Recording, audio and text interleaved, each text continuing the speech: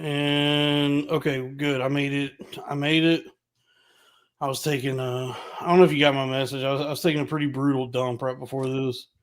So No. that's why I was like so under the wire Oh, or I didn't even. Yeah, I see it now. yeah. The chat's all messed up. Like if I don't click on the chat, I can't read the messages. I don't know what's going on with YouTube. I like people keep asking me about like this and that with YouTube, and it's like I don't do anything. Like, No, I mean with the Twitter.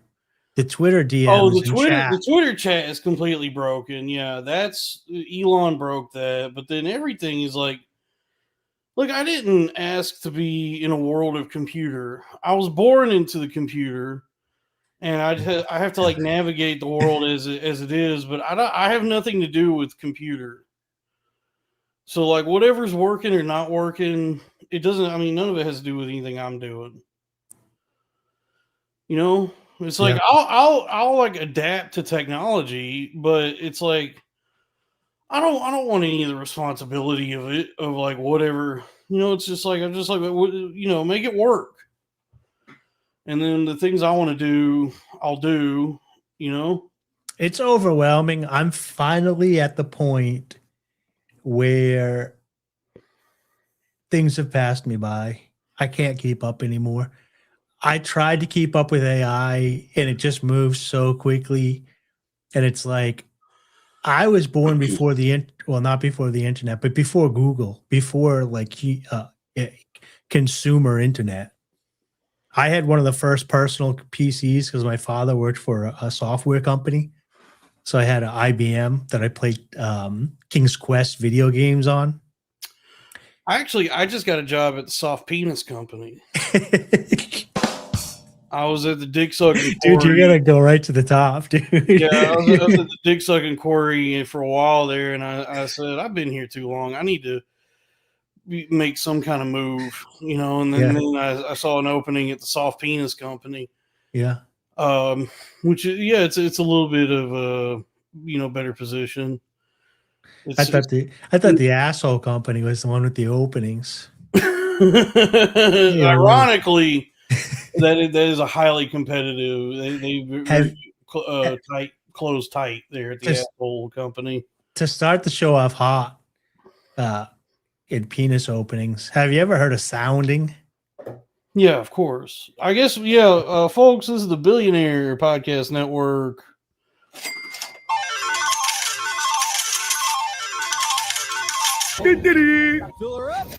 And I guess Dave just found out about sounding. Which, No.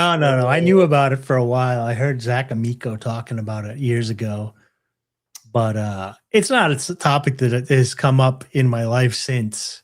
yeah, it's only something I'm aware of. Like when people who it's like the people who want to like try and freak you out, like they'll talk about it. Like it's something they know, like something some people know about. And then I've met like a couple people who actually are into that kind of thing.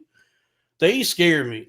Like they're actually pretty Yeah. scary to talk to interact with, know exist. But then you just have the guys who just think it's like a funny thing to tell you about. That's Yeah. more. That's mostly my how I've heard about it or know about it.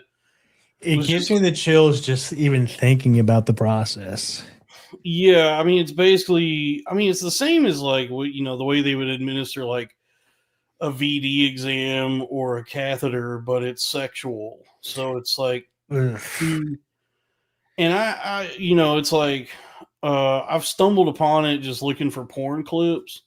Like it wasn't something I Oh was no. searching for, but like just like on I would accident, not want that on my mental hard drive. it's like two trans women share like Lady in the Tramping, one metal rod that's going through their penises, and I didn't enjoy that. I didn't enjoy seeing that. It looks like it.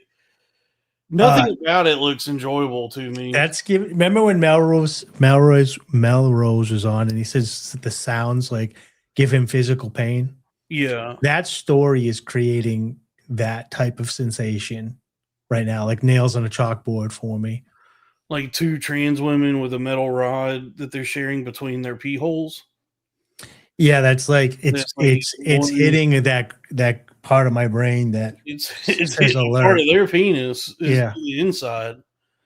So I think I've talked about this before, but when I was a kid, we used to go buy candy, and we'd get the dum dum lollipops, which are the small round lollipops, Yeah, and you put them in your mouth, and you spin them, and the rough part of the dum dum would hit the top of your mouth, yeah. and it aggravated. But when you stopped, it like you wanted to aggravate it some more. This was all there was to do for fun in the 20s. Yeah, I had a stick. I had a hoop with a stick that I would push Yeah. around, and then I would And spin. you were raking the edge of a dum dum against the roof of your mouth, like the Yeah, pain's or like fun. when you pull a tooth out and you fucking play with it and you can't keep your tongue away from I like get it. Like when you have like some irritation or sore or something that you can't stop poking at. Yeah, yeah. I mean, I know. That's the I only thing actually I was can think just of is with sounding is it must be like there once you scratch that itch, right. Once you maybe scratch the you inside want to of keep your going back. yeah, once you scratch the inside of your penis. I Yeah. was actually just doing something The similar. 7 year that's the 7 year itch, dude. Every 7 years, you're like, I want a bigger rod inside my penis. I just went to Cracker Barrel, and as I was leaving Cracker Barrel, I had to shop at the gift shop, and I re-upped on these retro sours. Oh yeah. When I was a kid, were Altoid sours, and now whatever this company is makes them, and they are called retro sours. But it's the same as the Altoids, I'm told. And these are the red apple that I have here. I guess I got these. I got the watermelon. I got the raspberry. They didn't have the lemon, which is one that I I really think like. I had those before. But They're not dry like Altoids though. They're moist, yeah, right? well, they're They sticky. kind of look like Halls. Yeah, so it's like a like when you look on the inside of it, Yeah, that's what yeah. it looks like on I've the had those inside. before a long time ago. Yeah. Yeah, and so it's got like like kind of a coating on it, which I guess is like the sour dust. They're they're really good. It's one of my favorite candies, but it's one of those candies that like is addicting. So I just keep like popping them in and sucking on them, and like so much that I probably have already in the half hour since I bought this. I've already gone through like half of this can. But like when you suck on these enough, like when you go through enough of them, they start like rubbing the inside of your mouth raw, like your tongue and the roof of your mouth, like it just starts eroding, all Yeah. the Yeah. tissue on the inside of your mouth until eventually it starts to become like painful to eat one. But then because they're also so good, I just keep popping them in, and I'm like, "Ooh, this hurts." You're becoming a real Cinnabite, dude. Yeah. I'm the candy Cinnabite. Yeah. The Cinnabite of candy, of old candy that doesn't exist anymore, that you can only find at Cracker Barrel. But Cracker Barrel's good, dude. I have had such a. I think I've only been there twice. Once was a long time ago. I can't ever remember what I ate, and the other time was to use the bathroom and sleep in the parking lot during my road trip. I've had such a miserable time with restaurants lately as the American empire declines further and further, and just like the world around us diminishes in quality. It's really noticeable at restaurants. Like restaurants are completely just going down the tubes. Yeah. I went to like a few weeks ago. I went to Outback. It was like the worst experience I've ever had at a restaurant. It was just the worst meal, worst service. And then like a couple weeks ago, I went to another chain restaurant called Bubba's 33. And that was also terrible, which I was excited because I don't know if you ever went to Bennigan's back in the day, but years ago when Bennigan's still existed, the dish to get at Bennigan's, the menu item, everybody, when you talk about Bennigan's, what does everybody think of? The Monte Cristo. I have And no so idea. Never heard of the place. I it, don't it think we was have them on the East Coast. If we did, I was Bennigan's was this like shitty Irish. It was a chain restaurant, and the gimmick was it was Irish. Okay, like And McDonald's. I guess, yeah, I guess like McDonald's. Yeah, that's the only Irish chain restaurant I know is But the McDonald's. menu item at Bennigan's that when you talk to your coworkers and you say, and you know, it's like, oh, I went to Bennigan's the other night, that your coworker would be like, oh, did you get the Monte Cristo? That was like what they were known for. Yeah. So everybody knew Bennigan's. Is Monte Cristo like a salad? Is a sandwich kind of like a Reuben or something? It's a deep fried ham sandwich with Swiss cheese coated in powdered sugar and served with a raspberry preserve sauce. Oh, So that's it's like a sweet and savory. It's really good. okay. It sounds like that crazy ass sandwich that Will Ferrell, the opposite of what he does. I think he does like salmon and grapefruit on a sandwich. That's crazy. No, that's some shit from the movie Elf, dude. That's one of the things he was. No, it's the opposite of the movie Elf because it was all sweet. So yours is closer to that. It's like almost like a. It's like I can see that. It's like a ham and Swiss, and it's fried and coated in powdered sugar, and then it's served with like a raspberry compote, and it's like a really delicious sweet and savory sandwich. I can see that. You ever do bagels with cream cheese and jelly or jam? No, bagels. You know, I like savory bagels. Cream cheese with jelly. I just didn't think that it would work, and my sister used to do it, so I tried it, and it is pretty addictive, cheese and sweet. So I can see where the Monte Cristo. The Monte Cristo was good, and that was, and then Bennigan's went out of business after a certain point. You know, the Bennigan's one by one were shutting down. You're like, I'll never get to have that Monte Cristo again.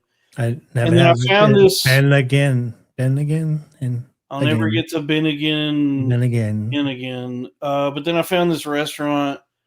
It's like newer chain called Bubba's 33 that has a Monte Cristo on the menu. And so I went to this place and I got some onion rings, the appetizer, and then I got the Monte Cristo. And it was just all around terrible. The service sucked. It was too loud. Yeah. And the food was just disgusting. And they fucked up the Monte Cristo by putting some other kind of cheese on it with the Swiss cheese. I think it was like American. It was some like gooey, goopy cheese that way just overpowered everything else and detracted from the sandwich overall. So it just is, you know, I had these memories of Bennigan's and I said, well, maybe this will be good. This new place, it's fun. All the seats are cars, you know, like Jackrabbit Slims from Pulp Fiction. Like all the chairs are okay parts. Yeah, so this is fun. It's like a Route 66 theme place. But then it's like, oh no, this also sucks. So I've just had a rotten time with restaurants lately. But then today, I hardly go out to eat. I cook, I would say 98% of my meals at home. That's the way to do it. But all that being said, today I went back to Old Reliable. I went to Cracker Barrel, and it was great. The service could have been better. I don't want to. I mean, I guess we could step into the Kumia corner. Did you have Did you have the crack first? Because that might have made the service just that much better. I picked the barrel. Cracker Barrel. I'll take the barrel. Yeah, hey, I'm kind of drug free. If I'll just take the barrel. Oh, thank you, Hayachi. $2 Canadian. The Monte Cristo is a goated sandwich. Well, it's ham. But maybe in Canada they make it with goat, folks. Folks, we finally got. I don't drink it. Oh, sorry to interrupt the. I don't drink it, but we started getting whatchamacallit, goat milk here in all our. If I go to the regular grocers now, you can get goat milk, which is supposedly a lot better for you. Goat milk is awesome. Puts you in ketosis, so it's supposedly very similar to Ozempic. Yeah, I prefer Kejingles. What? Oh, I have our first thing here. Now that you brought this up, going out to eat. Well, our first segment. Well, I went to we do when you're ready. Oh, you don't have to do it now. You can finish telling your Cracker Barrel, and you know, and what I was gonna, I guess we'll have to step into the Kumia corner here. The first thing I noticed was that my waiter was black, and I said, "Son, do you know where you are?" Yeah, you should have been like, "Oh, good, I'm not tipping." Well, I think I try to tip everywhere I go, but I get this. Was he black or was he cul-de-sac black? He was black. He had the hair and lips. A lot of times when you go to a restaurant and you get a waiter, waitress, you'll get a cul-de-sac black that are No. This very guy, very proper and everything. guy was Very doing rarely something- do you get like a Waffle House this guy was doing something type that guy. compounded with that it was in a Cracker Barrel also. Like, I don't mind that my waiter at Cracker Barrel is black, but act like you've been here before. Trump's America, Understand the environment. Back when Biden was president, they knew who the put on the bow tie and the white gloves. This is Cracker Barrel. No, but he was doing this thing where, and this excuse me, sir. Can I get a menu? That ain't my job. That ain't my job. This is not. By the way, this is not like not my job. This is not like a race. Like any race will do this. I've noticed that this is. Wait, let me ask you this: how old was he? Oh, he was young. He was probably like. Okay, that's probably more. He's a YN, but he's also a YN. just as Gen Z in general. Gen Z in general usually are pretty. I mean, they've been bashed with so much propaganda about how the world's ending. They're like, why the fuck does it even matter anymore? But he just was doing this thing that it's a shitty behavior from anybody or way of being that anybody can engage in. But I guess I've noticed it. He probably just wants to say cracker a bunch every day. It seemed like he couldn't be bothered to actually open his mouth when he talked and try to like vocalize or create any sort of volume so I could hear him when he spoke. Boys the man, BBC, East Coast family. He just was like mumbling. Like when he'd be like, he came. Oh, was a mum. Did you check out his Spotify? Maybe he's a SoundCloud rapper. SoundCloud, no, but he just was like mumbling, and he had like a really deep, low voice. And so he came to the table, and I just right away I was annoyed because he was like, "What do you want to drink?" And I go, "What?" And he's like, "I'll get you some drink." And I was like, "I'll have a glass of water." I think you're asking what I want to drink, and that was the whole meal. Was just him being like, "Oh, are you ready to order?" And it was driving me crazy. He might have been nervous because he was like, "Oh wait, that celebrity Dalton Prude from Corn-Fed and the Crowder Boys is here." Well, from all the videos on YouTube of black people being like, "Now what the hell is this band Nirvana that they don't know white people shit anyway?" They're like, "Well, yeah, I never heard of no Fleetwood Mac. Let's give it a spin." Sir, what color water do you want, and how much sugar scoops do you want in it? So that was just obnoxious that he just was not like, opening his mouth enough to allow for the the syllables to form and move enough air around that I could actually hear him. But I guess he was a nice guy. The food was good. Overall. Did you ask if you could touch his hair? No. Well, I heard from Twitter that white people be doing that. They do let you do that at Cracker Barrel, and I sir, then the rules. I was halfway home. I was halfway home, and I said, "Shit, I forgot to touch his hair." Get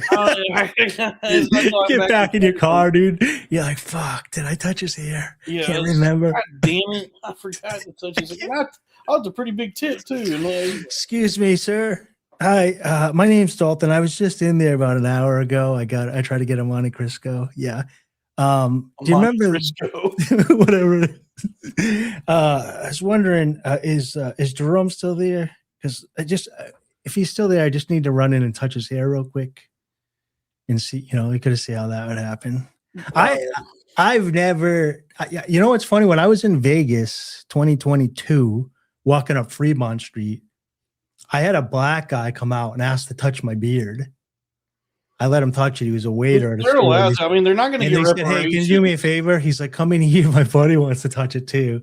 So I went in, and they're touching it, and then I made the joke. I was like, "Okay," so now we're even because you guys always claim that white people asking to touch your hair."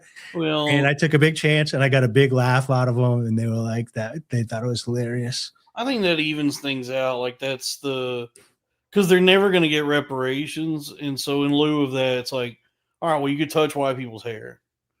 Yeah, You're allowed to at least ask. Whereas white people, apparently, it's rude for me to even ask.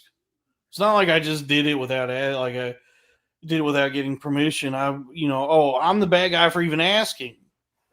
That's their attitude about it. So it's like I've learned that lesson. I just don't. I can kind of see like two kids, right?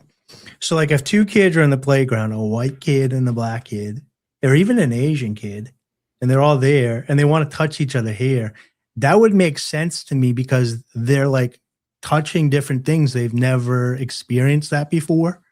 So I don't think it's weird for a black kid to want to touch a white kid's hair and a white kid to want to touch a black kid's hair or Asian's hair or curly hair or straight hair, because you know what I mean? It's interesting because that's not what you have. You know, Look what I got for Christmas. Stanley Cup. I thought that was going to be the keg jug or whatever. No, I couldn't find the Bubba keg I want is Bubba the keg. one I had when I was a kid. They don't make that size no more, but I think it's a Stanley Cup. And this thing's nice. I mean, it's not like the trendy virality has ended. Like, the ladies are not fighting for it anymore. But it is like, it's a quality product. It's a big, thick cup. Keeps everything cold for several hours. It's got straw. It's like, I really enjoy it. And it's sturdy. You chuck it in the car or wherever you're going. And I don't like cold water. I like all my water room temperature. When people try to be putting ice, when I go to the restaurant and I ask, even at the casino, I say, "Can I get room temperature water?" And they look at me crazy. And then I would say 2 out of 5 times, somebody else at the table will look over at me and nod like, yeah, he knows how to hydrate, because you want to hydrate. It supposedly creates some issues in your stomach when your body's trying to warm the water back up. I'm with you on water. I usually drink water room temperature, but I'm drinking Coke Zero, which is ice cold. Yeah, so you buy 2 liters? No, I buy it in cans, and then I still just pour it over ice anyway in my Stanley Cup. Yeah, so I found if I take the Coke, and I thought it was because of the way that like it hits your lip and it hits your tongue in a particular way that it's a flavor, right? Because if I drink Coke Zero on the tap or Coke Zero out of the bottle, it doesn't taste as good as it out of the can. I like it in the can. Oh, I like it on ice. Isolate that. I like it on ice. I like cutting it with the ice because it. I don't know. I don't like it as much. I think it's got to be straight out of the can to taste the best. I like throwing it in my Stanley Cup, and then I just have ice cold Coca-Cola all day, every day, dude. I've always got Coke in rotation. I'm always refilling it, topping it off, putting new ice in there. Yeah. So first thing I do when I wake up, I got my Stanley Cup by the bed, ice cold Coke Zero, first thing in the morning, then water, then either coffee or an energy drink. But my sort of base, my foundation is Coke Zero. Yeah. That's sort of my like stabilizer. $2 from Hiyachi. It's a grilled ham sandwich on French toast here, the Monte Cristo. That sounds, I think I've seen. Thanks for the super chats. Keep them coming. I have seen that version of it before, where it's on French toast, which that sounds really good. Well, they're up in Canada, so everything's like got French there. So they probably got French toast in the back for all the French people, and they'll like put some fromage on there, a little French toast. I don't think you have to be French to enjoy French. I mean, I love. No, but I bet you they're making it for all the Indian people up there in Canada. The Indian Canadians. Yeah. Right. I've been drinking mud apple cider. Really good. And I've been using it to cook and make barbecue sauces and stuff. It's been really fixing my sweet tooth, but I don't know if it's worse for me than the sodas. It's got sugar in it. The soda is sugar. Oh yeah, that's good. Ice cold. I need to get some. I haven't gotten any apple cider this year. I haven't drank any yet, but last night I did buy 2 just to make sure I got some before the season ended. I bought 2 half-gallons of eggnog, but then I was like, I got it, put it in the fridge, and I said, shit, man, this is the stuff that's killing me. This is like all these kinds of things is what's making me so fat I can't fucking wipe my ass properly. Maybe I should just not drink this. Maybe I just wasted my money, but I just wanted to make sure I had it before they stopped selling it. But I haven't drank any yet, and I was a good boy today. The only thing I've eaten today was the Cracker Barrel I had, which is probably 5,000 calories. So, but it's better than what I normally would do, which is eat multiple meals a day plus Cracker Barrel. But I did have I got in before the season ended. I think today was the last day. Yeah. The last days you can get. They have their. It was crazy how good this was. They have a seasonal fried turkey dish entree. That's 2 turkey breasts, country fried turkey breasts with brown gravy, and then you get 2 sides, cranberry sauce, and then like any entree at Cracker Barrel, served with biscuits and or corn muffins. I like to get both, the biscuits and the corn muffins. Dude, this fucking I don't care for the biscuits that turkey much. I've ever had. This turkey, the cornbread's really good though. The biscuits at Cracker Barrel are incredible. Everything, dude. That's the thing that gets me. Every single chain restaurant, because of profit margins or whatever it's because of Cisco, isn't it? Cisco or whatever the impetus might be, like whatever the reason is for why everything sucks now. Like as they try to increase their profit margins and decrease cost and cut corners wherever, just everything that used to be good sucks. But Cracker Barrel surprisingly is still good. And not only that, the fried turkey I had at Cracker Barrel today was some of the best turkey I've ever had. Like most times I've had turkey, people fuck it up anyway. It's dry shit. And then I've had some really good turkey here and there. But the Cracker Barrel turkey I would put up with like the best turkeys I've ever eaten on this earth. It was so good. With that cranberry sauce, dude. I love sweet and savory. Do you like homemade cranberry, or do you like? I like to be honest with you, and I know that in the can with the ribs on it. I love the can with the ridges. Bobby Kelly was saying that on the regs last week, and they were going after him. He's like, "Everybody, shut up! I'm the fattest guy here. I was. It's all about the gel cranberry with the ribs on it." I like the one out of the can with the ridges. With the one that's has the, I guess the chunky, the one that's got the bits of actual. Oh yeah. I like that, but I do like the can gel that you can cut into slices. I know that the stuff they served at Cracker Barrel was an actual sauce, like a homemade sauce, surprisingly, and that was really good. But for like home Thanksgiving, Christmas dinners. It's probably just because what I grew up with. Like a lot of people grew up eating the can. Like you dump the slop log of cranberry sauce into a bowl or a plate and cut it in the slices. It's such a core memory, or you just have that was all your Thanksgiving, Christmas dinners that that is like your favorite. Yeah. When I suppose like an actual good cranberry sauce is different.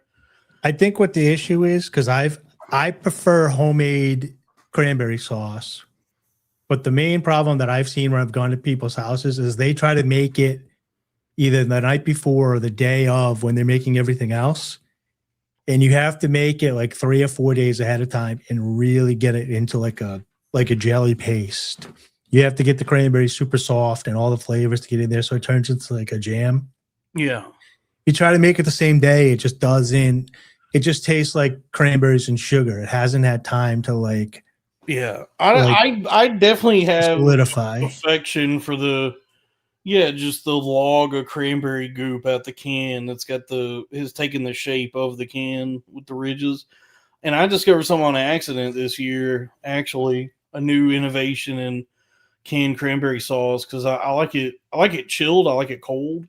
Yeah, who doesn't? Are people eating warm cranberry sauce? It's a sauce, so I think people do heat it up in a pan sometimes. No, fuck those people. But I hope the I Native like it Americans cold. scalp them. So I dump the goop log into a plate and I cut it into slices, and then to get it chilled real quick, I threw it in the freezer. But then I accidentally left it in the freezer too long. Like I said, oh shit, I forgot about that cranberry sauce. And then when I pulled it out, it had kind of frozen a little bit, but that was actually a happy You made cranberry ice cream, dude? I made like popsicles. It was really good. Yeah. I'm trying to think what you could do with those frozen slices. Like if you could put cookies really, actually sugar cookies. Maybe you took 2 sugar cookies and put the cranberry sauce in between. It was good just like as like a little treat that I just had that I just like popped in my mouth and was able to, just kind of suck on it for a little bit. Pause. I'll tell you what I've been doing with this. So I've been making homemade Chipotle. So I do rice, and then I always have some chili on hand, like a 3-bean chili. Wait a second, Dave. Rosa Smith, $5. Greetings from Utah. Dave, sorry I never got back to you. I'm stupid and gay. I agree. Thank you for the money. Please, let's get some super chats going. I had invited Latham, who's actually doing Sibling Revelry tonight, and Brosif, who's away from home for the holidays, to come on and promote the Loser Cast. Because it's kind of all the players from here all the players on that show kind of been on here. So I thought it would be a good turnaround. But anyways, I always have chili on hand, like 3 beans, maybe 4 beans with some lentils, very spicy with some corn in there. And I'll freeze it, and then I'll reheat it. I put it over some fresh rice, lettuce, tomato, onions, avocados, and then I'll make some seitan, which is basically like pure protein. Sounds scary.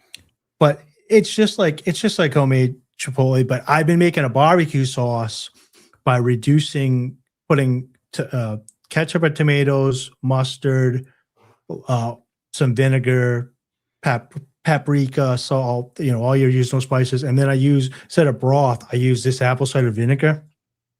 And then it'll reduce down and give it the sweet, appley, smoky taste on that seitan, and then top that on top of the Chipotle that I make. Very good. Wait.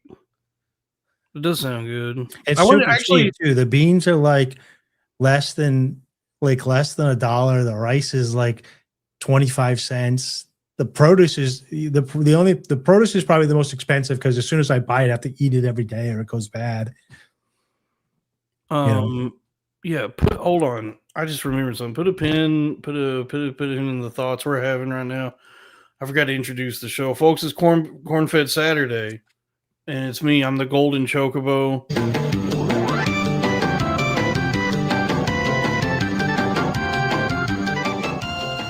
Grab her right in the pussy. Don't say that. Oh, you dress like that guy. Yeah, they were saying it earlier, I think, in the chat. Yeah, you dress like that guy, the Unabomber. Anyway. I didn't mean to. I was taking a nap pre-show. It's me. I'm Dolphin Pruitt. And I'm joined by Ted, Dave, Wrong, the Stinker, Kaczynski. Check out my shirt. It says my Nilla. Oh, that's breaking shirt news. I got a Jelly Roll shirt. Nice. Beautifully broken. Is it old jelly or new jelly? It's fat jelly. Fat jelly? So it's limited edition. I don't know if he's released any skinny merch yet after he lost all the weight, but I do have the beautifully broken Jelly Roll shirt. Did you wear that at Cracker Barrel today? They gave you 15% discount. Yeah, they rolled out the red carpet for me. They said, "Oh, he's got the Jelly Roll shirt." Sir. Um, Right this way, Your Highness.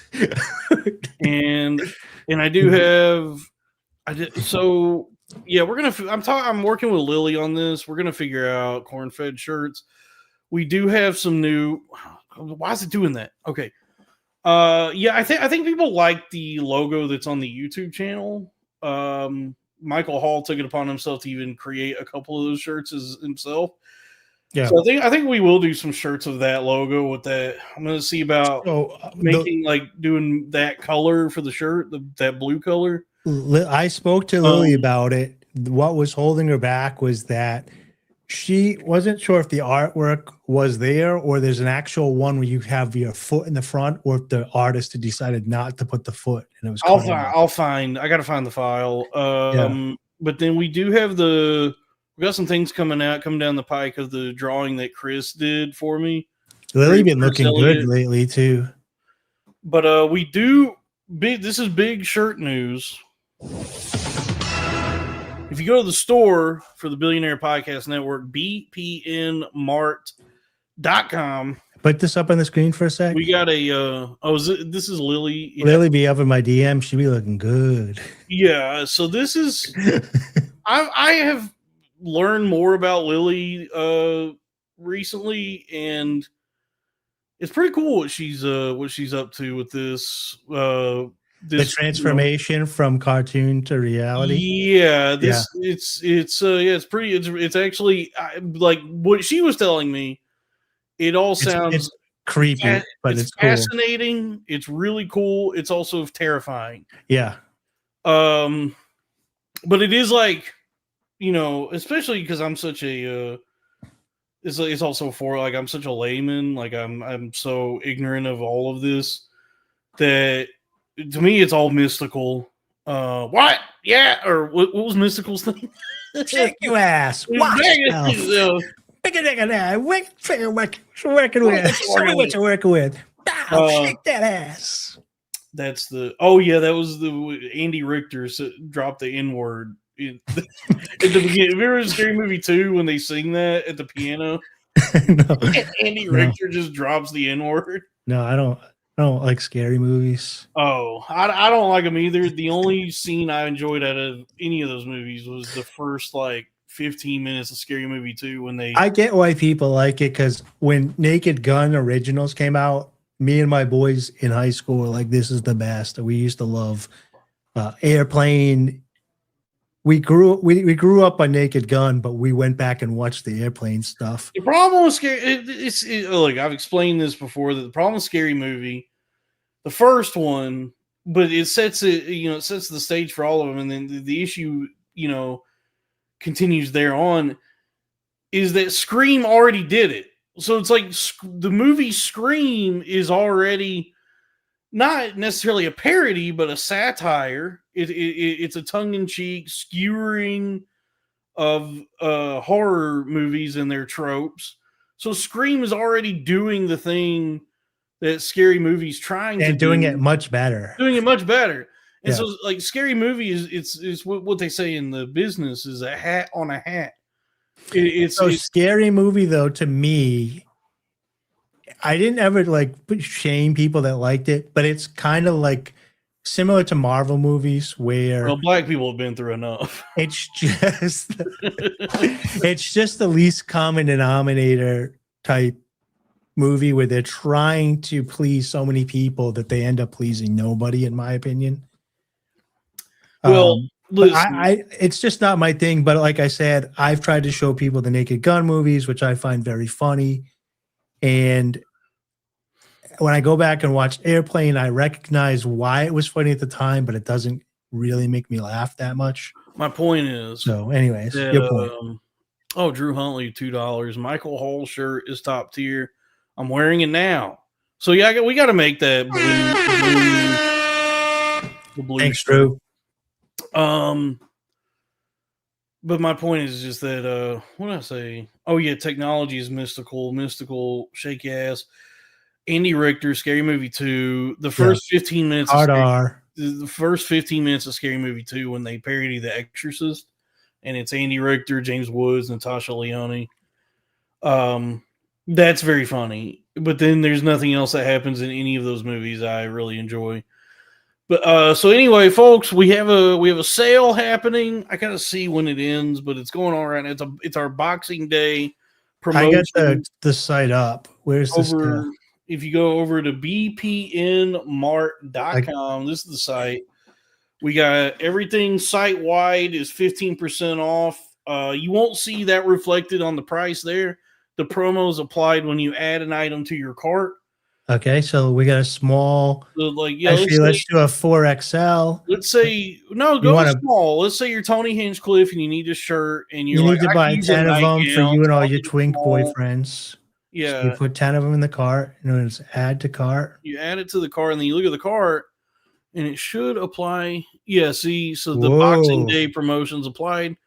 Now it's $32.30, so it's 15% off site wide. Yeah. Up through. Let me see. She told me when it ends. Well, I guess there is TBD when it ends. So yeah, right now We don't know. It could end. It could end any minute now. So you should probably go take advantage of this before it's over. Yeah, so we got 15% off. It's our Boxing Day promotion at bpnmart.com. We got black shirts for the our Black Arena of Ideas shirts for the Crowder Boys. We got the white ones, and as I've said before, these are very exclusive. We're never doing these designs again because Crack quit that show to do what, I don't know. But he says is to expand his brand, and we support him in his future endeavors as we do a jihad on him. But we are still selling these shirts because they were already printed, And but they're very exclusive, very luxurious. And I haven't touched them. I haven't felt them. I haven't caressed them. 100% cotton, thick. But I've heard they're like designer. If you take care of them, they're gonna last. Me personally, with my good hoodies and my good shirts or whatever, I will turn them inside out. I'm gonna wash them, and then you're gonna air dry them. I'm not even gonna throw them in the dryer. Yeah, these bad boys are 100% cotton. Yeah, so you're gonna get that nice, sturdy shirt. Yeah, I wear mine all the time. Yeah. It's a good quality shirt, and you can only get it at bpnmart.com. We're sold out of the stickers and the keychains. We do have new stickers coming, not these designs, but we got new stickers coming. Oh, I have the picture of the stickers too. Well, don't spoil it. Well, I'll show. I wasn't trying to tell you. I had the stickers. I can show you. Which stickers? The new ones? Yeah.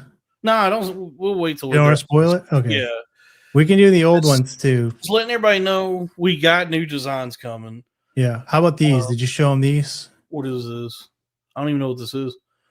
So these are some other stickers that are going around that are limited edition. You should be able to reach out and get some of those. Yeah, I People have. at Skankfest probably have some of these. Yeah, I have the little Bo Peep. I honestly, I don't know what it's a cool design though. I think this is supposed to be Lily. Is that Lily? And this is you. That is me. And you're a flaming flat faggot, I guess. I guess. And she's angry about it because she's trying to get laid. I guess she's acting sheepish. She's a little lamb. Folks, go to bpnmart.com. Please order some merchandise. And then I guess while I'm doing plugs, also please subscribe to the Patreon, which is patreon.com/cornfed with Dalton Pruitt. Last couple weeks I've been doing my solo adventures there, but then me and PJ gonna start back up on Bamboo Fed. Nice.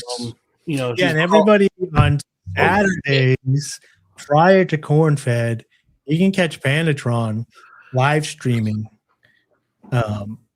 If you can't get enough of the universe that is the Billionaire Podcast Network and the people that branch off of this ecosystem. Yeah. On Saturdays, make sure you go follow and subscribe to Pandatron. You can watch him live stream before this show. I think he streams from 5 to 9, maybe. I believe so. Yeah. So, but cranberry sauce is good.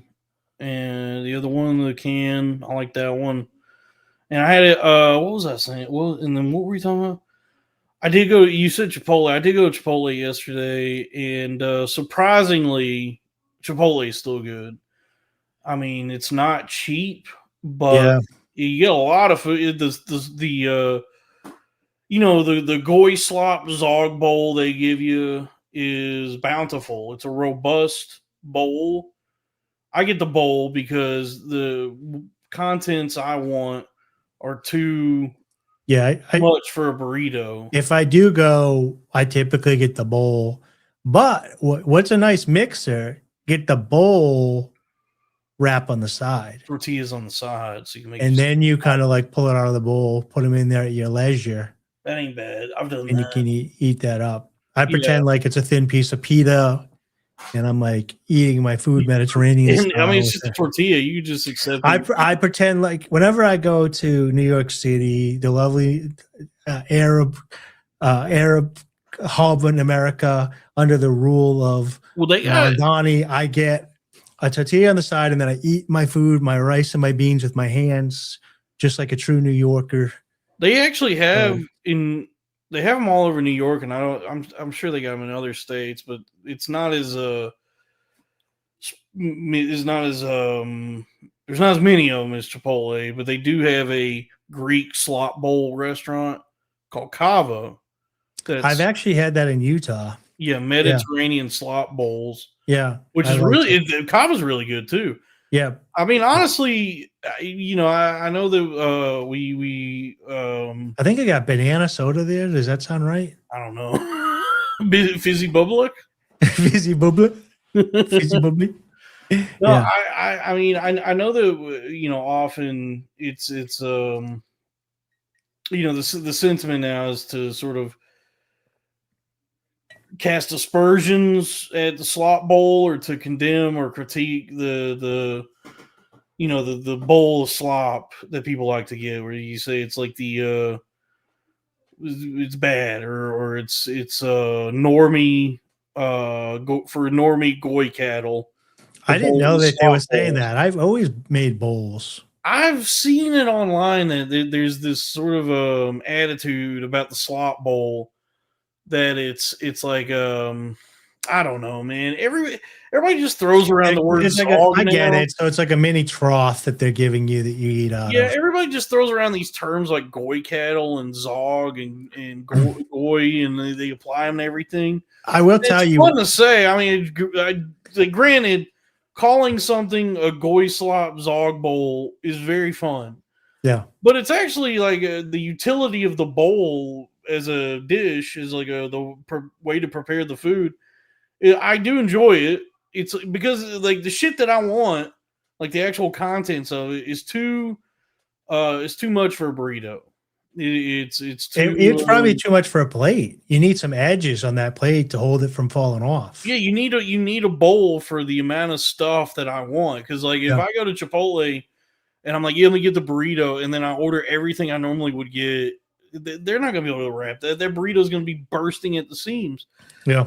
So I get the bowl because I want to get the brown rice. I want the black beans. I want the barbacoa. I want the grilled vegetables. I want all of the salsas. I want the corn relish, cheese, sour cream, lettuce, guacamole. I will get the guacamole. I don't want to have to pay extra for it, but I also don't want to not get it because it's too good. They always give me the guac for free because I don't do meat. So if you yes. So if I'm just doing beans, and I got to be careful because there's a lot of contamination. I did get sick on Chipotle a couple of years ago because they had put some chicken had fallen into the beans, and I was chewing it, and I didn't recognize what it was until it was too late. And at this point, my body was like, "You can't be doing this." Dude, Hindi in the chat gets it. I cannot go without that guacamole. I know it's like what they charge for it is preposterous. It's like $4 for a scoop of guac, but it's like it's so necessary for the slop bowl. I put the half an avocado on top of mine today when I made my lunchtime homemade Chipotle. Right? Very good. Yeah. I mean, I gotta have that guac. And surprisingly, though, like I haven't been to Chipotle in years. Actually, yesterday was the first time I've been in a while. and I was dreading You it ever do 'cause the app trick? Does the app trick still work? I've never used an app, a single app at any restaurant I've So ever. there's supposedly a way, and they probably fixed it, but basically you get everything as sides. It was going around for a while, and you order it, and then it makes the order so much cheaper because there's so many free sides, That's crazy. and then you assemble it yourself. Just fucking with the workers at Chipotle to save $3. No, but you save instead of like 12, it was reducing it to like 250 for a while. Just creating like all this bullshit work for them to do because you discovered some like hack via whatever these tech ghouls have allowed to happen with their insidious and incessant application technology. They actually added a vegan, like I think it's called TPV, which is like it's basically testicles, like penis, vagina. Yeah, testicle, penis, vagina, slop. It's like a spiced soy protein, but I don't eat it. That they added to Chipotle like a year ago or whatever. I got like coupons or whatever, but I never went. I don't eat soy. Well, but I guess what I'm getting at is because like I have become, I guess I try to remain hopeful and optimistic, but I have become disillusioned and just sad at the overall state of affairs. Just like the diminishing quality of everything's collapsing around me. And I said to myself yesterday, I was like, well, shit, I ain't been at Chipotle in a while, and I don't know if it's still any good. I dreaded going, but I was like, I kind of want Chipotle. And I went in there, and it was like, it's definitely more expensive than it used to be, but it's still pretty good. Panatron in the chat is right. Qdoba, I think, is probably better. There's another one called Freebirds that's pretty good. But I mean, it's just like, if you're looking for just like a big fucking bowl of shit, Chipotle is a good go to, and that there's more. It's like the most I don't. So widespread. Or do you ever go to mom and pop places, like independent places? Yeah, because when I do go out to eat, I usually go to independent places, and I have a very good experiences. Even like a couple years ago, my buddy Jimmy was actually visiting here. I met him at Skankfest, and we went to go see Chloe in Chloe LeBranche live in Boston. And I was like, oh, dude, let's go to this halal place. They're going to treat me like a king in there. And he's like, oh, do you know him or something? I was like, no. And we go in there, and I got the beard, and I just order vegan. And it's like some weird time. Anytime I go to an actual halal place, they see the beard and they hear the vegan, they roll out the red carpet for you. So I don't know if it has something to do with their religion or whatever, but like they won't even give me bread that's touched the grill that there's been meat on. And then they came out and did all this stuff for me. And he's like, what do you know these guys? I'm like, I literally don't. It's some weird thing that happens with the beard. It's got to be religious or something. But get some good halal from some actual people from the Middle East. I like going to Asian food from an actual like Mon Pla, like really good Asian place, not like a commercialized white people. My name is Ma Pa. Yeah. Ma Pa is very good, very good. Mom Pa. Yeah. And what else do I have good experience with? I go to a lot of vegan joints though too. So like if you go in there and you get like mac and cheese, usually the owner is also the chef, and you like talking to them. So you don't, but you think that like the independent places are getting just as bad as the chain places? I mean, I guess like, yeah, if you could find like an actual restaurant, they're good, I don't, I mean, honestly, considering the way, because I think like the reason, I don't know, I don't like, you're right. What is the appeal of fast food or fast casual or dine-in chains when you have access to like actual places? And maybe it used to be that they were cheaper, but now the price of everything. I think it used to be cheaper in consistency, but now there's no consistency. They're not cheaper. I told you the last time I went to fast food was like a Burger King, like maybe like a month ago. I went to get the Impossible for the first time, and they fucked everything up, and I stormed back in and demanded my money back, and I just put it on the counter. Yeah, And I was like, I shouldn't even order this in the first place, and I don't want it. That seems to be the fucking common denominator everywhere, even places that still manage to make decent food. Nobody seems to be able to get anything right though. Like on the first try, like everybody just fucks everything up, and I'm always having to like, you know, ask somebody like, "Hey, can you? This is not how I order. Can you fix this?" Because even my fucking dinner at Cracker Barrel earlier, as good as it was, my dinner was supposed to come with that cranberry sauce, and they forgot it when my waiter brought it to me. And I said, "Hey, where is the cranberry sauce?" And he had this like look on his face, like a scared animal. You know, it's not. I'm not saying. Whoa, Pandatron. I'm sorry about Dalton. He's hungry. It's like everywhere. That does seem to be like more. Like a more common occurrence now than it used to be, that just like everywhere is just cannot seem to get anything right. And it's like, I get it. Like I've always been understanding about that. I go, shit, man, mistakes happen. But it's happening like every time I go anywhere, and everything's expensive as shit. Dude, I do try to just like, you know, about maybe like 3 months ago, I was up in the middle of nowhere in Vermont. And I was like, that's it. I need fries. I'm just going to go get Wendy's fries and say, fuck it. So I go to the drive-thru. I get a large fry. I wait in the first window. I pay. I go to the second window, and the person is like, they weren't trans, but they were androgynous. Let's just say, I'm in upper state Vermont. So I think it was a lady, but it may have been a dainty boy. Right. But they were at the age where it was like 16, 17. And they literally hand the bag out to me. And when they do, it's soaked. Like the side of the bag is wet. And as they're handing it to them, they say, "Oh, is the bag wet?" So it's like, well, you know it is because you're giving it to me. So then I open the bag up, and the fries are like half empty. And the bag's all wet. And I look at them, and I was like, are you mad at me? Did I do something to you guys? Do you guys hate me? And they looked at me like, what? No, I don't even know you. You might have just heard me. I ordered the dry fries. And you're like, you gave me wet fries. I'm like, what you're giving me here is just not acceptable. It's like you hate me or something. Like, did I do something to you, or did you not like? Do you think I'm somebody else? And they're like, I don't even know how to answer your questions. Like, well, something must have happened, because there's no way you would hand me a wet paper bag with half a box of fries in it, and it cost me like $7. So I'm like, this needs to be fixed. And then they just kept staring at me, and I was like, look, I'm not trying to be a jerk. This is like 3 months ago at a Wendy's in upper state Vermont. I was like, can I just get a dry bag with a full box of fries? You got hit with that, what do they call it? The Zoomer stare. Yeah. They literally, like, when they were handing the box to me, right?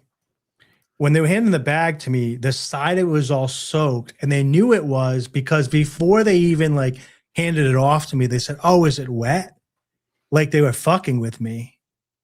And I was like, what is going on here? Did you spit on my bag or something? Like, you know what I mean? But it was more than that. And then I got hit with the stare. And then finally this lady came, and she's like, what's the problem, sir? I was like, look at this. They just handed me this. She's like, they just handed you that? And I was like, yeah. And she's like, I'm sorry. I'll take care of it. And she went back, and she's like, pull up and pull off to the side. And she got me hot fries or whatever. But it's like, they can't even just like fill a large box of fries. Like they used to. Back in my day, kids, they'd fill you up. They might throw an onion ring in there for you, and there'd be some fries scattered on the bottom for you. They'd be like, I know what's up. This job sucks. Life sucks, but I'm going to make some people happy because I don't fucking care. If I get fired from Wendy's, I'll go work at Chick-fil-A or whatever. Yeah, that is the good thing about those jobs is like, if they fire you, you just go, oh no, where else am I going to find a job that pays me $8 an hour? Yeah, I forget who the comedian was, but it had never hit me when they made the joke. And it was probably like early 2000s, but somebody made a joke like, yeah, he's like, I don't give a fuck. And you know what? Wendy's don't call Burger King to see if you're a bad employee. They just hire you. And it had never hit me until the punchline. I was like, oh yeah, when you have these shitty jobs, like they're lying about checking your referrals. They I've just never had a need job more fodder. anywhere that checked referrals. I've never heard of a job like calling anybody or even like I've heard that jobs will perform background checks, but I don't know. Like I genuinely don't know if like my college degree has ever helped or hindered my getting a job. I do know a guy that I played with. I played poker with him at the Encore Casino in Boston, Massachusetts, or Everett, Massachusetts. And he was a social media snitch, basically. We were all making fun of him because I asked him what he did. And companies hire him before they hire somebody to research that person's social media and see if there's anything derogatory on them that might affect the company. And he grades them and then goes back to the company and says yes or no based on their criteria. So he's basically, there is companies that hire people that go through social media Well, and will hire or looks like fire I'm you never because, getting like, another job like that. So let's get some super chats going. yeah, dude, things are getting lean, guys. Shit, man, maybe Elon did fix the Twitter shit because like there was a couple pay periods on Twitter where I didn't get nothing because I didn't hit the threshold to even get paid. Yeah, But what's then it, 3 million over 3 months or something? I don't know. I for whatever reason there was like because it's like 2 week. The pay periods are 2 weeks, so there was two different 2 week pay periods. I just didn't get nothing. And I checked the thing and it said like, yeah, you didn't meet the minimum to get paid out. And so I was like, whatever. And then the most recent pay period, I did get paid, but it made up considering what I had been getting up until I stopped getting paid, and then when I finally got paid again, it made up for it and then some because like up until I guess like all through November I didn't get anything, and up till then the paychecks I was getting from Twitter were at the most like $30, Yep. but usually it was like just enough to justify. Is that 30 and they cover your thing, or that's 30 and then you have to pay your I still pay $11 a month, so Okay. I was usually getting like just enough that it was paying for the Twitter Premium subscription. But then this most recent Twitter paycheck I got, it was I got like $183, and I was like, that ain't bad. That's like that makes up for those weeks I missed, and that's like you're like, all right. You're in there. You're like, what are you getting into tonight? What are you getting into tonight? Yeah. Hey, Dalton, come to dinner. Shut up, I'm working. Well, what are you getting into tonight? You know what it is, and the unfortunate thing is like anybody that's on Twitter trying to figure out how to make money on there, go viral, who's like trying to be clever, come up with something witty to say, or actually express themselves. That's a foolish and futile effort. That's not what does it. It really Making is people just angry and trolling is the only either thing that I see. or just the most low effort, bottom of the barrel, fucking lowest common denominator bullshit. Who what did it for me? Like the thing I had that went viral recently, they got like 12 million impressions. Was like I didn't even put any thought into it. It was just like just another turd that I was smearing across the website that is Twitter. Was that the article had come out that the lady who used to do the AT&T commercials, Yeah, I see her with the titty lady. Yeah, that to do some kind of charity thing for the California wildfires. She was selling boudoir photos. It wasn't even, I thought it was nudes, but apparently it wasn't even nudes. It was just like risque, like burlesque bra and panty pictures. And she was like auctioning them off as like a fundraiser for these wildfires or whatever.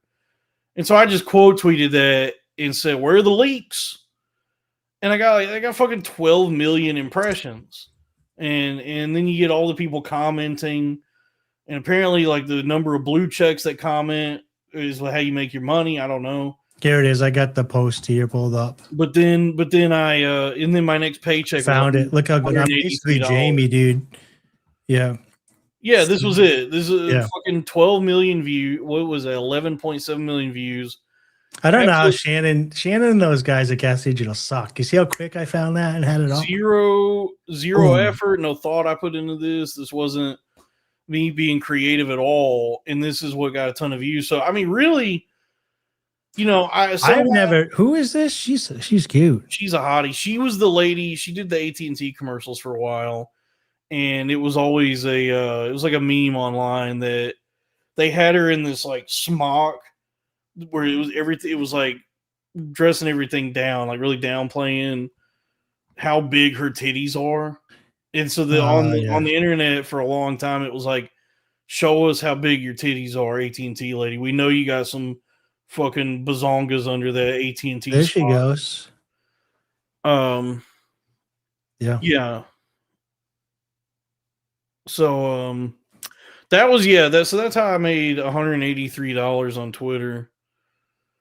Let's see what else we can find on this lady. Yeah, There's a good. We can. There's she's a. kind of like since then become more of an inner e-girl celebrity. I don't know what her deal is.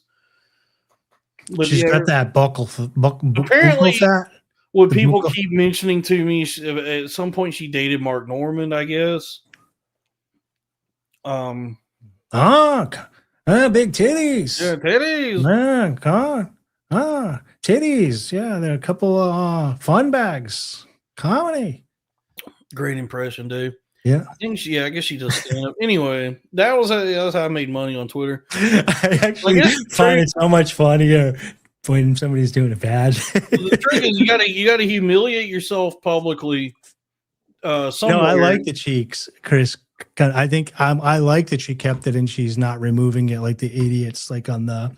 No, I'm saying from the boys. If you want to make money on Twitter, you got to get the following first. So you got to humiliate yourself publicly somewhere else so that people see you and then follow you on Twitter, which is what I did. Like I got a lot of my Twitter followers from, I guess, like doing good on different podcasts. And then when I had a mental breakdown, more people started following me.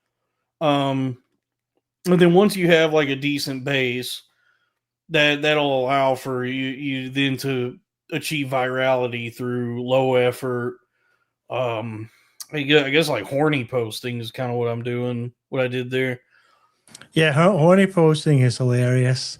I think it's probably the funniest thing to do on Twitter because women will post their butthole, right, with their finger sticking out of it.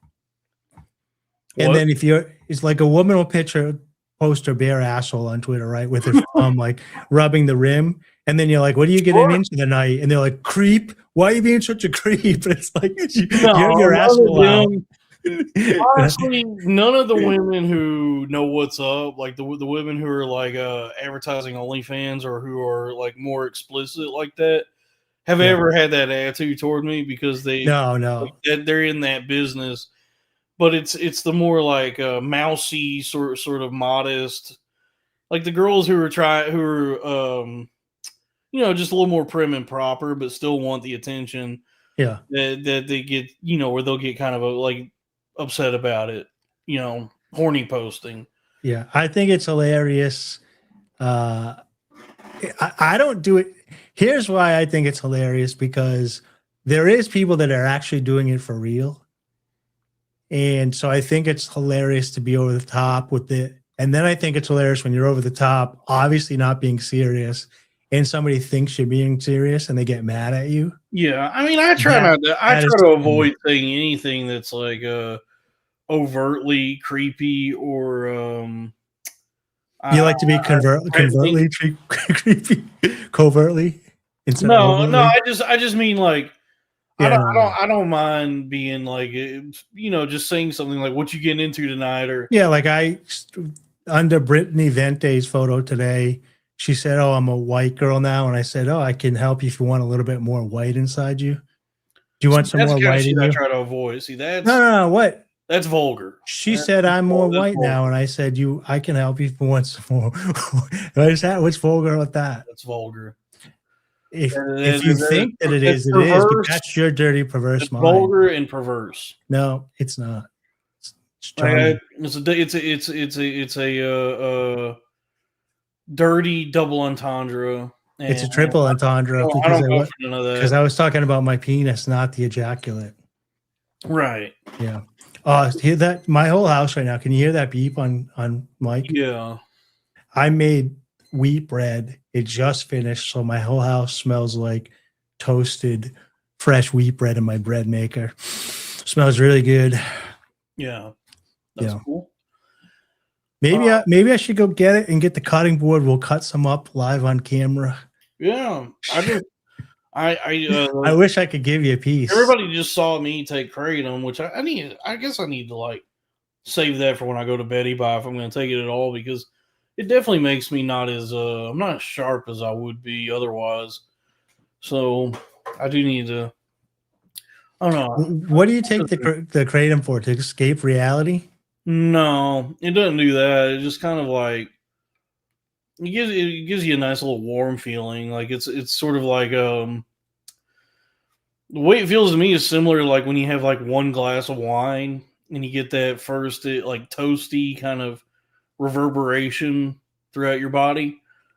Right before you end up drinking the whole bottle and then another bottle and making an ass of yourself, which was always my experience. Yeah. So it's just like a similar feeling to like one glass of wine. I was trying to figure this out because I spent Christmas by myself. What? Playing a bunch of chess. Like I spend the holidays alone. I don't really have family anymore. And so I was like, I was just like laying in bed, relaxing, getting my feet up, and I was just playing power. I was playing speed games of chess all day. Then I did some work. Then I cleaned up a little bit. Then I cooked a nice meal, played some more chess, cooked another meal. And I was like, today's kicks ass. And then I go online and everybody was like all sad.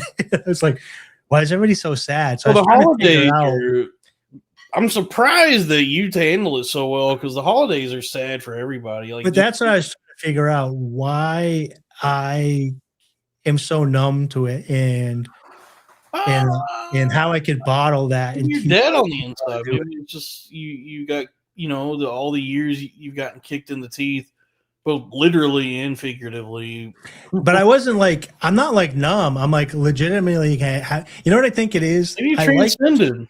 I think I have transcended. I think a couple things that I came to is, one is, and the same reason the chat doesn't bother me is my validation is like I internalize my validation. It's not externalized, but also, my life is very peaceful. And so I think that I've internalized that the holidays I always had were not peaceful. So I associate that with losing my peace. So I don't miss being at a stressful holiday. Whereas I think people romanticize holidays, or if they had good holidays, like a lot of good holidays, they're like, oh, I miss being a kid and having these great holidays and this fun or whatever. Holidays are my family. I think it's really this time of year, like just end of the year, December, probably some astronomical, Mercury's in retrograde. I don't know. This time of year is just naturally kind of isolating, somber. It's a reflective time. Everything's slow, It's the stillness before the new year. Well, and then actually, January, February are much sadder, to be honest with you. But really, this time of year, I think, is just naturally kind of somber and pensive, and the sort of really the bulwark against the sadness, the never-ending story, the nothing, is Christmas. It's like the festive nature, the trees, the Santa Claus, Coca-Cola, polar bears, all the imagery and iconography of Christmas kind of like is the dike that keeps the hurricane from washing us away. Christmas rules. So like winter, right? It starts getting dark, right? And the way that the sun's going around the earth on December 22nd, roughly, the days stop getting shorter and in the rotation and everything, we've made it around. Now it's going the other way. So on the 22nd, the 23rd, and the 24th, the days don't get longer, don't get shorter. And then on the 25th, they get 1 minute longer or whatever it is. So on Christmas, you're like, oh, it's starting to get lighter sooner now. So this is awesome. Pretty soon it'll be summer. So when I was on Christmas, I was like looking out the window, being like, oh, it's lighter today now because of the sun's rotation. I'm going to have a nice meal. Like, it's a great day. You know what I mean? It means you made it through the winter and it's only better days ahead. Most people, like, this is the time of year when suicide rates are up, people get depressed. It's the cold times. It's just naturally, it's there's more depression this time of year. And then if you got vitamin D, you need vitamin D. Vitamin D. And ladies, if you need some vitamin D, hit my DMs up. And then I do think there's this sort of paradoxical effect that happens where, like, if you have Christmas, you got people to spend it with. Yeah. You have like you can engage in the festivities. That actually makes it better. That alleviates a lot of that, those feelings of sadness, the down in the dumps, the doldrums. But then something happens where, because that's like the expectation, or you feel as though there's, that's what everyone else is doing, that if you don't have that, the experience that some people have who may be alone for the holidays, is they feel especially even more alone, because they're on the outside looking in, saying, why I ain't got that, why I ain't got nobody. Did you have a good Christmas? And they fucking kill themselves. Yeah, I had a good Christmas. Yeah, spent it with my family. I got some new britches. I got new socks. You shit in your old britches? Dude, all my old britches got shit streaks in them. Yeah, I was very happy to get some new britches, and I got some new socks, dude. I bought my mommy a gift, and I found some of the coolest shit I ever seen. Because, like, you know how, like, toys are not for kids anymore? Like, kids be on the iPad, and toys are for adults now. So, like, all Legos are pretty much for adults. And so I got my mommy, they got these Lego botanicals, and it's bouquets of flowers, but they're Legos. Hey, Mom, you know how you love flowers, but you don't get to work on them? Well, now you can assemble flowers like a puzzle. It's a fun thing to do. It's basically a three-dimensional puzzle. We're gonna put them together. Old ladies love some puzzles. We're gonna build the flowers together, and then she has flowers that can be all year. Like, these flowers that'll be forever. Yeah, that's really nice. They were expensive. Legos are not cheap. You know what's funny? By the way, they are cool as shit. They look really cool. I didn't know Legos had innovated as much as they had. Like, they're not what I remember them being. Like, it's not just Batman and fire trucks and whatever Legos were. They got all kinds of cool shit now. And then, so I'm excited to, my mommy liked them, and I think we're going to put them together, me and her together, as like a, bonding activity. Nice. But then, one of the funniest things I saw was that they got a Keith Haring Lego set. Do you know who Keith Haring is? Yeah, he was an artist from the 80s. And I'll just cut right to the chase here. I'll just get right to it. He died of AIDS. He's a homosexual man who died of AIDS. Is it Keith Virgil Haring, 1972 to 2009? I don't know. No. No. Keith Haring was a New York artist. He drew like these really vibrant his style was very simple but very personal. I really like his artwork. How do you spell his last name? Haring. Anyway, they have a Keith Haring Lego set. I thought that was like, what? All right, I found him here. What's the age range on the fucking dead AIDS artist Legos? Like, from what age to what age do you recommend the AIDS Legos? I do really enjoy his. All right, I found him here. This is interesting because it's his artwork. It's not him. Well, no, this is. He's been dead forever. He's been dead for like fucking 30 or 40 years, I think. whenever AIDS was happening, But this is his collection. It's his artwork. It looks like his estate is just like allows anybody and everybody to have access to his artwork, and they license it to everybody. Yeah. So it's kind of like diminished the. I have seen this before. I remember this. Yeah, so it's kind of diminished. So they turned this into They turned this into Legos, basically. Yeah. This thing.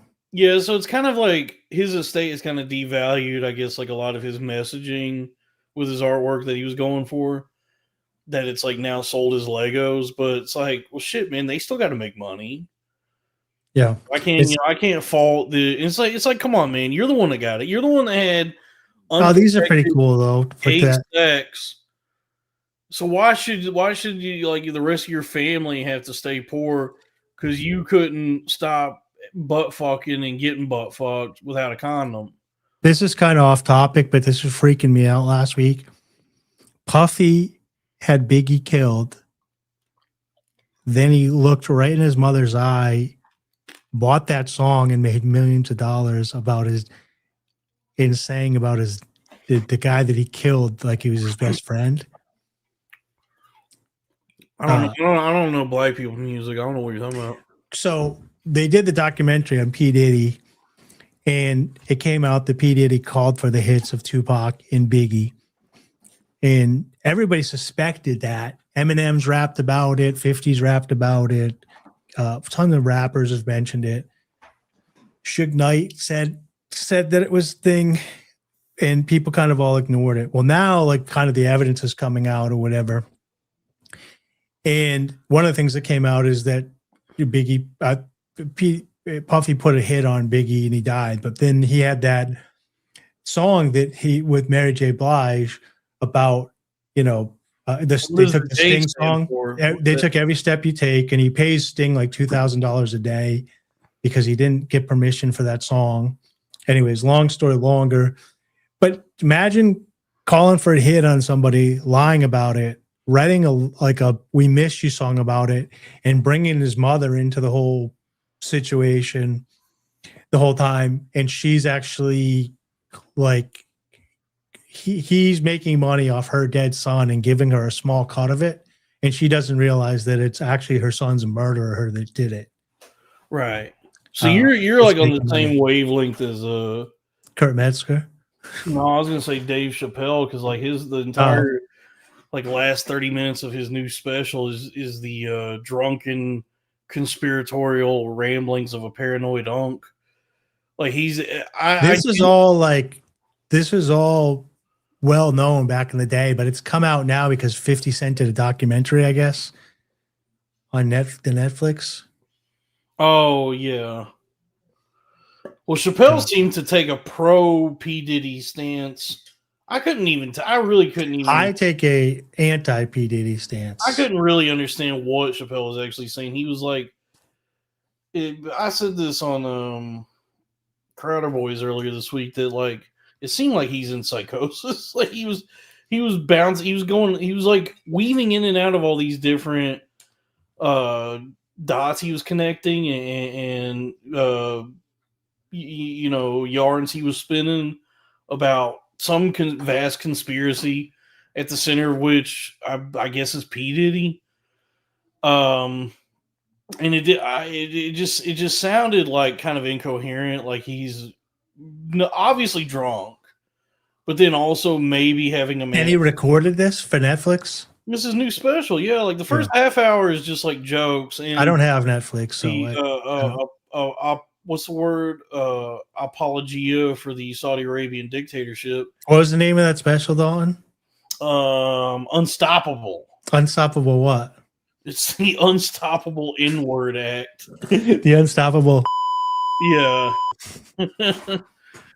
Dude, this Saudi Arabia shit is like, this is something I just have to stop giving a shit about, or just have to not pay it, because it's driving me nuts that they're all saying the same shit. All these people that went over there and took the blood money, took the check, they're all back here now saying the same. Chappelle, Segura, Bill Burr, they're all hitting the same talking points about this, where in their efforts to morally rationalize their decision and still and come out as the good guys, that it was, they're all basically saying like, well, the people of Saudi Arabia need to laugh, and we brought them the laughter. Like we were on a righteous quest. Like if that was it, like I had mentioned this last week, like, but I don't know who they perform for. So you were saying they perform for the royals and the all royalties, the royal rich friends. Yeah. So for me, it's like if there was like somebody from the Middle East, or even, I mean, there's Israeli stand-up comedians. If an Israeli stand-up comedian came to the United States right now and he went to do stand-up at the Rhode Island Comedy Connection, and I watched him, I wouldn't be upset that he was there talking to me. And I don't think that he's Netanyahu. Like, I do think that some of the people that live in Israel, probably a lot of them, don't like what their government's doing. Just like I don't like what my government, quote unquote, the government of the country that I live is doing. So if they were just technically like going to Saudi Arabia to perform comedy for people there, those people aren't the government, they're people. But if they went there to like perform for the kings and the government or whatever, then that's a whole different story. It'd be like the Nelk Boys had on Netanyahu, and it's like they didn't even ask him about the genocide. Well, they asked him like what his favorite ice cream was. The Riyadh Festival itself was commissioned it was all put on by the actual Saudi Arabian royal, like the government did it. Yeah. The government's the one that signed the checks. It wasn't like, I don't know, like what comedy clubs are in Saudi Arabia that are probably none, which is what I would get. Like, so if there was a crowd of like everyday people, like in like that don't ever get to see comedy, like hoi polloi, then they do have a point, because I do think it's different, because people are individuals, but and they're not the evilness. Like, I'm not trying to bomb Gaza or Israel or Iran or Iraq or Lebanon. You know what I mean? So I shouldn't be held accountable for that. But when Trump and like the warmongers, if they perform for them, then that's a whole different thing. You know what I mean? It's all, but that whole festival is like by the Saudi government, and it's like, yeah, I don't know. I'm just saying. That's why I was asking. It's one thing to sell yourself out for Saudi Arabian blood money. It's like, whatever, take the check.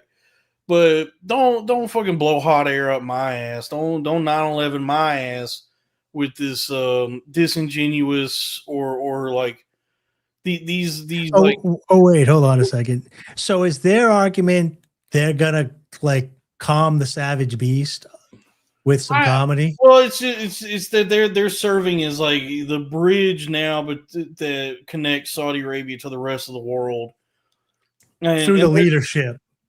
Through comedy, through laughter, is what they're all saying the same shit about it. Where they're saying that they went over there and they came back and they're like, yeah, it's actually like really cool over there. Saudi Arabia's awesome. Everybody was so nice, and it's just like, they're just people and they deserve to laugh or what, And what frustrates me about it is not it. It's like they're doing this thing where it's like obvious that they're trying to like rationalize what they've done. Like they've got received criticism for it, and instead of doing any introspection or second guessing themselves ever, they just go, fuck you, no, actually I'm right, and I've actually done all the moral hacky sack needed to show you how I'm right. Yeah.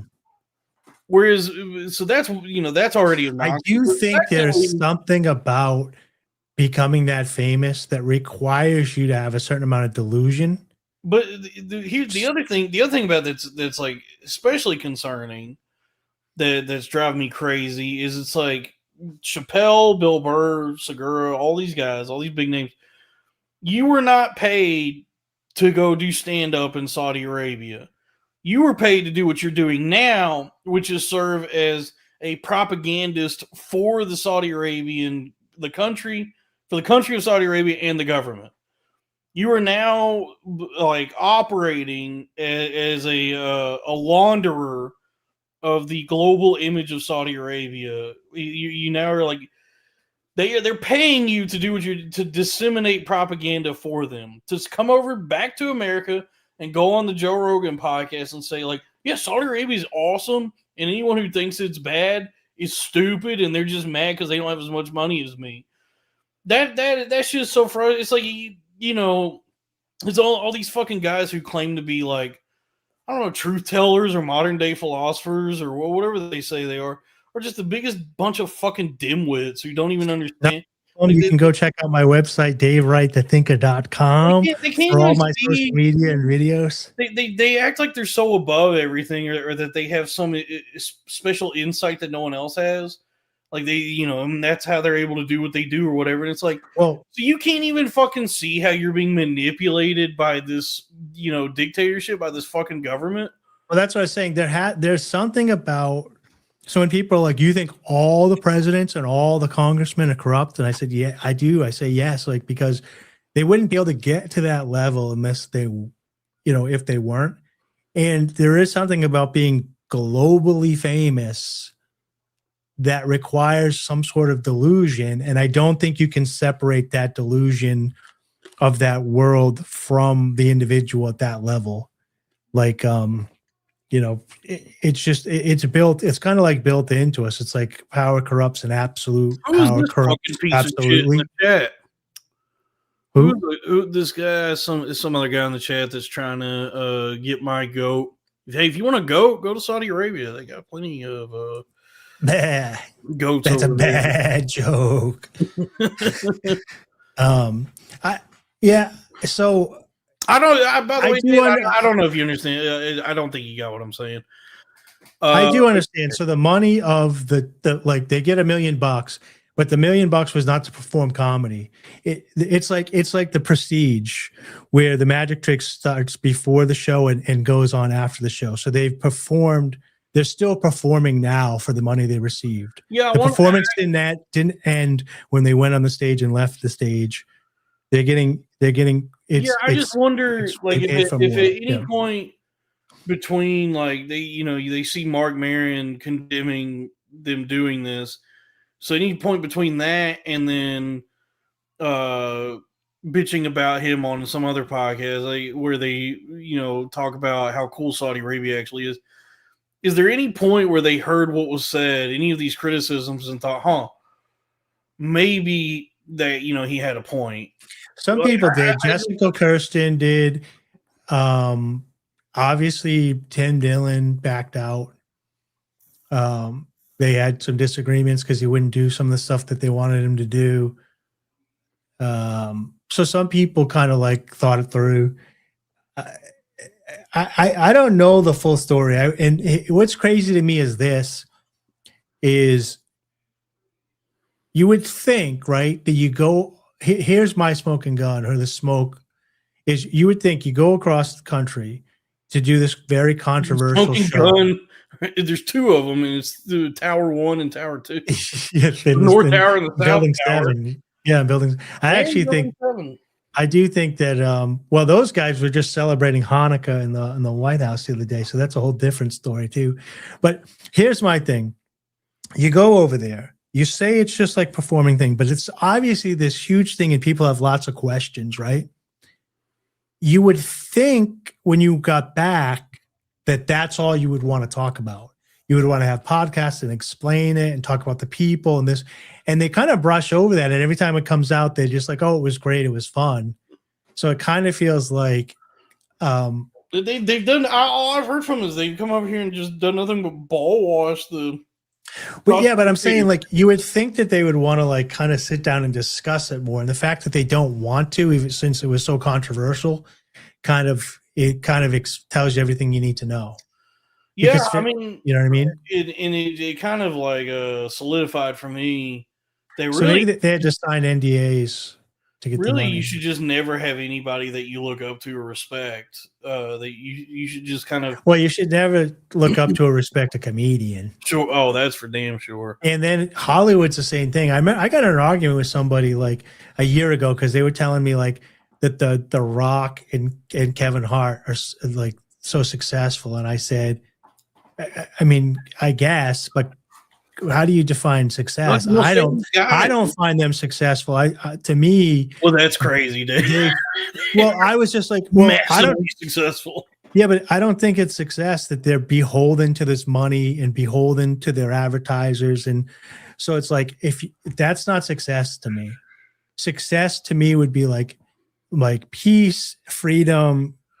Sure, they have freedom to like go wherever they want or buy whatever they want, but they don't have freedom to say whatever they want or like be honest and their true selves on camera. They're so phony when you listen to them. Like they're so restrained. They're been bought. They're owned by the industry. I would not want to be owned by the industry. So it's like, I would. That's not success to me. You know what? I would trade the life I have now for, well, whatever The Rock is doing. You know, it's like, yeah, sure. I gotta perform all the time and say a bunch of things that are completely disingenuous. I also have a net worth of like $60 million.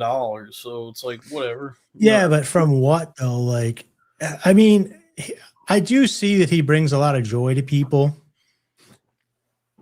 Yeah, he did. So, I mean, I guess it's whatever, but I think he is. I guess you could look at it like selfless too, because he's actually putting. I mean, maybe he is happy. That would not make me happy to be in their position. I think they're very happy. I think, unfortunately, Dave, they are extremely successful and they feel fulfilled and they're very, very happy. I don't know. It seems almost satanic to me. Maybe, but I would feel like $2 from Howling Water. I mean, look at me, dude. I got a shuck and jive for super chats. Team Crowder boys love Team China. I like China. It's such a confusing dichotomy. It's a very bewildering conflict that we've always seemed to have with China, where it's like there's always been this great fear of China, that China's going to take over, or that we're at some kind of conflict with China. But it's like, well, fucking, I look around, everything around me says made in China. So it's like all the infrastructure is Chinese. One thing that China does really well that U.S. does not do anymore, we do some weird equality thing, is China does meritocracy really well. And they have a fucked up way, not fucked up way. I guess it's good, but it's a weird, it's not free market meritocracy, but it's a meritocracy in the way that they have these levels of government. So in order to get to the top, you actually have to be like lifelong government person that knows every level. But instead of like kind of getting voted by a populace upwards, you have to pass like a series of tests and be the best to move up to the next level. I mean, earn it. So the people that are at the tip top, like running everything, have got there based on merit to the best of their abilities that they can without a true profit facing. I like that China market. China's whole thing is like, it looks like they just want to make the best China possible. Like it doesn't seem like they've ever really been expansionist or colonial. Well, they're fucking huge, like a huge country. It's a big country, and they got their shit with Taiwan going on, but they've never. It doesn't seem like they've got their borders, and it doesn't seem like they've ever had any desire to. We'll see in the country of China. So we'll see. What's a funny story is, and you guys are going to think I'm being anti-Semitic. A Jewish journalist went there a couple decades back, to help them set up the Chinese 100-year communist plan. And the guy's name was Israel Epstein. Whoa.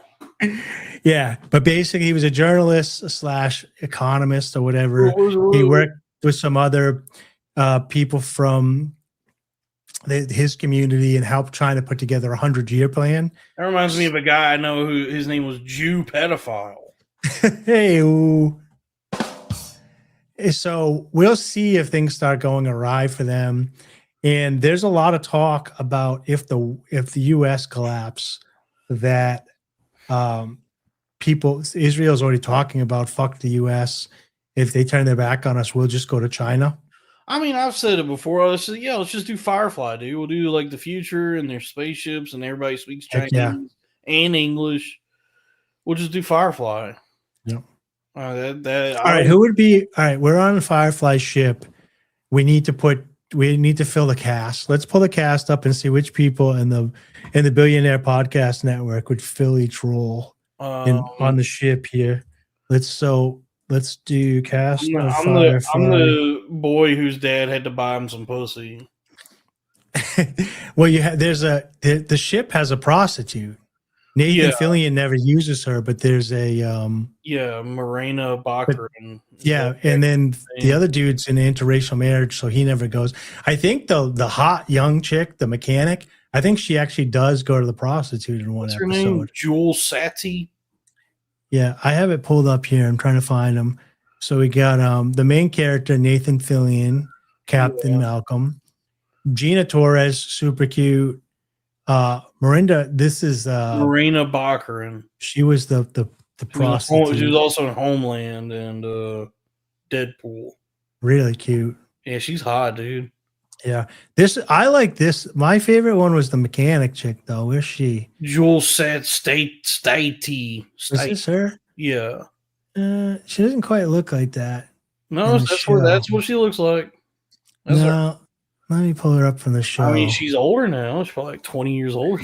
That could be it. No, she needs their overalls. Where the show came on fucking 20 years ago. Oh, let's look at some pictures of it. But you're getting off. My point is that we just let China right rock. there. This is what. That's what she looked like 20 years ago. Okay, well, I don't know. I like that personality better. I'm just saying, like, we let China rock with it, and then we just do Firefly for real. Like, we all, that would be nice. And what's crazy is speaks English and Chinese. When he's sitting at the table and he's like, "That's what the government does. They come to get in your way." They're literally out in space, minding their own business, and the government's trying to hunt them down on ships to get taxes from them. Yeah. Well, you gotta pay. I mean, that's only two absolutes in life. Only two guarantees: death and taxes. So. All right, let's change the subject. A very important subject here, Dalton. We have some breaking news. You want Yeah. Breaking news. T-Sweeze. This is 6 hours ago. It's a holiday season. Squeeze went to the Chinese buffet. He's gone to the Chinese buffet. We got a couple plates to go through. Here's the first one. The thing that originally first stuck out to me is these two. What are these here? These are spring rolls, it looks like. Mini spring rolls. These two sticks balanced up on top of this sweet chicken. Some kind of spring roll. We got some shrimps down here. We got, looks like a crab rangoon, some lo mein, some beef and broccoli with some carrots. Yeah, he's a Chinese buffet visionary. He sees it in his mind and then he makes it happen on the plate. This is like the colors are so vibrant, the setup, the photography. It's if you were to make a commercial for, I almost feel like, wait a minute, this is his plate, right? He didn't take this off the billboard, right? I think this is the plate of food he made. Yeah, that's what I'm saying. Like, this looks like something that you could put up on an advertisement. Like, Swedes might have found his calling. He should just call all local things and be like, hey, do you need some new photos for your menu? Because I am an expert Chinese food stacker. So this was plate one. I think I see some rice back here too with some. He has a real talent for putting Chinese food on a plate. Does he not? So that's plate one. This is plate two now. Plate two, he pulls it back a little bit. He's got the shrimps here. By the way, I want to say that for however fat anybody thinks I am, and I am fat, I would be, after that plate we just looked at, I would be done after that. I would be too full. Like, that's more food than I would be comfortable eating. Like, I'd be bloated and we'll have to waddle out of the Chinese buffet after just this one plate. Let's ask Grok to explain this post. Come on. Okay, hold on. We don't And do, then we don't do generative AI here. We only so do last thing, let's just read Squeeze's fortune here. So he ate both those full plates, and then patience is a virtue that leads to success. So he had to patiently eat those two plates of food. I will say, I don't do Chinese buffets anymore. I go to a place called Asian Fun every now and again down in Providence, Rhode Island, which is an all vegan. Then I go to Mai Tai, MYTHAI, which is all vegan Asian restaurant in Boston. But I don't get this type of food. Oh, I mean, I do love this particular cuisine, this like Americanized Chinese cuisine that we have at our all of our many magnificent Chinese buffets across America, like the whatever they keep in the troughs under the heat lamps. Yeah. At Chinese buffets, I have a soft spot in my heart for this specific type of Chinese food. Between my bread cooking the other room and the visual stimulating my memory right now, I can almost smell this plate. Yeah, and the funny thing is, it's not good. Like, dude, it's if you ever go to like a actual good Chinese restaurant, Yeah. like the ones they got in New York, like Woha. Yeah, it's like you're talking about two completely different foods at that point. Like, yeah. It's like actual good Chinese food it's spectacular. It's so like far and above in quality than this. It's also more expensive, and it's all you can eat in that you really should only eat one plate of food. So like when you go to a good Chinese place, one plate should be enough, really. Yeah. But it's not a place where you could spend a flat rate and get all the food you want. But yeah, so it's like the food at Chinese buffet is not good quality, and that was like something that was really jarring the first time I had Chinese food at a decent Chinese restaurant. I was like, this is exponentially, just infinitely better than anything I've ever had at a buffet. But I guess because I grew up in the like same parts of the country as Sweeze, like I'm from the South, small town South where there's nothing, but you do have Chinese buffets. I do have a lot of affection for that particular shitty Chinese buffet Chinese food. I do enjoy it. Well, I wonder if this will get us taken down. What is this? This is the John. Oh, dude, this is such a good bit. This is one of my favorite bits that I grew up on, and I still say this to this day. When was this? This is an old bit from the 90s, maybe even earlier. Dude, and John Panez he was so uncomfortably fat, like it hurt to look at him. Back then, he was one of the few like fats. Like there's plenty of people like this in the world today. It's not good. There shouldn't be. But back then, this is like absurdly fat. This is like Fat Man in the Circus fat. If you guys haven't seen this is a 7 minute 30-second bit about Chinese. Well, I don't know. We can set up and then watch the. Well, you know what though? It'll give me a chance to stabilize, to reorient myself. So they give me a chance to kick back and collect my thoughts, and then we can continue from there. So let's go ahead and. This is good standing up comedy as John Panette's Chinese buffet. Dude, look at him, dude. He looks like me. That's dude, me. Was so That's good. Me, dude. Yeah, besides him, it was him and Louis. Anderson. Louis Anderson, yeah. And then you guys have Fluffy, but these guys, this is the original. CK never got this fat, but he always stole Fat Valor when he was talking about that he's fat. And it's like, bitch, you ain't fat. You don't know what fat is. No, he's chubby. He's definitely chubby. CK was like, I think Patrice was fat. Patrice fat shit. Yeah. Big J used to be really fat too, round fat. But all right, let's go. Let's give you guys a taste of some of the best stand-up comedy of I think this is the late 80s, actually. Good stuff. It's a pleasure to be here because I was just in Las Vegas, so I need the money. I lost 1995. a lot of money. Wow. I really did. I mean, I get them back at the buffet, don't get me wrong. $9.95, all you can eat. We'll see who wins this friggin' handout, won't we? Holy shit, dude! $9.95, all you can eat in I mean, 1995. inflation's really hit us. I mean, it looks like a different kind of inflation. Yeah, yeah, he's got hit by the inflation. Yeah, definitely. I do believe I have blackjack. I was at the prime rib counter going, hit me again.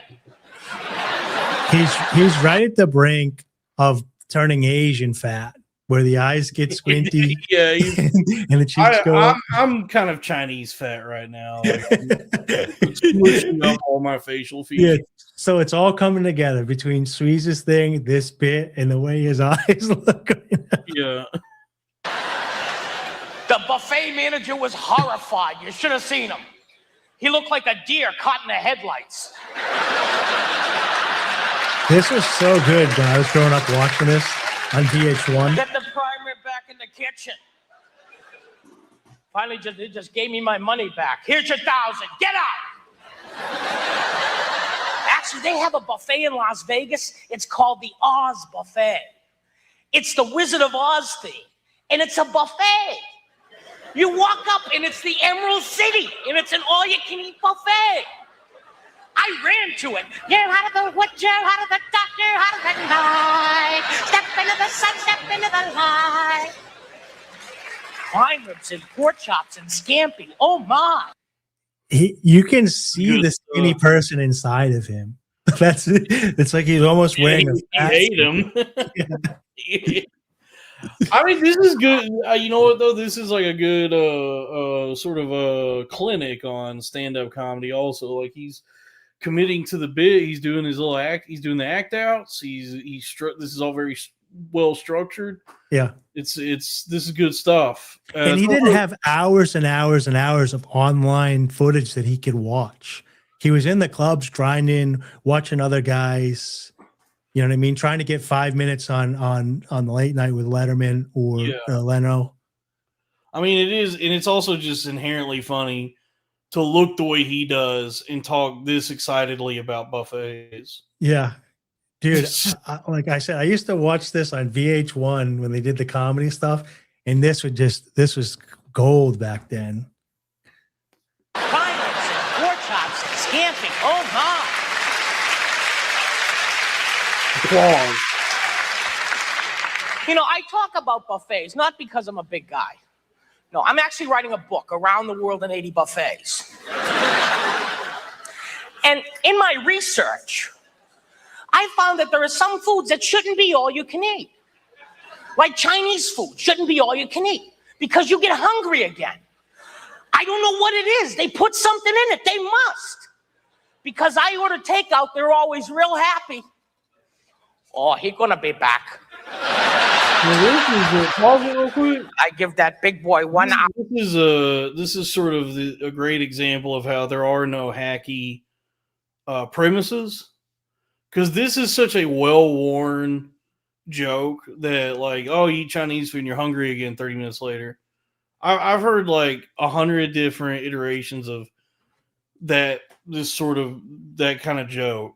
They're like, oh, you know, Chinese, you get hungry again. Yeah.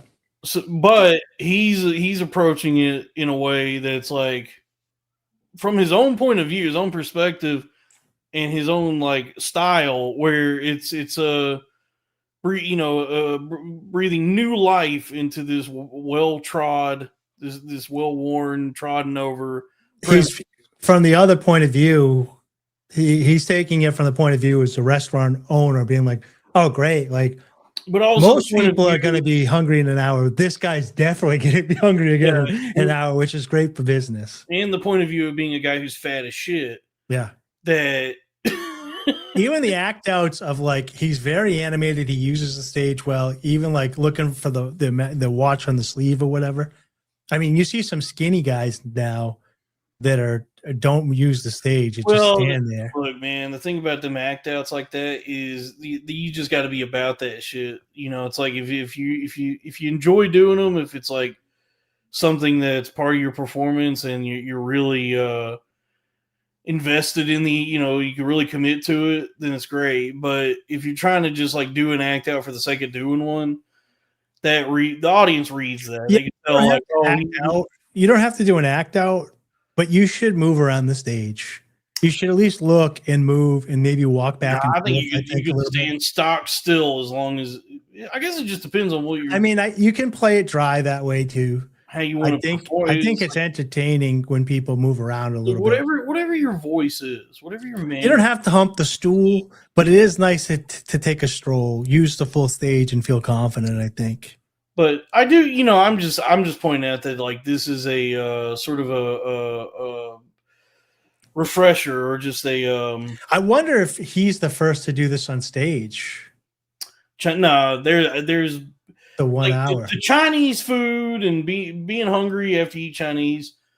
That's been a thing forever. That there's many iterations of somebody saying that. And so that's like a known premise. That's a well-worn. Well, yeah, but when were you born? When was I born? Yeah, 93. Yeah, this was done in 96. I don't think, as far as you know, your whole life, this could. I don't think he's the genesis first one of this. I think that's one of them things that's just in the ether. That Chinese food, and you eat. But it does though. Like you always want the leftovers because you know you're going to be hungry. Right. Yeah. It's like it's empty one of those calories. Like, it's one of those like shared experiences, like that phenomenon everybody's familiar with. That I feel like a ton of comedians have some version of, Chinese food, ... hungry again 30 minutes later, or whatever. Yeah. I'm just saying that like the Panette's bit here is exemplifies that there is no such thing as a hacky premise. Yeah. That he's taken this premise that has been done before many times, but approaching it from. I'm not willing to agree. I think this might be the genesis, but we'll go with that. Anyway, if it's going to start anywhere, it's going to start with him. Look, rest in Panette. So not to pull the. I want to watch the rest of this, but before we do, I just want to say, guys, you guys got a super chat. So it's please. So we started at 10, it's 12. We don't plan any of this. We just come in, right? And it just amazes me the chemistry that we have. We're riffing. Next thing we know, we're watching this. We're breaking down 30-year-old stand-up bits. No, I think that the fans are loving this. So this is great and amazing. Dissecting, analyzing. Yeah, I think the energy that this show has is like no other, and that the fans must appreciate this. And I just think it's amazing that you and I are able to do this. Meth Man makes a good point that, we are in the twilight time between Christmas and New Year's. The holidays just happened. Motherfuckers think I know money. People no, yeah, I know what you're saying. I wasn't meaning it like give us money, super chats, whatever. Give me money. But I was saying it more like you guys have to love this show. Like leave comments, whatever, because it's like we've been going for 2 hours. But isn't it beautiful that none of this is planned? We just like bam, bam, bam that we have this chemistry together. Imagine how good my work would be if I actually tried. If he didn't have crippling depression because of how poor he was. I don't want to speak for you, Dave, but I'll speak for myself. If this is what I'm capable of, not even trying or planning anything or applying myself at all, just imagine how good it would be if I actually did. I think we would ruin it. I think we would ruin it. I think the chemistry. I've been getting DMs about our chemistry too from people. So yeah. But I wasn't actually doing a call to action as much as I was just saying, take a second to appreciate how kick-ass this show has become. The late night Saturday. We got big things coming. Yeah, big things. So sorry to interrupt. And one big thing is John Panette. Let's go back to John Panette. The comic styles. The payoff's going to be great. Wait for the punchline. I miss stand-up comedy. It is cool when it's good. Yeah, it's good. It plays. Hold on, that's part of part Be of the bit. back. I give that big boy 1 hour.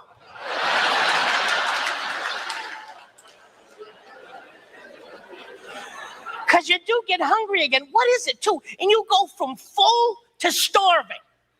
There's nothing in between. You go from, oh my God, I can't believe I ate all that chow mein. Hey, look, they brought egg rolls. He does sell it, dude. He commits 100% to the act outs. So good. So I went to this Chinese all-you-can-eat buffet, and well, the owner, he got pissed. I mean, he was rude, though. He'd come out every hour.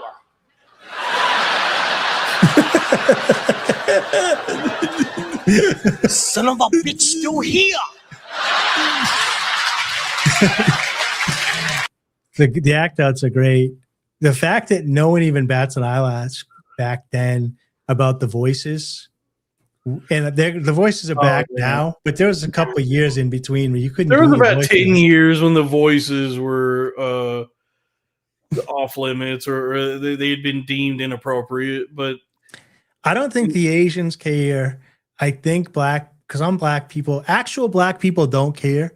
White people, a certain class of white people care about the black voice on behalf of black people that don't care about the I mean, black I feel like voice. if you went up to a Chinese person and just went bing bong ching chong, oh, they would probably be a little upset. I haven't played with them in maybe like 4 or 5 months now since summertime, but I was playing some Friday night poker with these crazy rich Asians at the casino.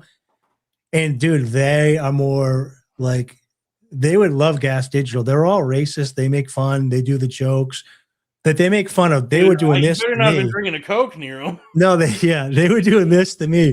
Oh, you're gonna go all in. They're doing the exact opposite. They were doing the round eye. Well, I just feel like for the, if you're doing a performance, like a stand-up set or whatever, if it's for any sort of creative reasons that you're doing Chinese voice, they may not take issue with that. But I just feel like if it was more personal, like if you just went up to a Chinese guy and did Karate chopped you, slanty eyes at him and went, "Oh, He'd be like,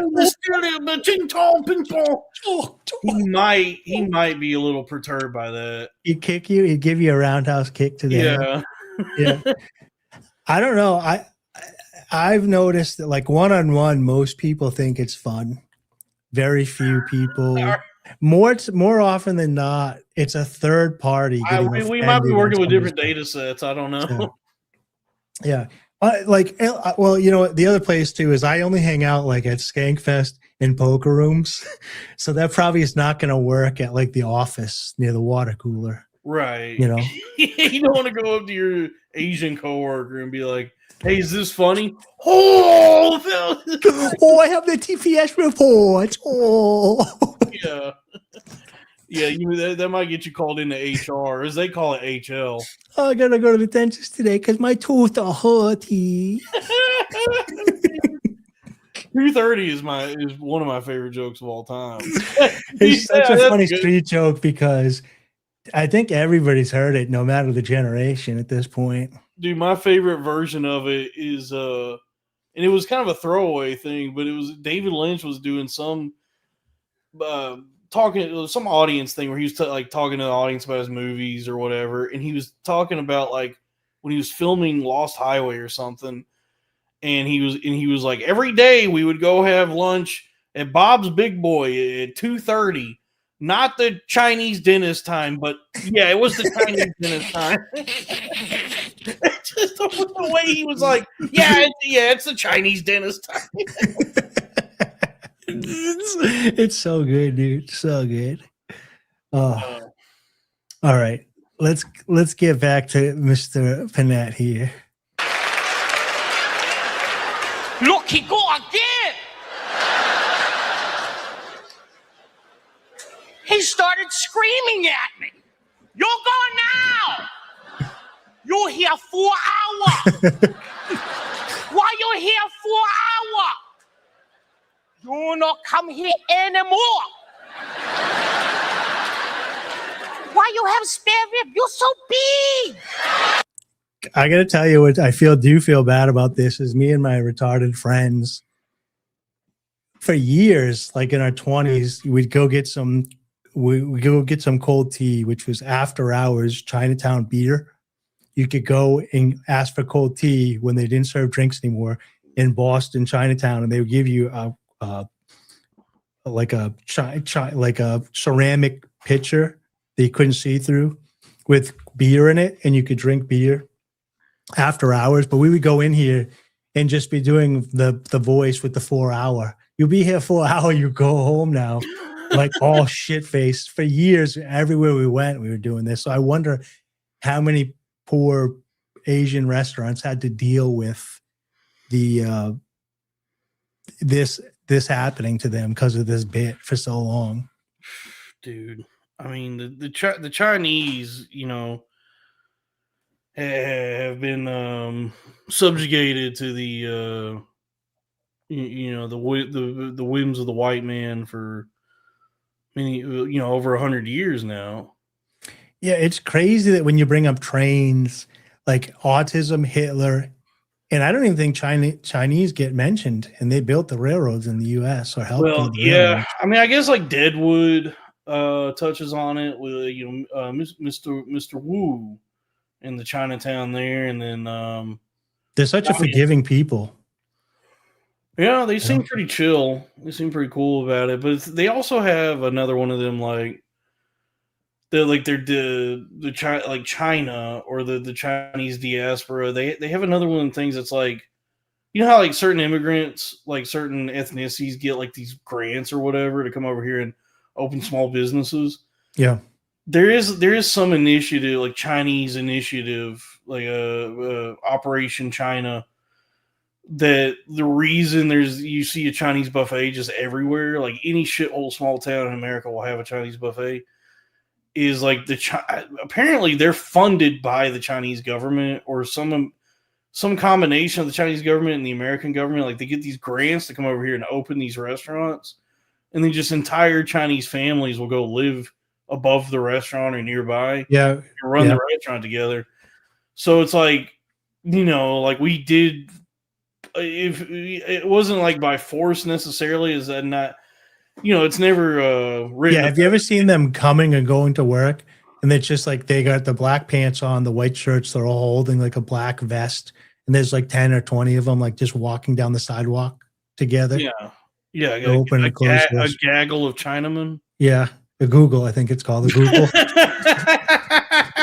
Yeah, I think so. Yeah. But yeah, it wasn't. You know, you'll never hear the word slave or slavery be used with regard to Chinese because I guess technically they weren't. But that was pretty much. I mean, their work that they did on the railroad was pretty much slavery. But they don't receive the same sort of what's the word, reflection, or they don't get talked about in the same regard as like black people in that way because I guess they technically weren't slaves, but yeah, you know, they did, you know, they were I guess the whip was cracked on them all the same, but just differently, I suppose.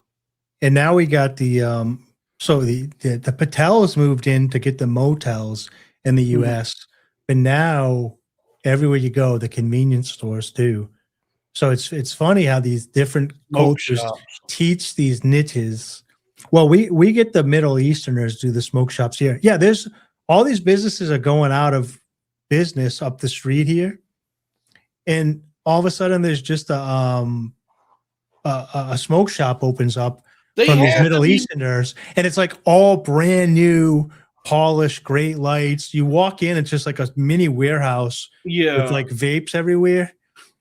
And like they have to have access to some sort of like special loan or grant or something that honkies don't get, because it doesn't make any sense that you would just be able to immigrate to America, which is like fine, you know, I'm cool with that. But then not only immigrate over here, but then immediately open a small business is like, where the fuck did you get this money? Yeah. And it's multiple different. So the Patels, I understand, because what they had done is their families would come over and they would work at a 7-Eleven. They would get enough money to buy a motel, and they would move all the family members into the extra rooms. So they didn't have any rent or overhead. So they're all living there. and they have no one. They fire all the employees, so just family was running it. And then as soon as they saved up money, they'd get a second one. This is well known. That is a big part of it. They talk about it. These other cultures, like these immigrants, Middle Eastern, Chinese, whatever, their standards for living, like what they're willing to endure, is so much greater than ours. Like what they deem acceptable for just like their existence, what they're willing to live in. Yeah, is for us is like, you know, we would just never even consider it. It's like, oh, I would never live in these conditions, dude. Like maybe a month and a half ago, and I can't say too many details because of under HIPAA, but I deliver medical supplies to people that are out of the hospital, and they're same day emergency deliveries or whatever. And I go up to this upper state of Vermont, let's just say, and in upper state of Vermont, if you go to like a gas station bathroom or whatever, there's needle receptacles in there to dispose of your needles. So they've like socialized the medicine. They've socialized it up there so that like they don't arrest drug addicts. They give them clean needles and everything. So I'm delivering this package to somebody that's in a hotel, but it's like a really low end. It's not a motel where the doors open out to the outside, but it's quality wise, it's a motel, except the doors open up inward. And I get there, there's nobody at the front desk. There's nobody at the front desk. I go to the door that's supposed to be the delivery of the medication. I got all these drugs on a dolly that I brought. And I knock on the door, no answer. There's dogs barking and fighting and screaming inside this hotel. The doors are all propped open and people are like walking through with like scabs on and stuff. And like they got roller luggage. There's stuff in the thing. You can hear kids screaming and there's fighting. It's like a flop house. I can't find the guy. I go back to the front desk. I ring a bell. Maybe like 5 or 6 minutes come by. An Indian guy comes out in a wife beater. Now this is New England in dead of winter, dude. He's got a wife beater on, tucked into black sweatpants, and then he's got the Adidas black and white slides on with socks with the stripes. Yeah. And he's like, "What's going on?" And I was like, "Oh, I had this delivery for this room, but he's not there." And he's like, "Follow me." And I start wheeling the thing. He's like, "You can leave that there." And I was like, "I really can't."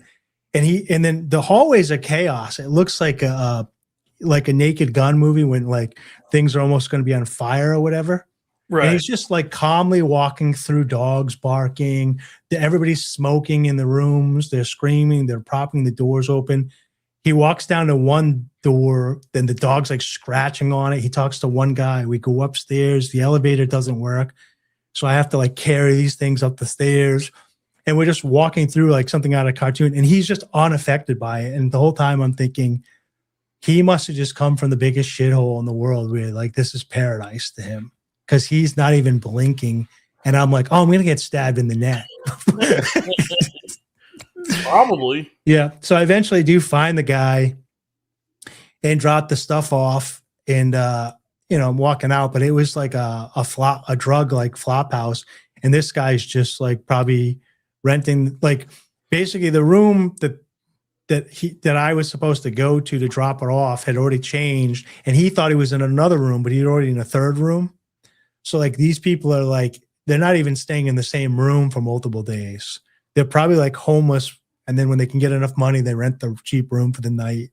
Yeah. And like they may or may not clean the beds. That was my experience staying at inpatient facilities. Was no, I've been just an inpatient. They were like, this was like it was just strange to me how uncomfortable I was and how close these people were getting to me and how he just walked through them like nothing, like that they weren't real people. They couldn't hurt them. Right. I just mean like encountering people whose like their way of life is so like different, so foreign to yours that you look at them and you just go like everything about like, what's normal for you horrifies me. Yeah. That was when I was at the last inpatient I was at when I was still like nuts. usually when you go to those places, a lot of the other patients are homeless people, and the ones that were like lucid enough or coherent that they could actually speak and assemble sentences in a way that made sense. I talked to some of them, and it's like when they weren't in inpatient facility, they were just homeless out on the streets. But they were telling me that like, like whatever your goals in life are, like us, our normal, not homeless people, like we have goals that are, we want to succeed, make a bunch of money, live in a nice place, whatever. These guys just live from facility to facility, and their dream was to get transferred to this other state hospital that lets you smoke cigarettes outside. That was like all anyone. That was their aspirations. They're not like I want to be I wrote myself $1 million check, so when I make it someday, I've been reading The Secret. They're like, I wrote myself a note that I can smoke cigarettes in the lobby. Yeah, I got a cigarette tucked behind my ear for when they finally let me light this thing at the state hospital in Corpus. And I just was like, dude, it just like I couldn't even collect call from Bobby Rivers. I couldn't even put myself. Hey, Mom, I made it. I'm smoking a cigarette. I'm staying. Yeah, because when I was in the facility, I was horrified that I was even there. I just remember thinking, like, how did it get to this? Like, what the fuck am I doing here? Like, I can't believe that, like, not too long before this, I was like on this path to working as a comedian, and like all these nice things were happening, and now I'm like sitting here with just a bunch of homeless people shrieking and fighting the orderlies, and they're just like regular existence. I'm looking around at it, and they seem to be unaffected by it, or it's just normal for them, and I'm like genuinely terrified, thinking like, is this what I've become, or is this something I'm gonna have to like figure out how to navigate and get used to? But it was those guys were just, it seemed like they were just committed to being homeless, or they couldn't see anything beyond that. So I sometimes, like maybe a couple months back, I shave my head, every 2 days, and it's very refreshing. It's like a cleanse, and I got to get the beard trimmed up nice, and do everything nice. And I'm looking in the mirror at myself.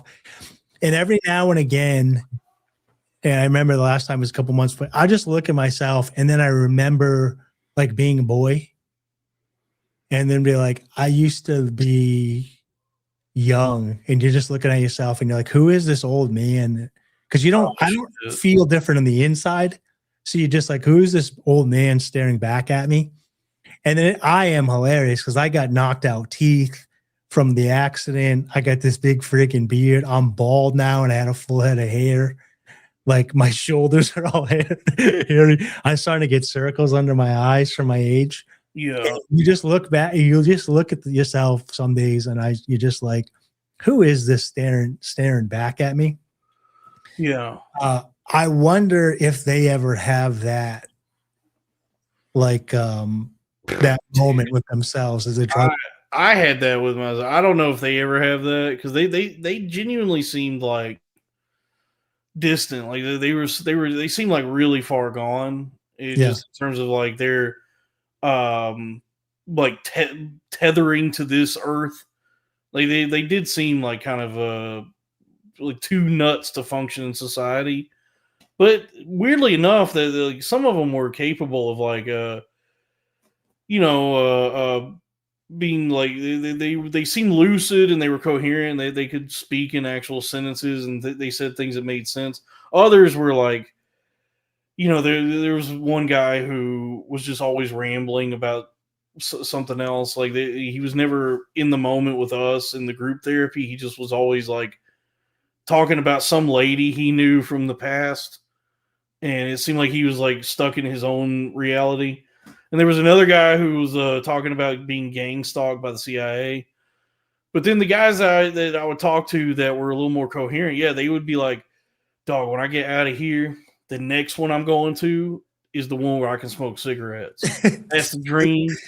That's the big things are going to happen in my life. I'm going to be able to smoke a cigarette the next time I'm in state hospital. And I just was, then that's when I'm looking in the mirror like, dude, what the fuck what have I become? What the fuck is happening to me?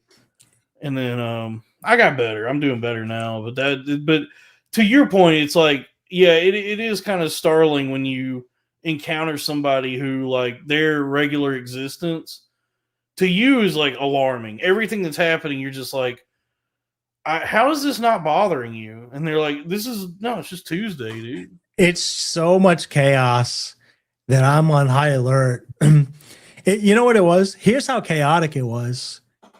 So I do bring my firearm with me. I guess we could take this off the screen for a second.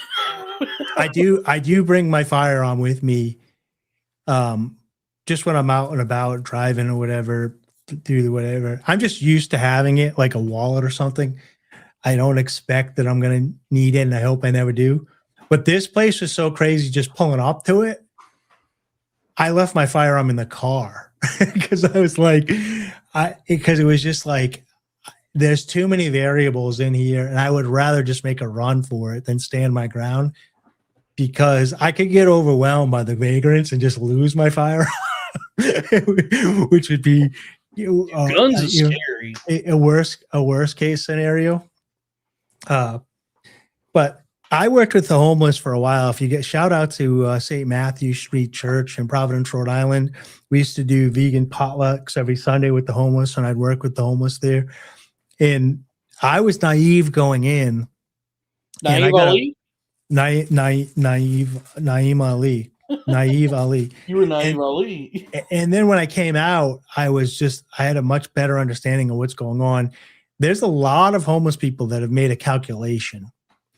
And the calculation is, I'm never going to be able to work so hard that I'm rich and I'm free. So what I've done is I've learned how to work the bottom of the system. So they're all getting free food, free shelter. They never have to work. They make enough money panhandling to get drugs and to hang out in the park with their boys. And these guys are just hanging around. The cops come. They move them from one side of the park in the morning to the other side so the commuters don't see them. Then they move them in the afternoon, so when everybody's getting lunch, they don't have to deal with them. And as long as they stay out of the police way, they basically panhandle. They get free, like people will buy them beers at night. They get weed, they smoke, they hang out in the park. Somehow they're comfortable sleeping out on a bench, and they don't feel like they're going to get murdered. Bad. I've done it, just like not because I was homeless or for any other reason than I was away from home and I was tired. I've slept in my car plenty of times, but I felt secure in the darkness because no one knew I was there. But I don't understand how people can fall asleep out in the open. You got to be in a nice neighborhood, I guess. Even in the dark. Yeah, that's the trust level that I don't have. But these guys had made a calculation. Now there was, I knew some people that's schizophrenic. They were in halfway houses and on drugs and stuff. And then there was a small percentage of those. And then another small percentage of people that wanted out. They were like going to school, trying to get their life back together. But I would say the majority in the middle of people were like, I know how to get free clothes. I know how to get free food. I know how to get free shelter. I know how to get drugs. I know how to drink, panhandle. Dude, and these guys were getting laid too, which is crazy. They're fucking other homeless chicks. I remember I was helping. I think I need to consider this. I was flirting with this chick at the church. She was homeless? No. That wasn't homeless. And she kind of shot me down or whatever. Because I feel like you could clean up with homeless ladies. Yeah, just so you know, I have an apartment. I do look like the Fisher King with this beard. Any homeless woman would be like, "Hey, babe, just want to let you know, just throwing it out there, I have a bed." Can I say something? So we didn't have many in Massachusetts that you actually saw out. It was mostly men. Well, we have homeless, equal opportunity up here in New Hampshire. We have homeless women. And I'll tell you, 4 out of 5 times when I see a homeless chick, I'm like, I would. I'm looking at her and that's how so I was many like, women, I would.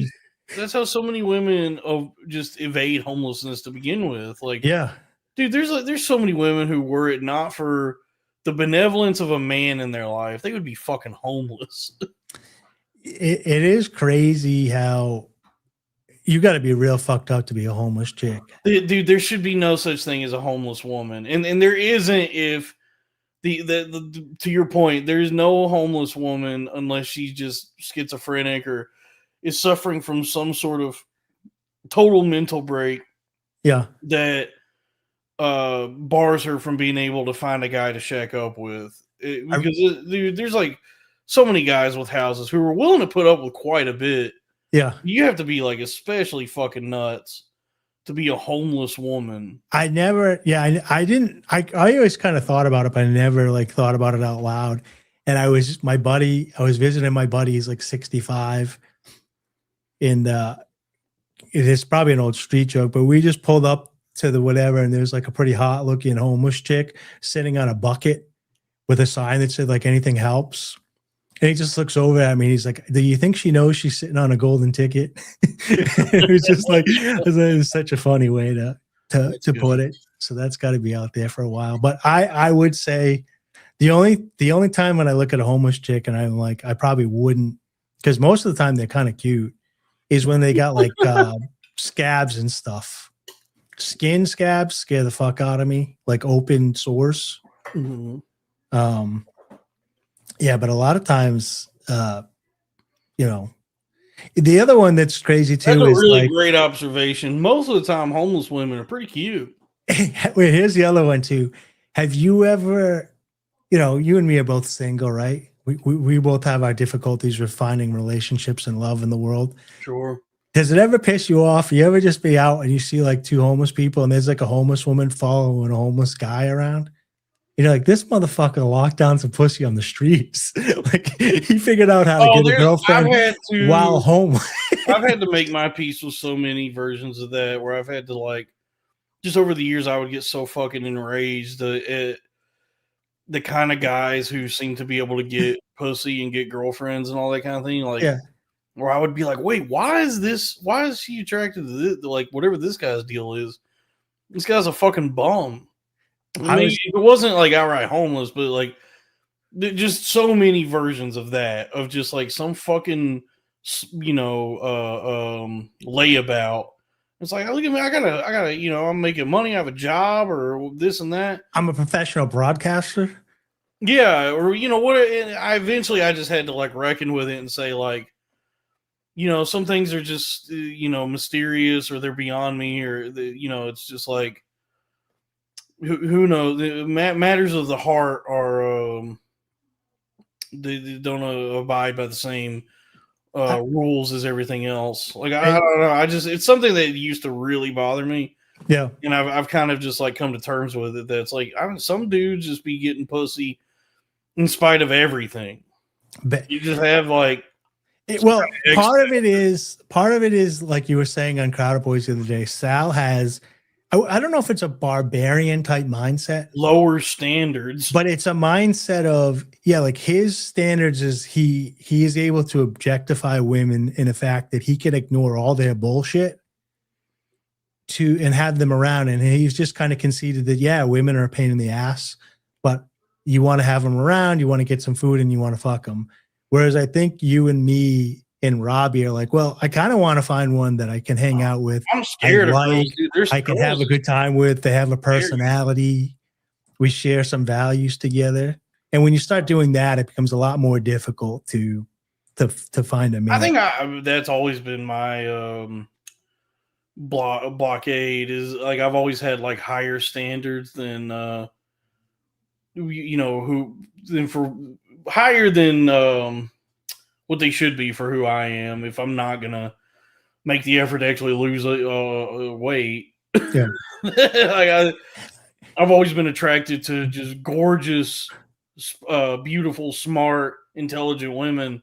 Here's what's crazy: my friends, I like dirty hippies, and I can't even get a dirty hippie. They don't really even exist anymore. But over the years, all my friends have like seen the women that I'm attracted to, and they've all said like, dude, you have to lower your standards. It's crazy that you think you even have a chance. And I'll be like, well, I don't know, I'm like funny, and they're like, come on, man. No, I will say that does go a long way. if you also have money. Well, I was gonna say, I mean, without it's not funny. I won't even bring it up. I'll tell another story.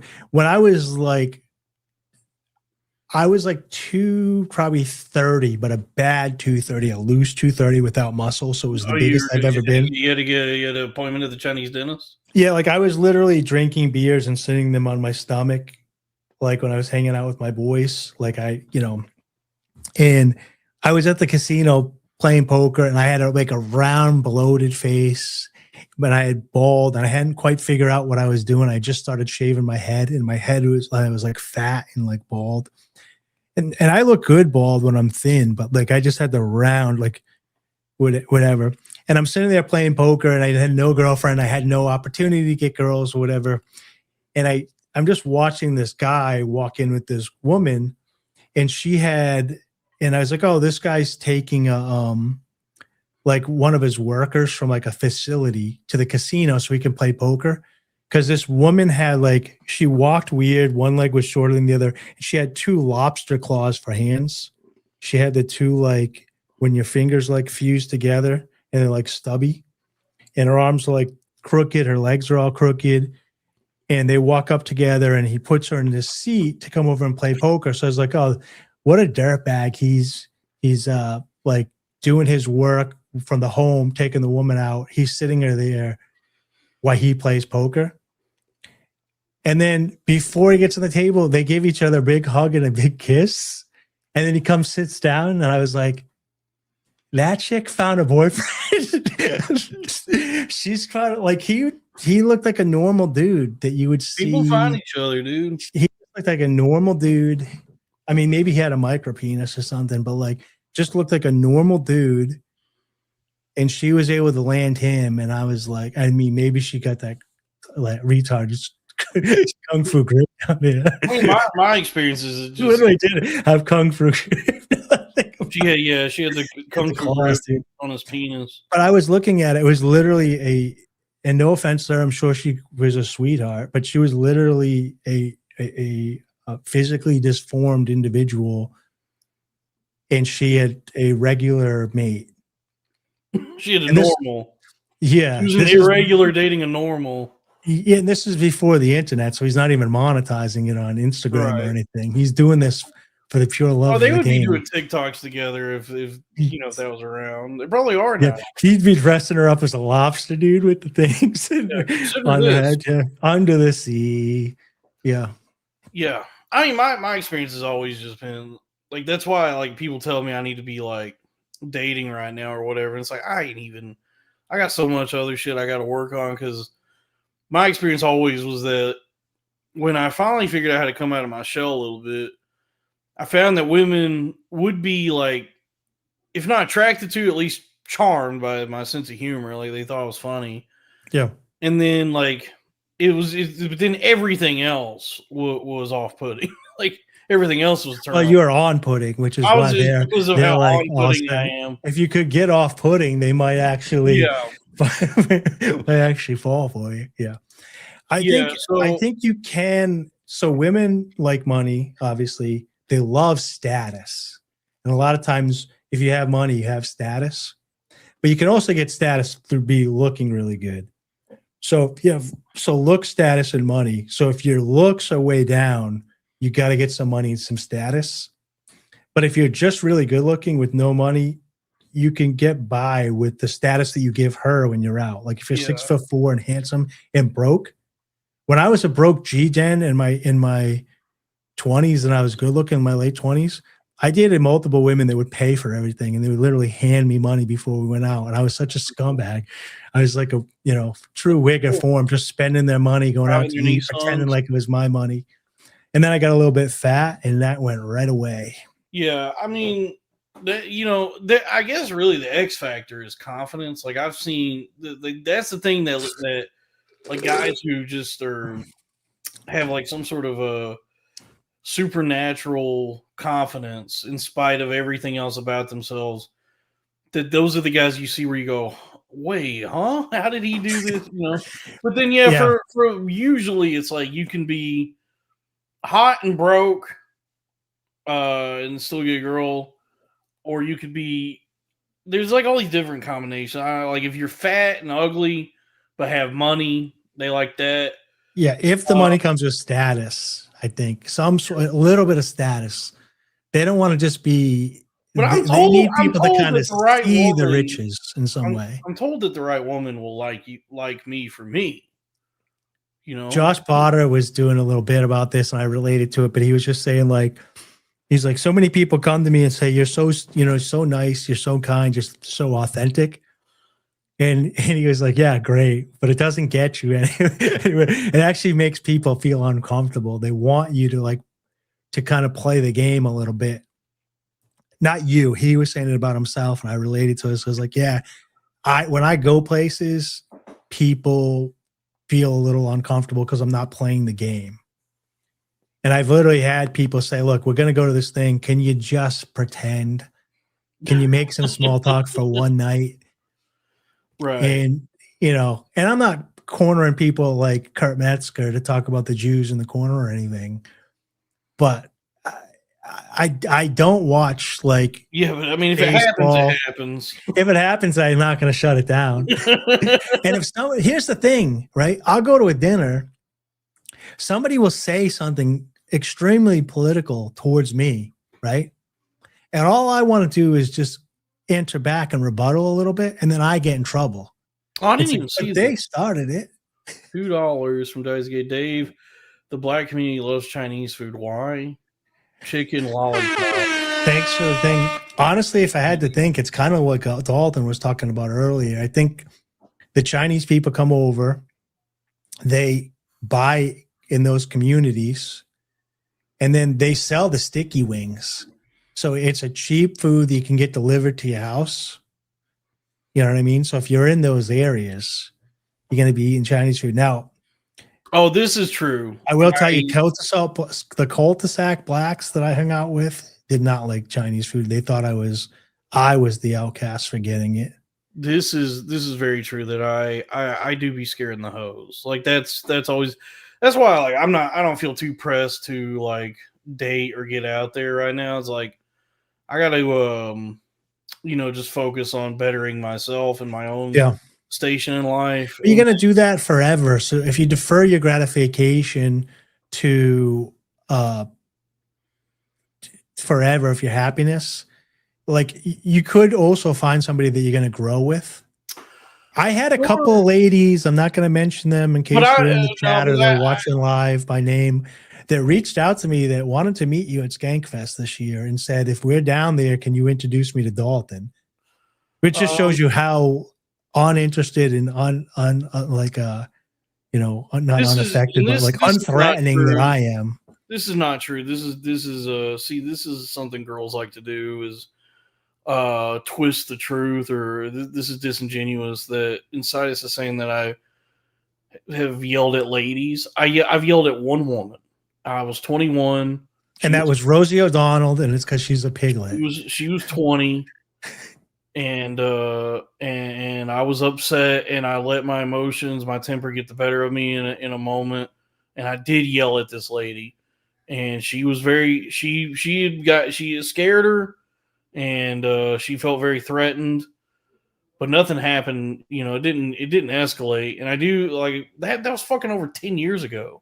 Can I tell you? I haven't yelled at ladies. I've yelled at one woman. Her name was Shireen. We were in organic chemistry together. She's a doctor now.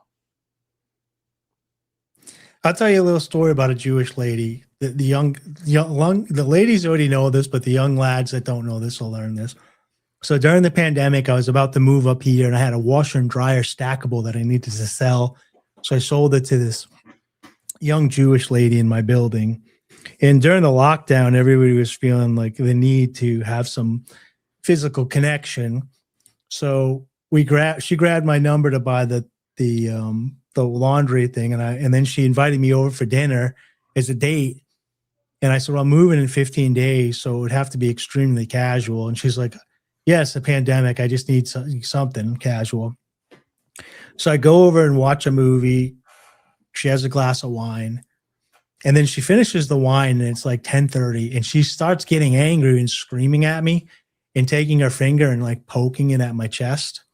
And I'm just staring at her calmly. She's like this little lady. It's like, what is she gonna do to me? And I was like, are you drunk? What's going on?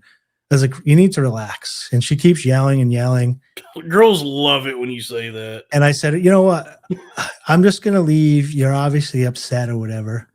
And she's like, no. She's like, I'm fine. She's like, it's okay. Come on, you're gonna sleep over. And she took me by the hand and took me into her bedroom, and I spent the night and we had some fun. What she's doing in that moment when she's yelling at me is she's just met me. So she's yelling and getting out of control. She's bringing it to a high level because she's going to see if I'm still calm or if I'm a violent person.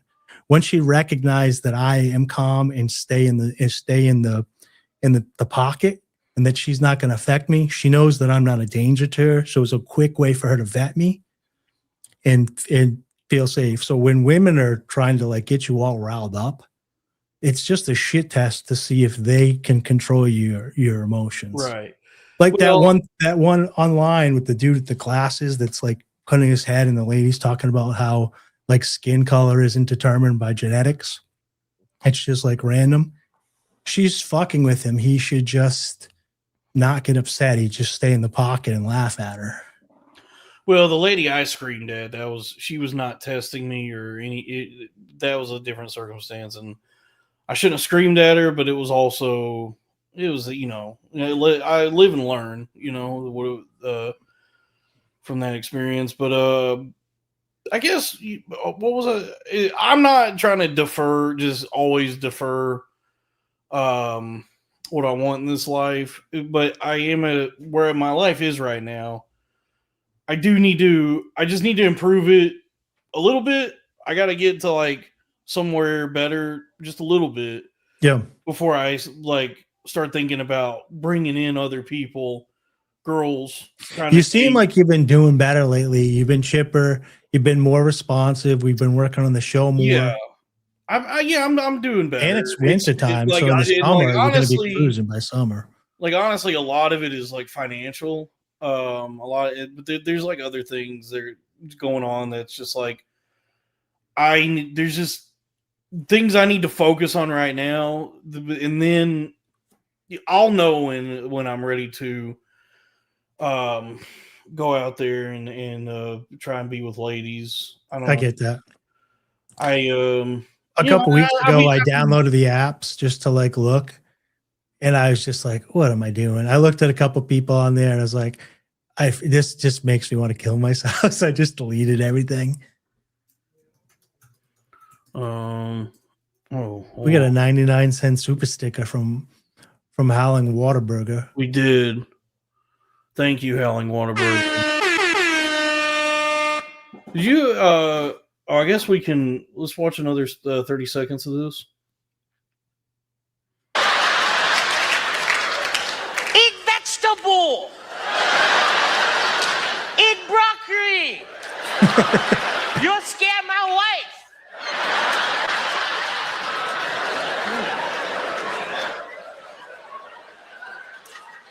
Love Chinese food shouldn't be all you can eat. Now, Japanese food. For the book, I went to an all-you-can-eat sushi place. All the raw stuff I can eat, huh? So it was. I often wonder about this, and the chat has brought this up before in the comments on YouTube. Because of the beard, I don't emote. So a lot of people take me seriously when I'm saying something in jest because there's no facial expressions. He's so animated. I don't think I could even do this act. I would have to be like over the top to like get some of the expressions that he's doing that is funny. In between the actual like verbal jokes, there's so much physical comedy. He's a professional performer, dude. He's been grinding it out at the clubs. Well, that might be why the Middle East is in need of comedy. It's all the beards aren't letting them emote and show the type of comedy that John Panette can perform with. You know? Yeah, I mean, there is. I will say, like, because I think me and my friends who have done comedy for some amount of time and found no purchase therein, like we have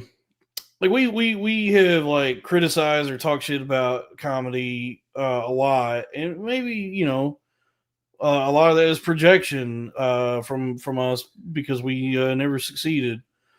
But it's also comedy also can really suck, like when it's trite or hack or be just bad, right? Yeah. But then also It like depends. Sometimes it's fun live to watch somebody just fucking bomb. right, and just that is suffer. true. But I'm talking like Yeah. we have like talked a lot of shit. I guess because it's just fun to talk shit. And I've expressed a lot of what's the word, dissatisfaction or a lot of hatred toward the like comedy clubs and having to do open mics and all that kind of shit.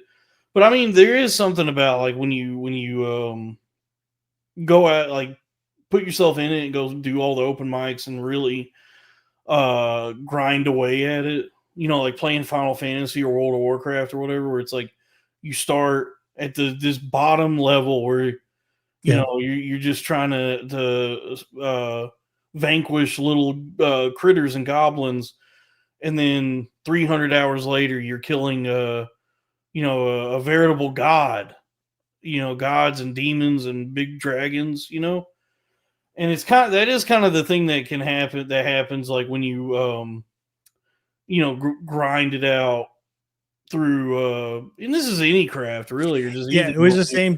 I was just thinking when we were doing music, like even after we write the songs, you practice, you get on stage. Now you're practicing being on stage, and you have to eat enough shit that you don't take it personally anymore. That it's just it's just like Panette, business when you're up there. Panette at this point, he's got the suit, he's fat as shit. Well, he's probably always been fat as shit. But you don't think he got fat for the bit? He's not a method actor like Christian Bale. He's like, you know what? I'm going to put on 325 pounds. He's a method comedian. Yeah, for all this. I got this. You be here 4-hour eating bit. I think I'm going to put on 325 for it to really sell it. Oh, thank you, Ken Trebet, 199. Sweet, I love Panette, dude.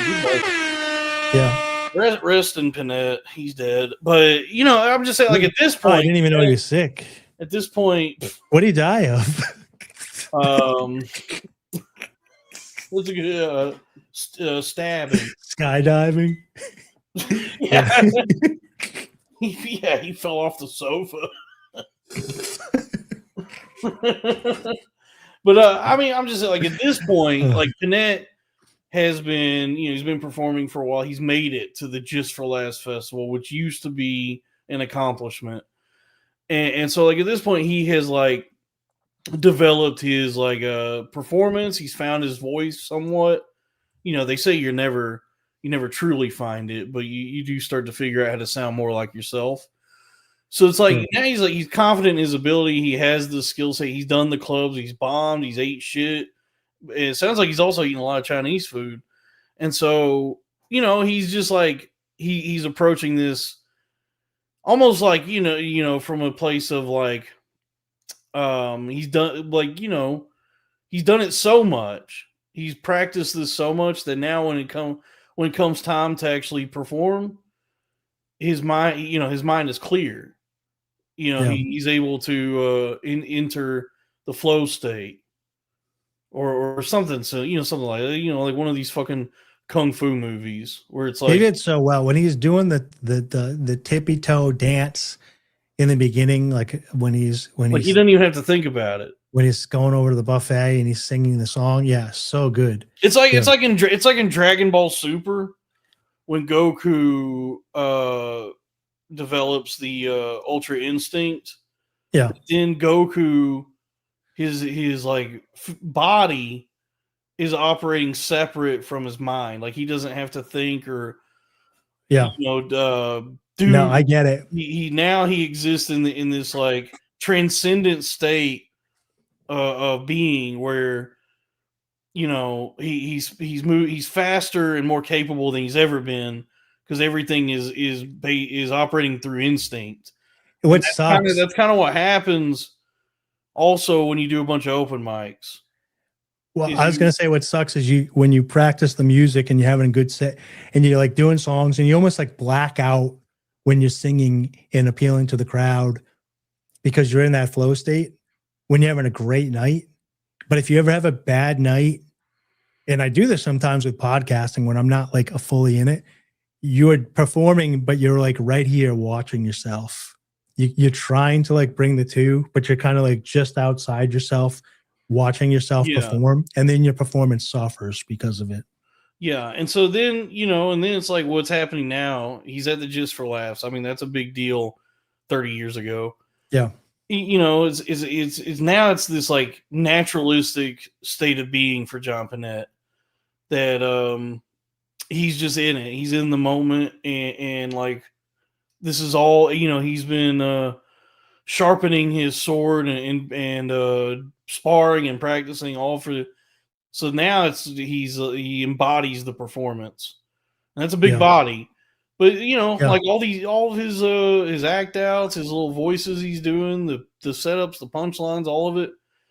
It's like Goku at the multiverse martial arts. Yeah, he is one of the giants tournament of power whose shoulders people today are sitting upon. Of course, yeah. Without him, I mean, with that, like now, if you want to do stand up, you can go online and watch hours and hours and hours of like the tricks of the trade that you could only get, like how to hold the mic, what to do with the mic, what to say, when you're stuck, how to carry over, questions to warm up the crowd. But back in the day, that's all just like formula. It's like really, but you had to learn that in the field before. Now you can kind of watch. Yeah, but all that stuff is like, I mean, it's a technical kind of shit. It's like formula. Yeah, but it doesn't really matter where you pick that up from. Well, I'm saying it's much easier today. It's similar to poker. Like when I first started playing poker, you had to actually get into the thing and start playing and taking notes or whatever. Now they have these solvers and you can go online and practice and all this stuff. Panatron's here. What's up, y'all? Hey, I was looking at that John Pinette. That nigga looked just like Lev Fur. Lev actually did really good on the most recent Real Ass Podcast return. Yeah, I can't believe we haven't touched on that yet. He do look just like Lev Fur. Yeah. What's up, Pandatron? Hey, how's my audio? Does it sound fucked up? I've been working on it lately. It sounds fine. Okay. Yeah, right. It sounds good. We're if you want, we can do our famous bit. We can do a little bit of technical. Yeah, we can do a little. Okay, what about? Okay, I'm gonna act like an excited black man. Tell me if the gain's too high. Oh, nigga, no, I know. Hell no, they know didn't. No, scratchy, isn't it? I don't fine. I mean, it startled me a little bit, but it wasn't like a painfully loud. Wake up, Dalton. It's fucking almost midnight, bro. Wake up. I don't think you're not clipping. Good. So yeah. I have been lately. I did a little adjustments, but yeah. Hey, look, guys. I'm sorry, guys. I don't mean to hop on and do this. I'm gonna be sticking around. Don't worry. I didn't just hop in to say this, but guys, I fucking posted a clip yesterday. Within 24 hours, my shit's already at 70,000 views on Instagram. Whoa! I know. People are really engaging with it. Is this the lady and the stressed up and the boyfriend's fighting with her? Yeah, because that did come across my feed. Yeah, damn. We can. I'm about to need your help with a lot of things, dude. No, first of all, no. Second of all, I'll be happy to help you. I'm saying, first of all, that's not the case. No, that's not the case. That you're going to be needing my help in a second. But if I could ever repay you and Robbie in any way, I'll definitely. What goes around comes around, bro. When you're more successful than us, please have us on your podcast. I don't know. I can't see views on here on Instagram, so I don't know if he's telling us the truth. No, like if you click my profile, you can see the amount of views that it has, but it also has like almost 700 likes. Oh yeah, 700 likes, 125 comments. Okay, is this so we can watch this? You ready to watch this? Yeah. Sure. Oh, I have seen this already. This is a recipe for success. Black guy on the bottom screen, something else happening on top screen. Dude, it's black privilege, bro. You got to play the cards you were dealt, this is a money printing machine right here. Yeah. All right, let's see what this is. All right, everybody.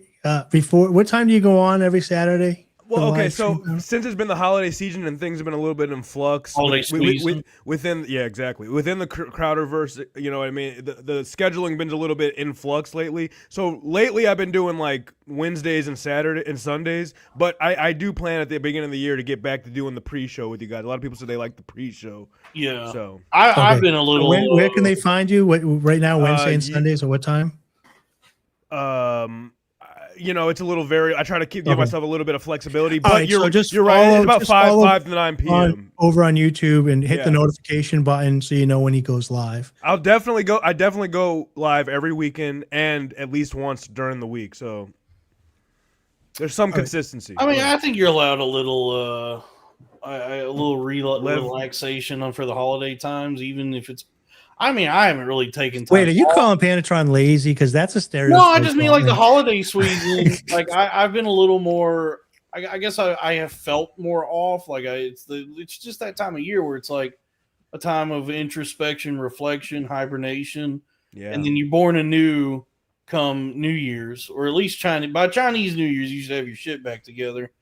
But you know, it's like I've been a little more lackadaisical yeah. here lately. No, well, tis the season, bro. But once that It is. January comes around, I'm locking in. I'm trying to ride this wave. I'm trying to keep it going and stuff like that, and take my buddies along the way, people that helped me up to this point. So that's for damn sure. Oh, speaking of, there's some super chats here. Daisuke $2, Corn-Fed Radio, Mad Conductor, something. We'll cue that up, and then $10 from Howling Waterburger. No man is an island entire of itself. Every man is a piece of the continent, a part of the main. And the concluding, never sin to know for whom the bell tolls. It tolls for thee, parentheses, boob enjoyers. He's quoting Metallica there. So let's watch this clip with Panatron. I mean, right off the bat, like you said, black guy at the bottom, anime chick, like costume, making fun of white people up top. This is just Relationship confrontation. This has got everything the internet yearns for. Okay, let me explain this real quick. Okay, because this is cut out of context. Let me just explain this real quick. This chick here, Tiffany from the chat, from the Crowderverse, she introduced me to these people here. This chick here, the chick in this seat, her name is Cece. She streams. She does a lot of Pokemon related streams. Pizza. Yeah, sure, yeah, great buffet. But she does a lot of like Pokemon cards and stuff like that. Yeah, she owns like 50,000 plus, probably even more in Pokemon cards, right? But she's staying at this guy's house. I think it's her boyfriend, quote unquote. But she was really mad that he came home early because she wants time away from him, I guess. But she's streaming all day, you know what I mean? And he comes home and he brings her like some soda and stuff like that. And this is what you didn't see right before the clip. He's like, "Here, I brought you some Dr. Pepper or whatever." She's like, "I already got a coffee right here. What's wrong with you?" And stuff like that, blah, blah, and that. And she's like, "Why didn't you tell me you were coming home from work?" And she says, and he says, "Why you act like a fucking bitch?" And that's where we are in the clip here. If you guys want to see, all I'm saying is that guy got trampled on a little bit. So go ahead and watch the clip. Let's watch the clip. Okay, clip incoming. Did you tell me you were coming home from work? Why are you acting like a fucking bitch? Because I never get a day to myself. One thing I will say, for me at least, you shouldn't be. They're already speaking to each other like this. They got a lot of problems. She's cute. Dave, just play the clip. Words hurt. Words hurt. I want to see wouldn't where this goes, and I speak want to see to a lady like Panatron's that. reaction to it. Okay. Why didn't you tell me you were coming home from work? Why are you acting like a fucking bitch? Because I never get a day to myself. Oh, You're getting laid off. Bam. Then she Damn. goes right for the fucking nuts. You're getting laid off. And I've been here. You know, it's fine. Don't worry about it.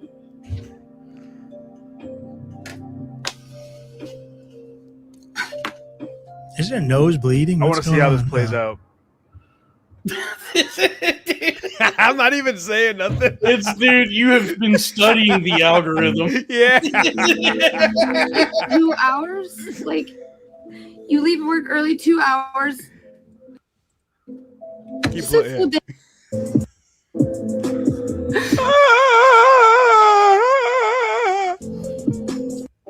Why didn't you tell me you were coming home It's from good work? stuff.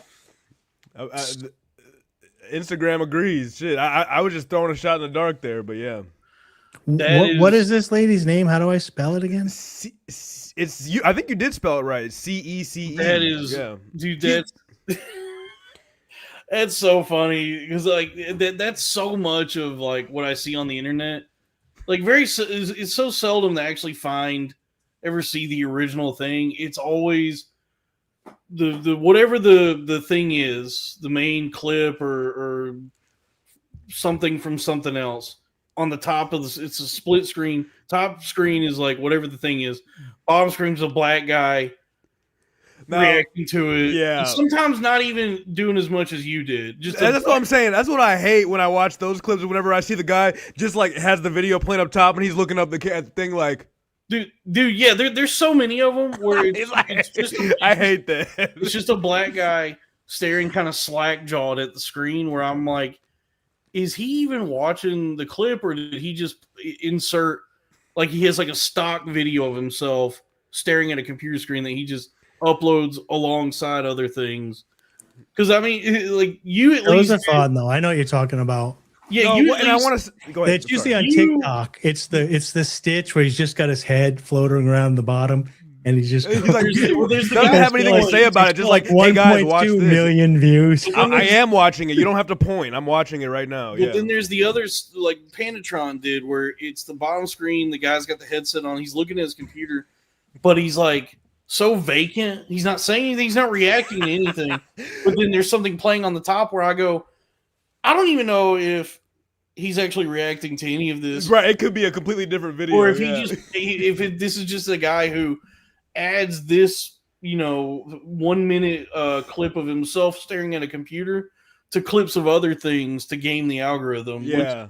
Those are fun when somebody posts like a video of like Joe Rogan. He says, and it's him like talking to Shane. He's like, "Have you seen this?" And then it cuts, and then it's a video that they're not even talking about.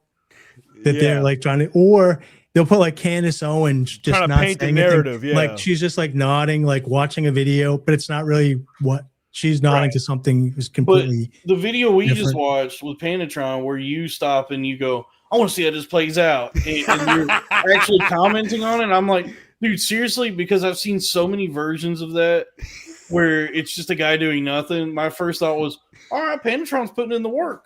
He's actually doing the work of reacting to things. And I want to say this too, guy. Like that was just a clip. I want to say I thoroughly reacted to that. We sat on that for like 25, 30 minutes. I gave a lot of input and stuff like that. I just figured people want to see the juicy bits whenever they want to see the controversy. You know what I mean? But I did say a lot and comment a lot about the thing. You know what I mean? So, but that's not what people want to see. So Right. I put Well, that, out you of know what I mean? context, that minute we just watched, it just was like, oh, I've seen a lot of these. Just like top screen, something happening from something else. Bottom screen is usually a black guy, either actually commenting on it, or just kind of staring glassy eyed at his computer. Well, it's not these days. It's not just black. It's usually like it also can be like brown, ambiguous. You know what I mean? So, I mean, it's for whatever it is. Oh shit! Hold on, I'll be right back. My shit froze. Word. Yeah, that's good that you're getting some traction though. I know it's tough.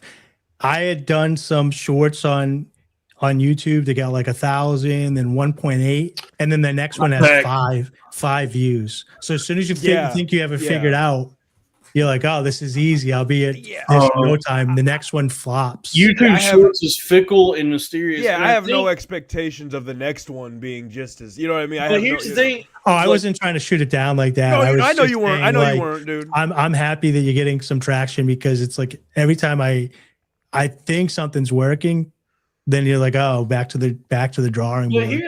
But here's the thing though, is that like that video we just watched, like you uploaded it, you don't have like a big following yet. So, but the algorithm liked it, and for whatever reason, the algorithm likes that format of like top screen, bottom screen, reacting to things. And I think it's just formatting. I just, because it's like the algorithm is not, it's a fucking whatever an algorithm is. So it doesn't have any taste or criteria.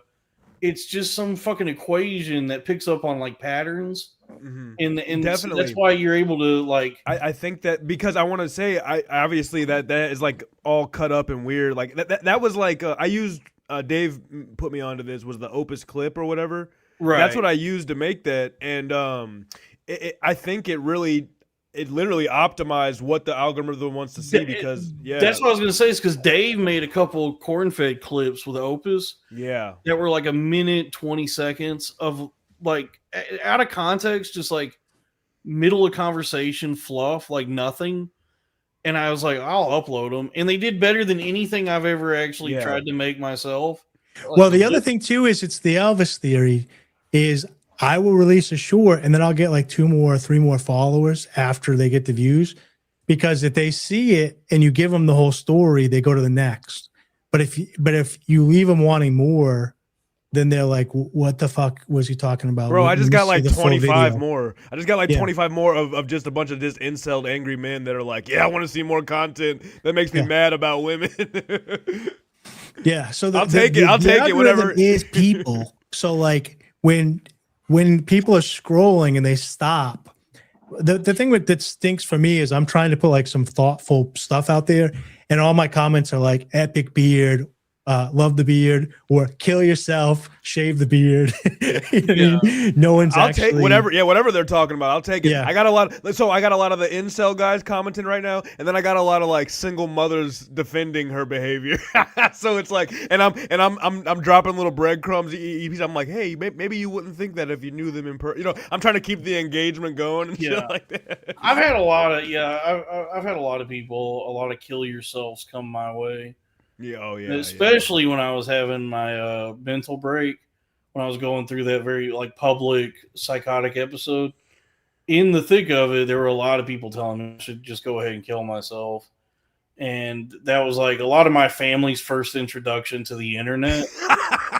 And they were just like, what the fuck is going on? Why are you on here, son? Yeah, like there was like so much of my family, because they like, you know, they my family was very concerned about what was happening. I wonder what Robbie's family was saying. Like there goes our son's only chance at success. His podcast it's ended because of this selfish asshole. No, Robbie is talented. I'm just no, I just meant like how much shit he was getting. Like if your family's reaction. Oh yeah, the amount of people telling Robbie to kill it. Yeah, I imagine. Okay, that's me being a narcissist just now. Oh yeah, I thought you meant how his family's reacting to me. Oh right. No. Robbie has also been told to kill himself by a lot of people. I imagine his family's probably not too pleased about that. Even Allah told them to do it. Okay, but you're doing a little bit of Quran. Oh, because he's okay. Yeah, but yeah, no, my family like they're not. My family's like kind of offline, or the alleyways and avenues and boulevards of the internet they traverse is like Blaze TV and Newsmax and Tucker Carlson and that kind of shit. Okay. So they don't know about the actual internet. And not until they like had to get involved with what was happening with me, and they started like seeing what was going on Twitter and all that, and the amount of people that, as I'm going through something that's like obviously a mental health crisis, the amount of people that were telling me to kill myself, my parents were like, Is anybody gonna like do anything about this? Like, are the like who do we talk to? So but they wanted people arrested. Yeah, they were just like, how do we tell? Your parents turned into in Australia is like arresting people now. Yeah. Which I mean, honestly, taking away social media. No, they're right. Those people should go to jail for that. They should go to jail for telling me to kill myself. Really? If you don't give us super chats, you should go to jail. The greatest, most evil crime you could commit in this country is being mean to me. That is the greatest sin anyone can commit. But I mean, it's like I understand where they like I'm so like callous to it now because I've been on the internet so long that I just am like, yeah, that's what people on the internet do. But I can imagine how like upsetting and scary it was for them that I'm going through something where the primary concern is that I might kill myself, and there's just like 100 different people telling me to go ahead and do it. Yeah, you know what's funny though? I will tell people that we do the podcast, They asked what it's about, and I was like, it's kind of a hang. We make jokes, we like watch stuff, videos, and like, and they're like, oh, you do an edgy comedy, and they're like, aren't you like worried that like blah blah blah we'll see it or whatever? And it's like, have you I'm ever too made a old for that podcast like shit. no one sees it? Like you can't get, Right, we're right. trying to get people If to someone find it, and you sees it, can't. if someone sees it and they don't like it, I feel succeed. I feel like I succeeded. You know, what I'm They're like, saying? what if the news like picked it up and put it? I was like, I hope so. Please, If it negatively news- affects my real life, then yeah, then we're getting Yes. somewhere. if the news wants to blow the channel up and put some shine on It us, is- please do. Oh, wow, that. bro, come on, hold up, Shine. What are you talking about, bro? Hold up, wait a second. Fuck? You know what, bro? Hold up, man. Oh shit! The no profile picture thing that just popped up reminded. Dude, Lewis got my ass today with how Lewis will do that thing of Oh, he puts the guy's when he just posts the guy's profile picture. Dude, he did one today where the guy just had the default, like he didn't upload a profile picture where it was just the Twitter grayed out thing. So that was him saying, like, basically, you're a pussy for not. Lewis, even... no, it's a bit that Lewis always does where he just takes the guy's profile picture and responds to the guy with his picture. Yeah. But this guy didn't have an actual profile picture. It's just the Twitter default thing. Well, that's a statement in and of itself. It's like a dude was too pussy to even put his pic up. Yeah.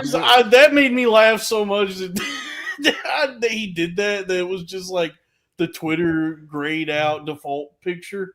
I was like, no fat on that. Lewis Just know simple- why this is yeah. funny? No fat on that. That is just a simple laugh, Yeah. like a quick visual gag. Yeah. Yeah. Not to get political, but Australia is going to make, or they're trying to pass a law. I think it got passed that you can't have anonymous online accounts anymore. They all have to be registered, and then you that's can gonna be get like porn. That's gonna and be you like can porn. and then you can get in trouble or arrested for certain hate speeches or being mean to people or whatever. Well, that's good. I've always said that it should be illegal to be mean to me. That's them though. And I That's think them. Germany's working on that too. Well, insane. whatever. Let them. Yeah, I mean, that's them though. They're already like Shit, man. What even used is to letting the Australia? government telling them exactly what to do. That they didn't. Well, the problem is like, what is like Australia. hate speech? Like us joking around as buddies. Like if somebody, a third party, is Yeah, upset, they can decide. That's the problem. they can decide. Yeah. That's such bullshit. I mean, I agree, Dave, I I think agree. we need not concern ourselves with the politics of Australia. That's what I was gonna say. enough That's what I was gonna going say on. because here in America they try to ban porn in certain websites depending on your IP address or where you're at and stuff like that. And it's like nobody respects that shit. Everybody's using a VPN. the only and people only see it as law people trying to just impose their The values, only you know what I website mean? that abided by that is Pornhub. You can still go to X videos. You can still go to. I was gonna Yeah. say Shane Gillis said he was trying to whack Bang off. Bang. I I wanna watched say Gillis this. on Rogan. He said he was trying to whack off on Reddit. I was like, Oh, there's a lot of great I that's was subreddits. like, how do you unnecessary. whack off? That's so I'm not on Reddit. Is there videos on There's there?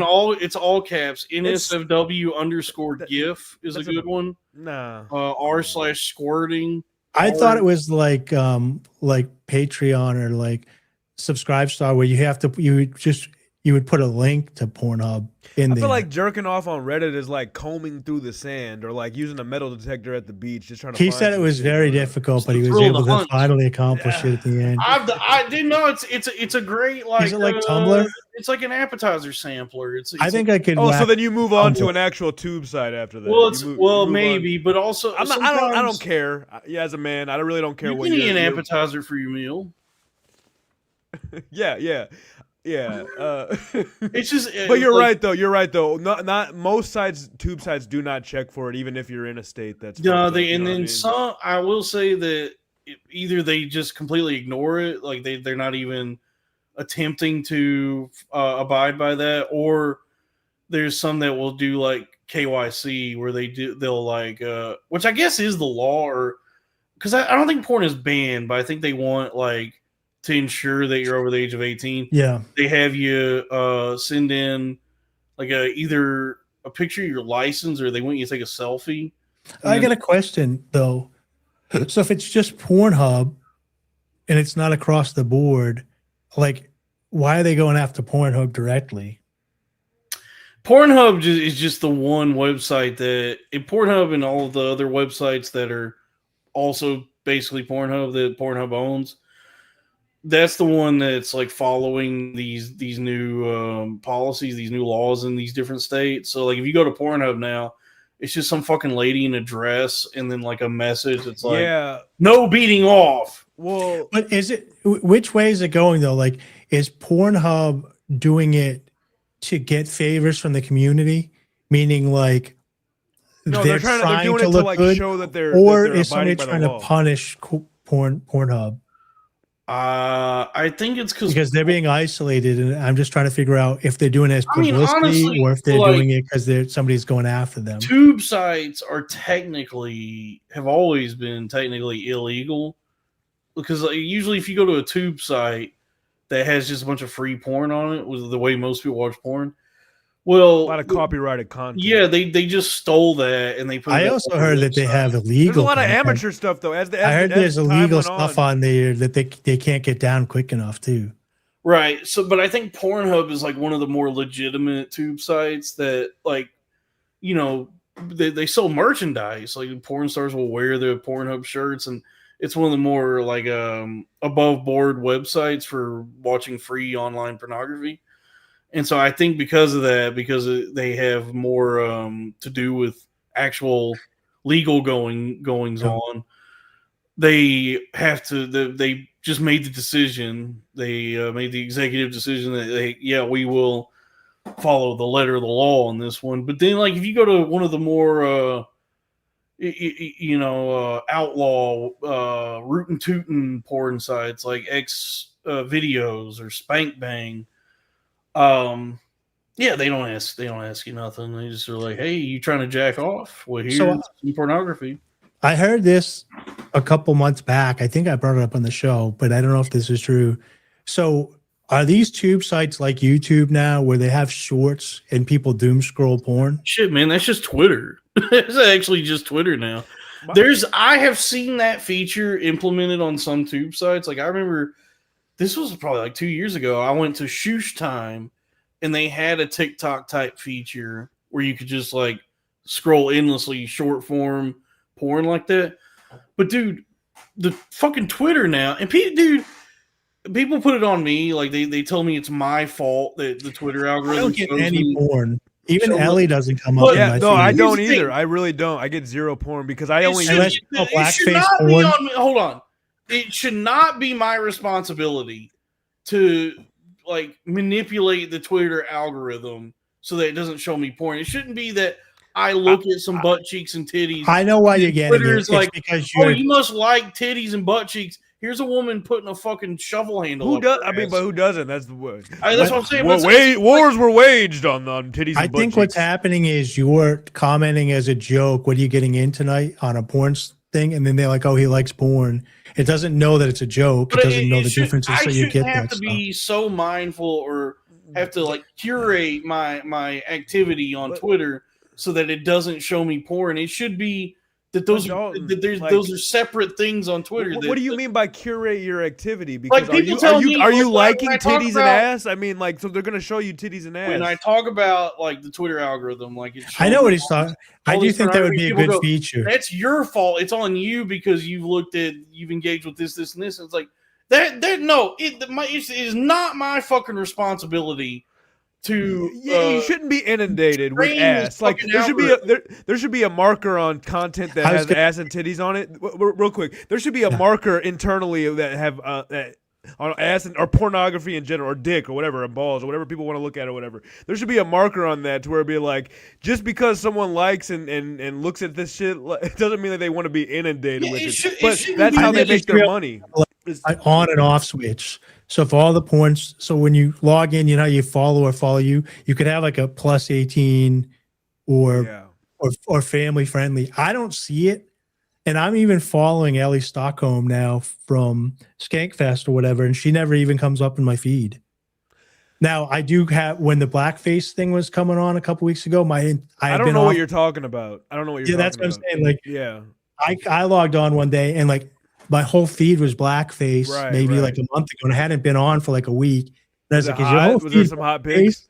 And Robbie's like, no, that's your algorithm. You're telling on yourself. It's And I was like, I guess. It's annoying to me that like if I mention that I go on like something that's happened to me, I can't even open Twitter in public places. No, But it's obnoxious now that if I'm on Twitter and there's like a cute video, like that video of that little pony jumping over the threshold of its barn there. A really cute video.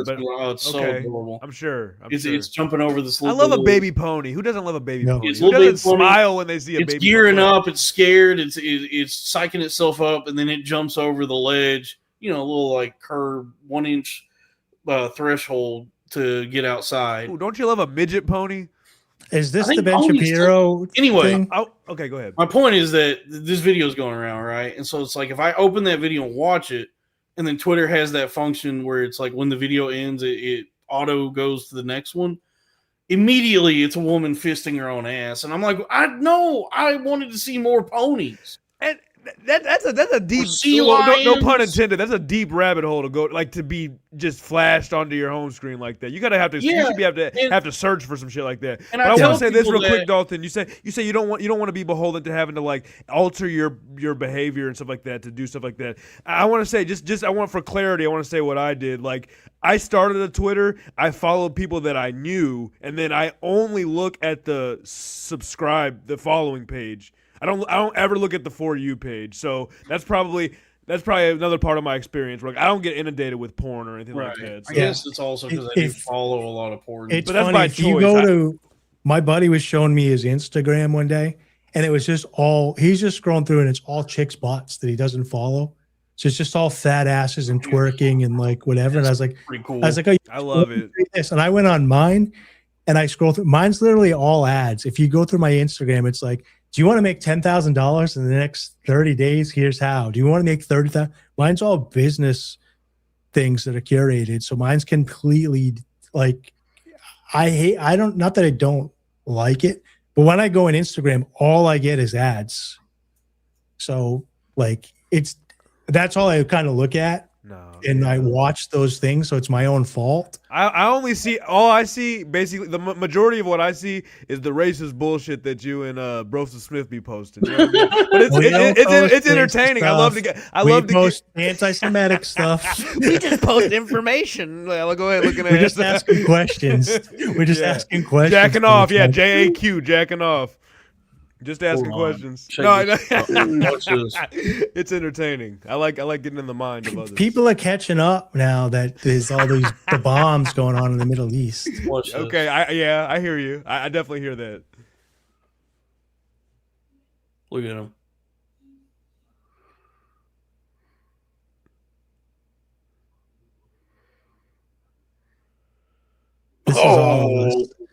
This is all of us trying to make that small leap. We need some inspirational movie music to this shit right here. That really just struck a chord with me. Yep. That really. We're all just trying to make our first hop in the snow. Am I right? Ain't that life itself right there? Exactly. That's the kind of stuff I do enjoy looking at, and then like I guess I need to turn. I don't know if I never turned it on. There's on Twitter now, it auto plays like the next video, so it does like a scroll like TikTok, and so like I'll watch something like that, and then the next thing is like a squirting video or a woman deep throating a man's penis. It's just the most vile acts of. It's quite a juxtaposition. It's quite a. It's really startling. It's always just like, oh my god, dude! I was at Starbucks yesterday enjoying a. Because I wanted to make sure I got, I'm at least trying to sample all the holiday season offerings. So I had the pumpkin spice already. I had the peppermint mocha.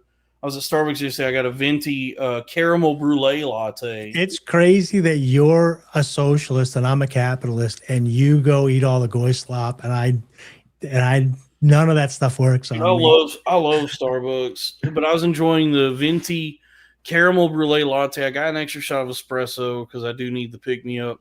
And I'm sitting there at the Starbucks enjoying my coffee, and I just had a habit open Twitter, and the first thing is it's just like some lady putting a pretty sizable. Good morning, Dalton. Daddy. Just putting a pretty sizable dildo up her ass. I'm gonna bust. Man, it's like I don't need the people at Starbucks thinking I'm some kind of pervert. My poor I neighbors. guess I am. Wait. But they don't need to know that. So but it's also maybe it is. Maybe I have because I follow a lot of these ladies. You just gotta separate things. That's all I yeah. say. That's what you just gotta separate. Like enjoy, but I'm just saying, if you don't want to be constantly having to be beholden or inundated with that kind of shit, I block a lot of, and every time I get a follow from a new account that's like a lady's profile picture, I click on it. If I see the OnlyFans thirsty or Fansly or whatever, I just block them. If I don't know them already, like if it's not Zia Anderson or Ellie Stockholm or somebody that we know that are we're friendly. I forget her name. What's the girl with the big old boobies from Boston that lives near me? Lexus. The one, Lexus, yeah. So I don't block them. Sabrina Piper. Oh, who else? What's the other Jewish girl? Karen Margolis or whatever. Is that her name? Oh, the comedians. Comedians I always follow, even when they're doing thirst traps. I love them The crinkly most hair bitches. seductive Zionists. Yeah, I like the curly haired statue. Woo. Yeah. All right. It hits all the right it hits all the right buttons for me in my brain. This is dude, I don't know what's been going on. You'll see. Sweeping the internet I got that video sea lions. music request.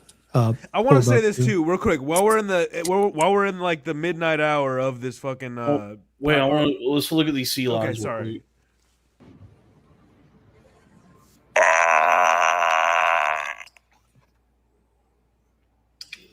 I like the Italian mustaches they got. Dude, Ooh, that was I a love dance sea right there. lions. That was a jig right there.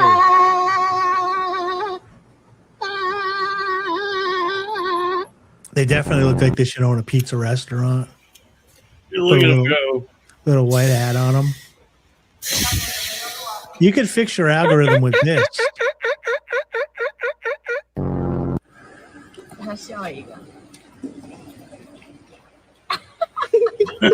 Dude.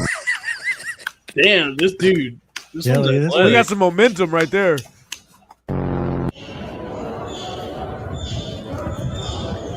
These things are dangerous in the wild, right? I've heard they say if you see one on the beach, do not go near it. Oh, look at this guy. Yeah, they all look like the Lorax. I'm one to speak. I love sea lions, dude. I don't know.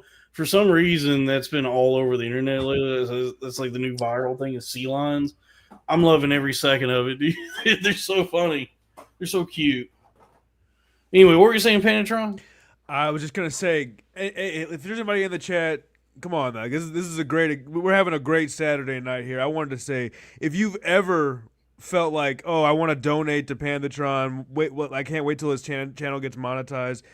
Go ahead and donate to this instead, in my stead. All right, what you were gonna give to me, give to them. Seriously, I swear to God. I have. Because it's gonna be a while before I'm actually monetized. So go ahead and throw it in here. You keep So reacting. that's a good thing to bring up. Is both Pandatron and myself, our first goal is the 500 subscribers on YouTube. So if you guys can go over, if you're within earshot of this broadcast, head over to YouTube and make sure you're subscribed to Pandatron and myself. Hit the like button, hit the notification, do all that stuff, so you know when Pandatron goes live.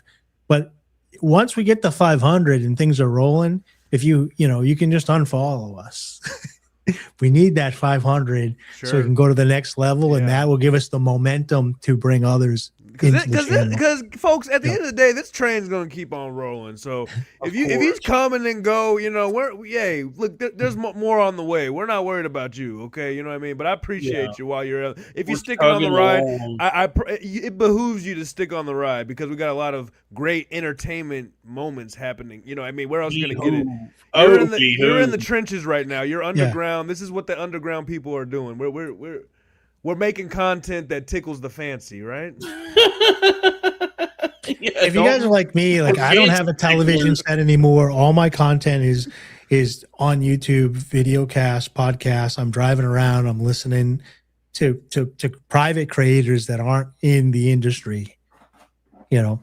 So in order for that to continue, they got to feel supported. It feels like a grind sometimes when you're putting the work in and you're not getting the likes and the comments. I'll And be the listening to like subscribers or Van whatever. Morrison. So it helps. You gotta meet people where they're at. What the fuck do they actually want to see? And apparently it's two people, a dude getting cucked by his girlfriend while she's wearing an Eevee costume, and and then some brown nigga at the bottom talking about some. Whoa, let me see what happens next. Well, let's. I guess we got a corn-fed radio. Yeah. So we got the Mad Conductor. Here we go. So corn-fed radio 148.8.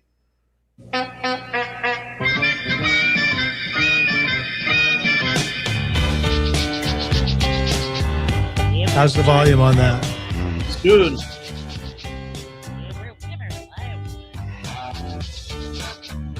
This nigga got 3 kids. He's putting his life in danger. Was this?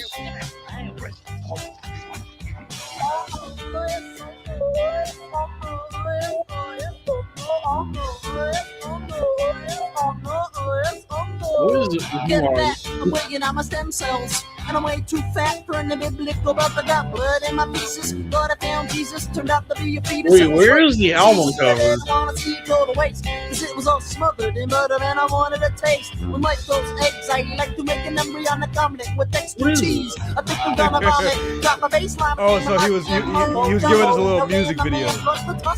I was just putting some. Yeah. I was just putting some visuals over it, so we didn't have to read the lyrics. But we can read the lyrics if you want. I was just curious. I was like, what the hell is this? We're a multimedia platform. I didn't know what the song was going to be like, so I just picked the wingsuit. It's bad. What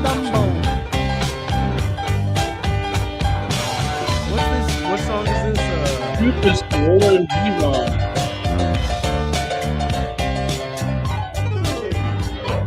Oh, come on. You don't like those keys right there?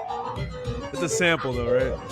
Yeah, it's Got some Werewolves in lines London. from some Charlie Brown type keys. Yeah. There's some scratching. Misconduct, said my bosses. Now Oh, he's British. Oh, fuck. Damn, Doc Huxtable is on vacation in Mexico. I need my ointment checked up with the stethoscope. Mr. Cacciatore always got that dope. Spinal cord sliced by a silvery slug. And I'm all tweaked out on prescription drugs. Now there's some white people shit right here. I would never do this. Music kills, that's got MC Kinney. Motherfuckers be having 3 kids and do this shit, man. Like, you, like, Oh yeah, this is white. adrenaline drunkie. Damn, he went far. Yeah, this is that. Yeah. This is that He's white. flying all the way to the city. He's I gonna don't crash think through. you doing this.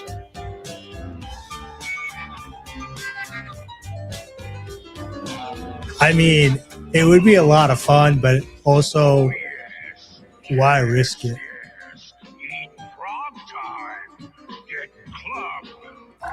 Yeah, this motherfucker do be sounding like Andy Milonakis. If you don't watch out, like a killer. He said, so that feeling for all too familiar. A little old lady got mutilated last night. I got the scoop from Lou on WJ and News. I can't eat sugar or I lose my cool. Go back to the future with the team will fool. I like candy, bubblegum taffy. You remember that episode? Yeah, I think that's enough of that. How many more will it take to sign a bill? Before she done Oh. hop, you'll stand the man. Yeah, you can go ahead and turn Sirloin, off. remember the sirloin? That was a great song.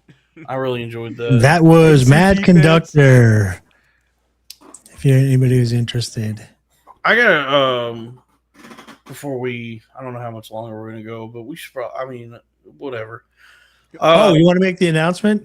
What is about- the? Oh yeah. By the way, folks, in the new year, we'll be starting the show on Saturdays. We're moving the time up or to earlier. What time are we doing it? It's up to you. We're going to move to prime time. We've moved up from the late night spot to prime time. We're bumping everybody. We're going to be, we want to do 8 p.m. You want to do 9 p.m.? I mean, I'd like to bump it up to start at 8 p.m. Eastern, but I guess I don't want that to what's the word? Conflict. I Conflict don't with want that other to people? coincide to I don't want that to like run up against anything anyone else is doing.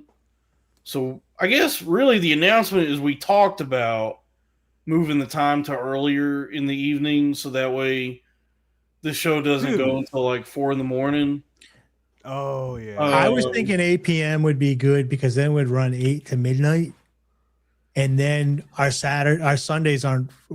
For me, I'm 50. I'm using my Yeah. whole Sunday to recover when I go to bed at 5, and then I'm not fully recovered until like Tuesday. Yeah, I mean, I Yeah. don't think we need to, nor do I want to like do this like every episode be like 5 or 6 hours long. Yeah. No, when it happens, it happens. When it happens, but usually I think we give the people plenty of show, and 3 to 5 is okay in this day and age. 3 to 5 is okay. 3 to 5 hours is a Especially- lot. I'm Yeah. also happy if it only goes maybe 2 hours sometimes. Yes, I yeah, like sure. having the option to do whatever I Leave want. them wanting more. Yeah, of course. But I mean, yeah, we were talking about bumping it up to start at 8 p.m. Eastern. But if that counters like anything anyone else is doing, then Dalton, if you're referring to me, bro, I listen, dude. My whole goal is to just go around what you guys go. It's just that you guys, it changes for you guys, so therefore it changes for me. And I'm a really flexible. So if you're referring to me, I'm not trying to be so presumptuous. If you're referring to me, like, dude, do whatever you want. I'm Well, Conan is your O'Brien. You're stream- Jay Leno as far as I can. wasn't Yeah, crack, but crack streams on Saturday. No. He stopped streaming, bro. I don't know what happened. Maybe No, he'll come so- back, but he stopped streaming. The only He really- people in our universe is Doug and Paul, who are over on Rumble, that are going about the same time. But most people just make the decision. They're going to watch one or the other live, and then they watch the other one, in Well, the look, come recorded version. New Year's, after the New Year, we're gonna try Saturday. Cornfed Saturdays will start at 8 p.m. Eastern, and we'll see where it goes from there. Sure. Because I've already talked about it with my contract, where I'm only going to do stat calls for the medical career in the morning, and so that I'll be able to get like rested and get showtime and stuff. And then we're not up to the to the Chinese buffet hours. Yeah. So I got a question. Let's go. This is our next segment. Remember when? But I was thinking about this today, and I feel like maybe not everybody, but most people probably have a memory when you were in school. Either like we all remember either you threw up or somebody else threw up, and then the janitor came in, and then what do you do to clean it up? He put the Sawdust. the smelly sawdust on it. The smelly sawdust. Yeah. I feel like everybody has that memory. Like either you talk to someone, it's like either they were the one that threw up or somebody else threw up, and then the janitor came in with some kind of fucking really disgusting smelling sawdust. Can I don't know- say I don't- something? Go ahead. Oh, go ahead, Panda. I don't remember it being particularly stinky sawdust. I remember it just being stinky because someone just fucking vomited. It may have just been that it was throw up. That we Well, were here's what I was throwing. going to say. We would have dances in the gym, like not like high school, but like middle school dances in the gym. And they would have like disco lights and a DJ, or like one of the teachers was playing music. It was like not bright, but not super dark. They put benches in the middle, and then they would put that sawdust on the hardwood floors so you could like slide around when you danced or whatever for some reason. Oh yeah, I've seen. Did that you guys before, ever yeah. have that? I've seen that before. Not at school. It was very but- similar. It's not the fine like I didn't stand go up. to the It's like school that had it's like sock hops strips or- of like stuff Let me like ask for the you, bomb and Dave, stuff. So my part of my curriculum growing up in gym class, one of the sports we did for one of our modules was square dancing. Did you guys ever have Yes. to do that? Yeah. Why did they have everybody do square dancing? And know, it I did do sucked that. so bad because it really started that whole like choosing thing. Like you saw which guys were getting chosen, which guy like I don't want to dance with him and all that type of stuff. You know We what I did mean? not Like, do square dancing in So, my high school. What we did when it first started, like the square dancing first started, I was really into it. And I'll tell you, because as a Greek growing up, when we dance in circles, and like the men hold hands, and there's a leader with the white flag, like it's like a cursed handkerchief. And then the women hold hands and they go in circles, and you weave in. And then the man drops the handkerchief. The woman drops the handkerchief and the man picks it up. Sorry, the woman starts Okay. with the man picks it up, and you're intertwined. And so because you're there with your boys, it made you feel comfortable to interact with the women. It wasn't Sure, like one-on-one. So when we started doing square dancing, we were doing these circular things that were almost like jigs in a pattern with each other. And we're all together joking around, but you're also interacting with chicks. Then when we got older, it was the one-on-one. So it kind of led you up to being like, Well, so you're not scared with the ladies. So in gym, you did dancing multiple times. You did dancing multiple times throughout your schooling. I think we did it in I think we did square dancing at like 6th, 7th, 8th grade. Yeah, 6th grade for me, yeah. And like in the 6th grade when I first started, it was more like, okay, everybody do-si-do, but it was like everybody did it at once. No. And then by the 8th grade, they were pairing you up, or people were That pairing was in 6th naturally. grade for But when me, you yeah. started, it was just like go in a circle, go back, do a So jig, dumb. Such a do dumb waste the of time. arm catch thing where you're spinning random people with the arm catch. What did that prepare us for in the world? I think You it know, was it to didn't even get you give it- prepared to like being confident for the genders to commingle. Sure. Okay, that's fair. That's fair. That's the only thing I can think of as an Me adult too, now me that you too, brought that's it up, because it was weird. Like square dancing, quicksand. What are some other weird things they teach you about? That was the first time where I felt the world Slavery. wherever if a girl is like hell or psyched or not psyched to be with you, or which guy they're psyched to be with or whatever. That was like my first big thing of that. You know what I mean? It was. Let me ask you this: was your school predominantly white, predominantly black, or mixed? I want to say like 60, 65, 35. 65 mostly Okay. white, mostly white. I was just curious if you were like, But there one was of there the was few black kids there, and you're like, this is some white people school. No, Let there me was, go to the square there's dance. plenty of black. There's people blacker than me. There's people less black than me that were still black. Yeah. You know. I think so here's the thing is that, and it's what I was thinking about is like how it's kind of neat. It's kind of cool how it spans generations, at least in America that I'm aware of, this country.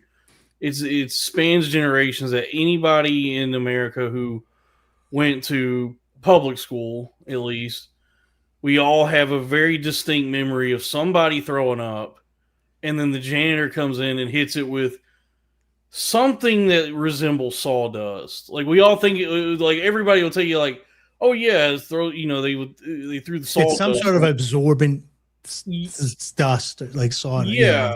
And I think I'm trying to figure out like, because and then the other thing is that, I have the same memory that it smelled awful. It was like really But pungent. Panda might be right. But I It might think be it- activated by the vomit. I think it's just that it was the smell of throw up, and that it was like combining with whatever the scent is. Yeah, because I do think they put that same shit on the dance floor when we were dancing. Yeah, I do remember, They just had to to get rid finish of what I it. was Not saying enough with, kids were throwing up. with Panatron, as somebody that grew up in the Greek community before like this, like I was going to Greek school, Sunday school, and hanging out with the Greek community. Then I went to this thing and they started teaching us square dancing in school. My mind was like, oh, this must be white people stuff. Like I was like, white people square dance. I guess I get the Greek school here. We do this type of dance, and this is what white people do for dancing growing up. I found one brand. It's called Voban, VOBAN. What, you need some? You've been vomiting on your rug or something? I've been looking for solutions for cleaning up my throw up. Yeah, that sleep apnea is really good. Yeah. No, I was just thinking about that today. That I was thinking about school today. Like, I don't know. For some reason, it's that time of year. I just remembering my childhood. I guess it started because Christmas was much better when you're a kid. Christmas time is way much better, way more better when you're a child. I like way much better. Way much more better. It's more it's a more magical, exciting, fun time. You're so excited. Yes. Oh, it's Christmas. But I do think I'll tell you this, and you'll hit the stage of it eventually. I think, hopefully, I actually appreciate Christmas much more now that I'm older for what it is than I did when I was a kid. I was just like, gimme, gimme, gimme, where my presents. Now I actually took it as a time to reflect, as a time of year. That's winter. on, Yep. That's on winter, Christ, on the sun circulating, and now the days are getting longer and everything. And that it's something that the community comes together to celebrate, and like just driving around the neighborhoods and seeing the lights and the happiness, and the carolers were out down at the town Christmas tree that I went by the other day. And it's like, it just pulls everybody together in this really sad, cold time. It is a time that does like cause you to, you think back on all your childhood Christmases, and you just start thinking about I've just been thinking about my childhood Nice. last week. Good and memories, today, bad memories. all of it, all of it. Yeah. I mean, good times, bad times, I've had my share. Yeah. But Pick yourself up in a big ball. I was thinking today about the throw up sawdust. Yeah. It was just one of the memories that popped in my head about school. Like, it's because it's so, the times that happened is just so distinct, and everybody has that shared experience of somebody threw up, and now it's like a biohazard emergency, and to decontaminate, to clean this up, the janitor shows up, and to everybody, we just remember, like, we all are like, yeah. I think what is interesting is sawdust all over it. One thing that's great about this show, and I think I start to realize why people like start listening, and they love the show and they tune in and they really relate to it, is as I get older, I feel like my memory's going and you forget about all this stuff, but then you say something like that and it triggers this shared experience, and then like the whole audience gets to whatever. And I thought that I forgot about that, but as soon as somebody brings it up, it becomes very visual. And like even the dances and the square dancing, like Pandatron said, I forgot we even did that. If you had asked me, it got knocked out of my brain somewhere. But here's the thing. And then you can just access that file and bring it back. Smell has such a strong connection to memory. Yes. You can, Yeah. even now, you love unlocking a memory with a smell. Oh, yeah. I can't even smell Goldschlager without going... here's the thing.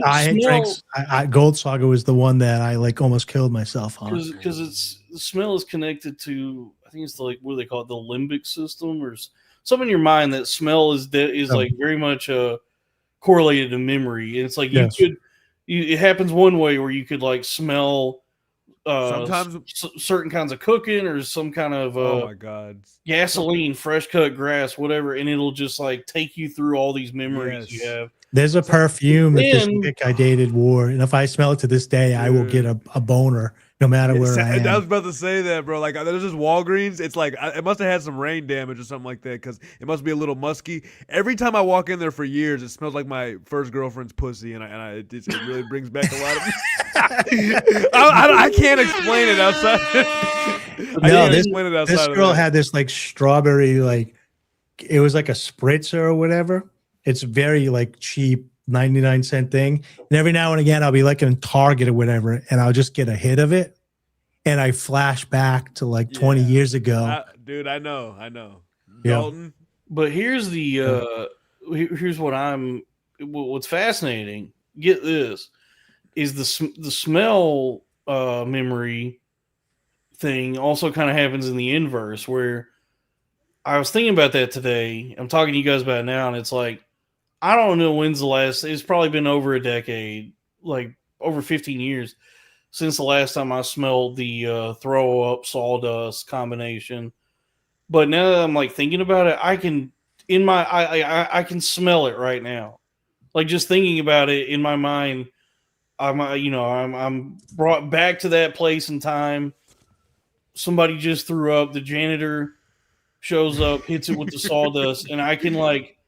We all got to leave the room. I can like capture it, right? Like, I can smell it right now. That pungent blend of vomit and whatever that sawdust shit is, like whatever the scent is of that, like mixing together and creating, honestly, something much worse than what the throw up smelled like. And so but then the infinite mystery is that we just like took it for granted, or just never thought much about it. And that's the only time in our lives we ever saw anything like that. That somebody was just like scattering sawdust on vomit to clean it. We all just like take it, just assume that what was happening was that was sawdust. But it turns out so it looks like one of the manufacturers, like one of the big ones, is a company called Lightning Manufacturing. What do they put in that shit? And it's a product called Voban Aromatic Absorbent, proven performance since 1942. We put baking soda in there. The welcome to Lightning Manufacturing Group. We are proud to manufacture Voban Absorbent, the premier aromatic absorbent for managing spills and controlling odors. Since 1942, Voban has been the go-to vomit absorbent and spill absorbent solution to absorb and neutralize spills like vomit, bodily fluids, and other liquid spills. Voban absorbent is suitable for a wide range of environments, offering rapid absorption, effective odor neutralization, and stain prevention. And then there's what is this? Is this a video? Oh, we don't have to watch this now. This is a guy that's No. Oh, okay. Oh, here we go. Yeah, so so check this out. There's actually an informational little introduction here. So this is interesting. So watch this. Here we go.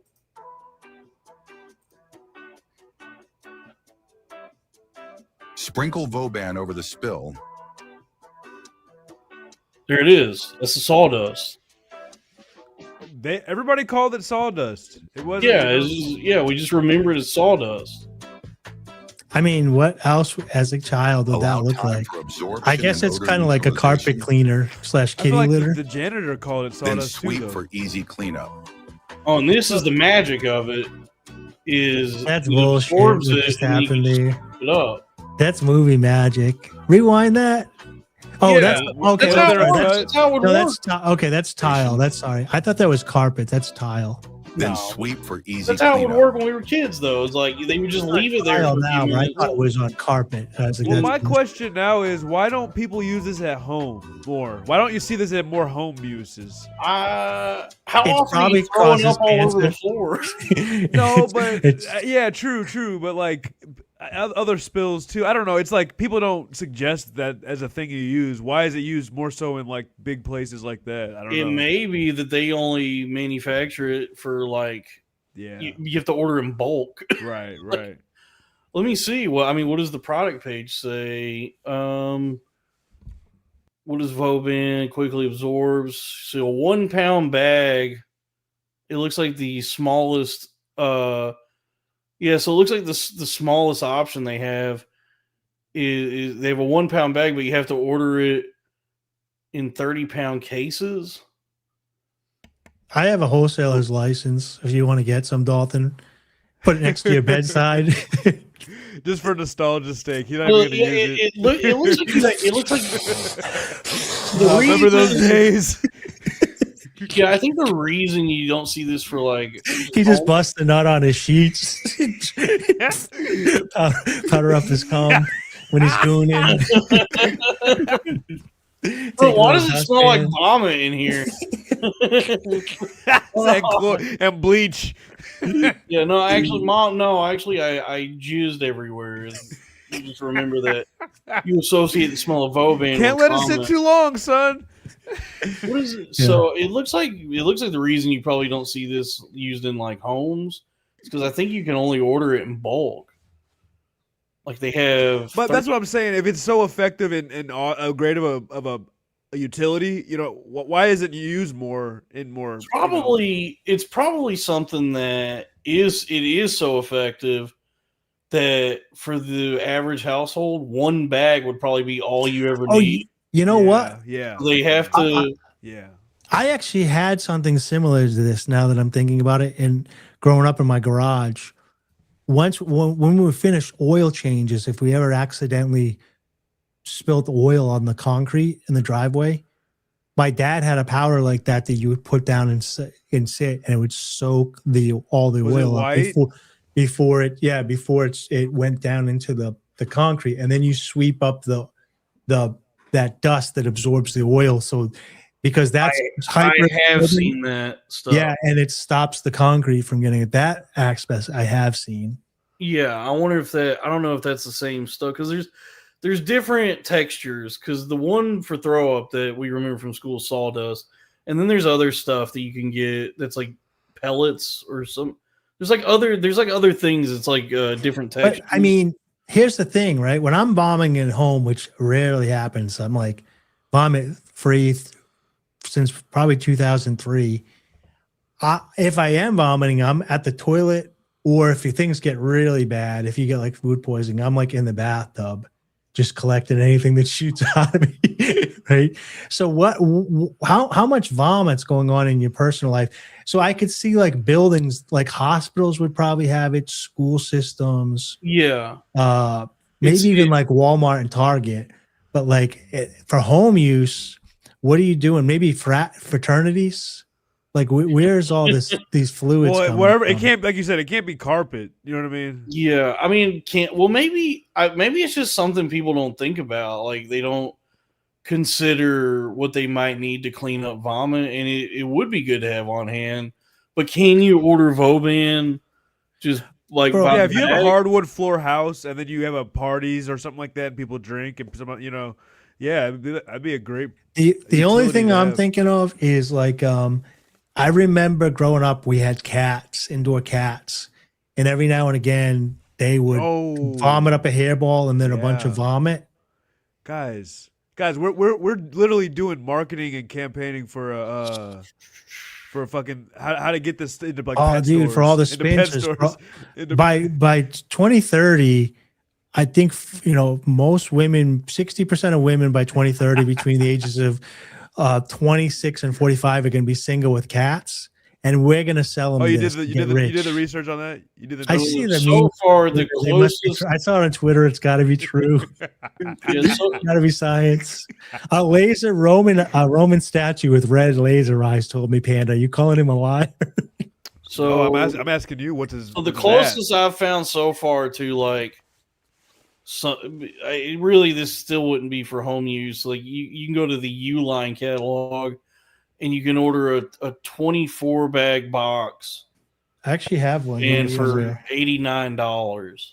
I have a wholesale account with Uline, Dalton. What's your address?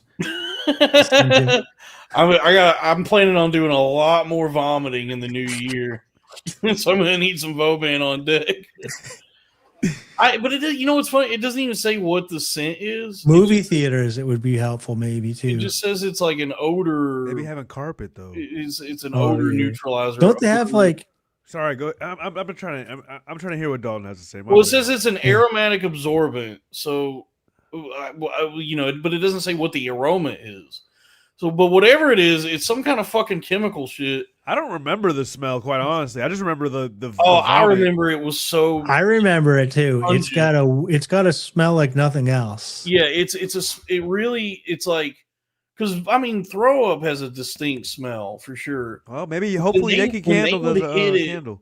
When they would hit it with the Voban, the sawdust, it would like amplify. It didn't make it smell better. It was like, oh, this is really putrid now. I'm trying to think of something that even comes close to that smell. It's such a unique smell.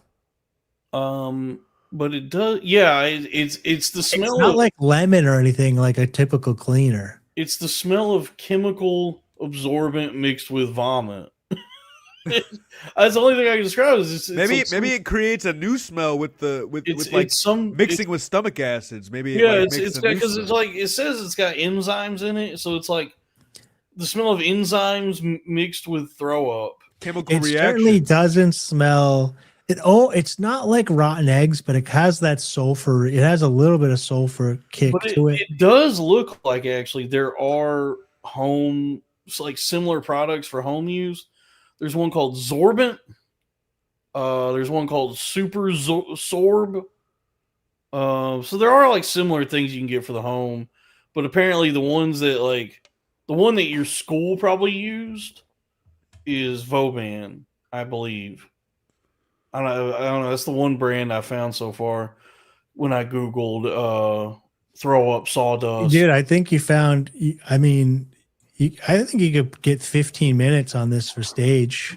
You know what I mean? It was just like If you sat down for a day and wrote like you were Jim Gaffigan, you could do 15 What'd on you say? Zoban. What'd you just say, Dave? What's his name? Jim Gaffigan? Jim Gaffigan?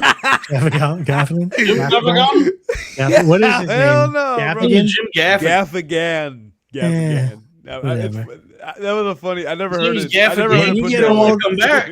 You can only hold 150 names in your head, so as you get older, your brain starts doing the best. I'm just That ain't fucking true with you. because No, the chat's me and always asking. Vanitron I just make up started. names. I'm terrible with names. Gaffigan. What do you say, Gaffigan? Gaffigan. He trailed off at the end of it. That's why I was like trying to figure out how he was pronounced. Anyways, That 150 names thing is bullshit. Me and Panatron started with 150 Pokemon, and then we went. I from didn't know there. all them shits though. I don't know all the names of. I would say I knew maybe a good 70, maybe a good. 70. I don't even know if I can name. I can name the starters, and then like Machamp, Mankey, The song helped. Butterfree.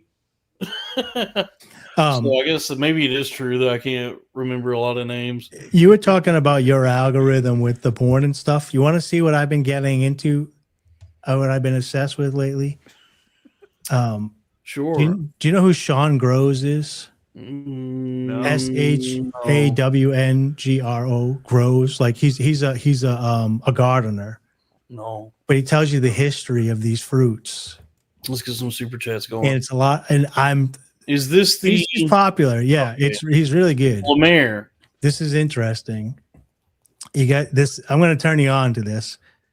So we'll start with this one here. But all his videos are the same, and he kind of teaches you how I to don't like that homestead, finger. I don't like how that finger is right there. I don't like how, that. how to. Oh, the one with the seed on it. It looks like a dick in the front of the camera. Paw.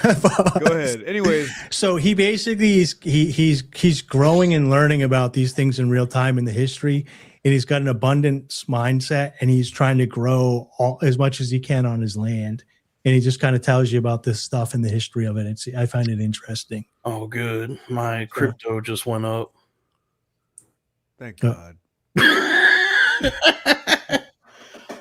All right, let me just get the volume. You guys ready for this I'm one? listening. I'm Go watching. ahead. One of the most Italian foods that shouldn't be Italian is the cranberry bean. These are some of the most beautiful beans in the world. Cranberry beans actually originated in the Americas. They crossed the Atlantic because Europe's fava crops kept collapsing. And when favas failed, entire villages went short on food. So when ships brought back these new beans, farmers tried growing it. It grew in places where other crops really couldn't survive. Landowners called them the bean of the poor, mostly to keep the demand and the price low. They were so reliable that they replaced the favas within a few generations. So they renamed them Borlati because it sounded more Italian. We used it, renamed it, and forgot where it came from. This is one of the creamiest beans in the world, which is pretty insane. One of the most Italian foods. Yeah, I like that. I like that. That's cool.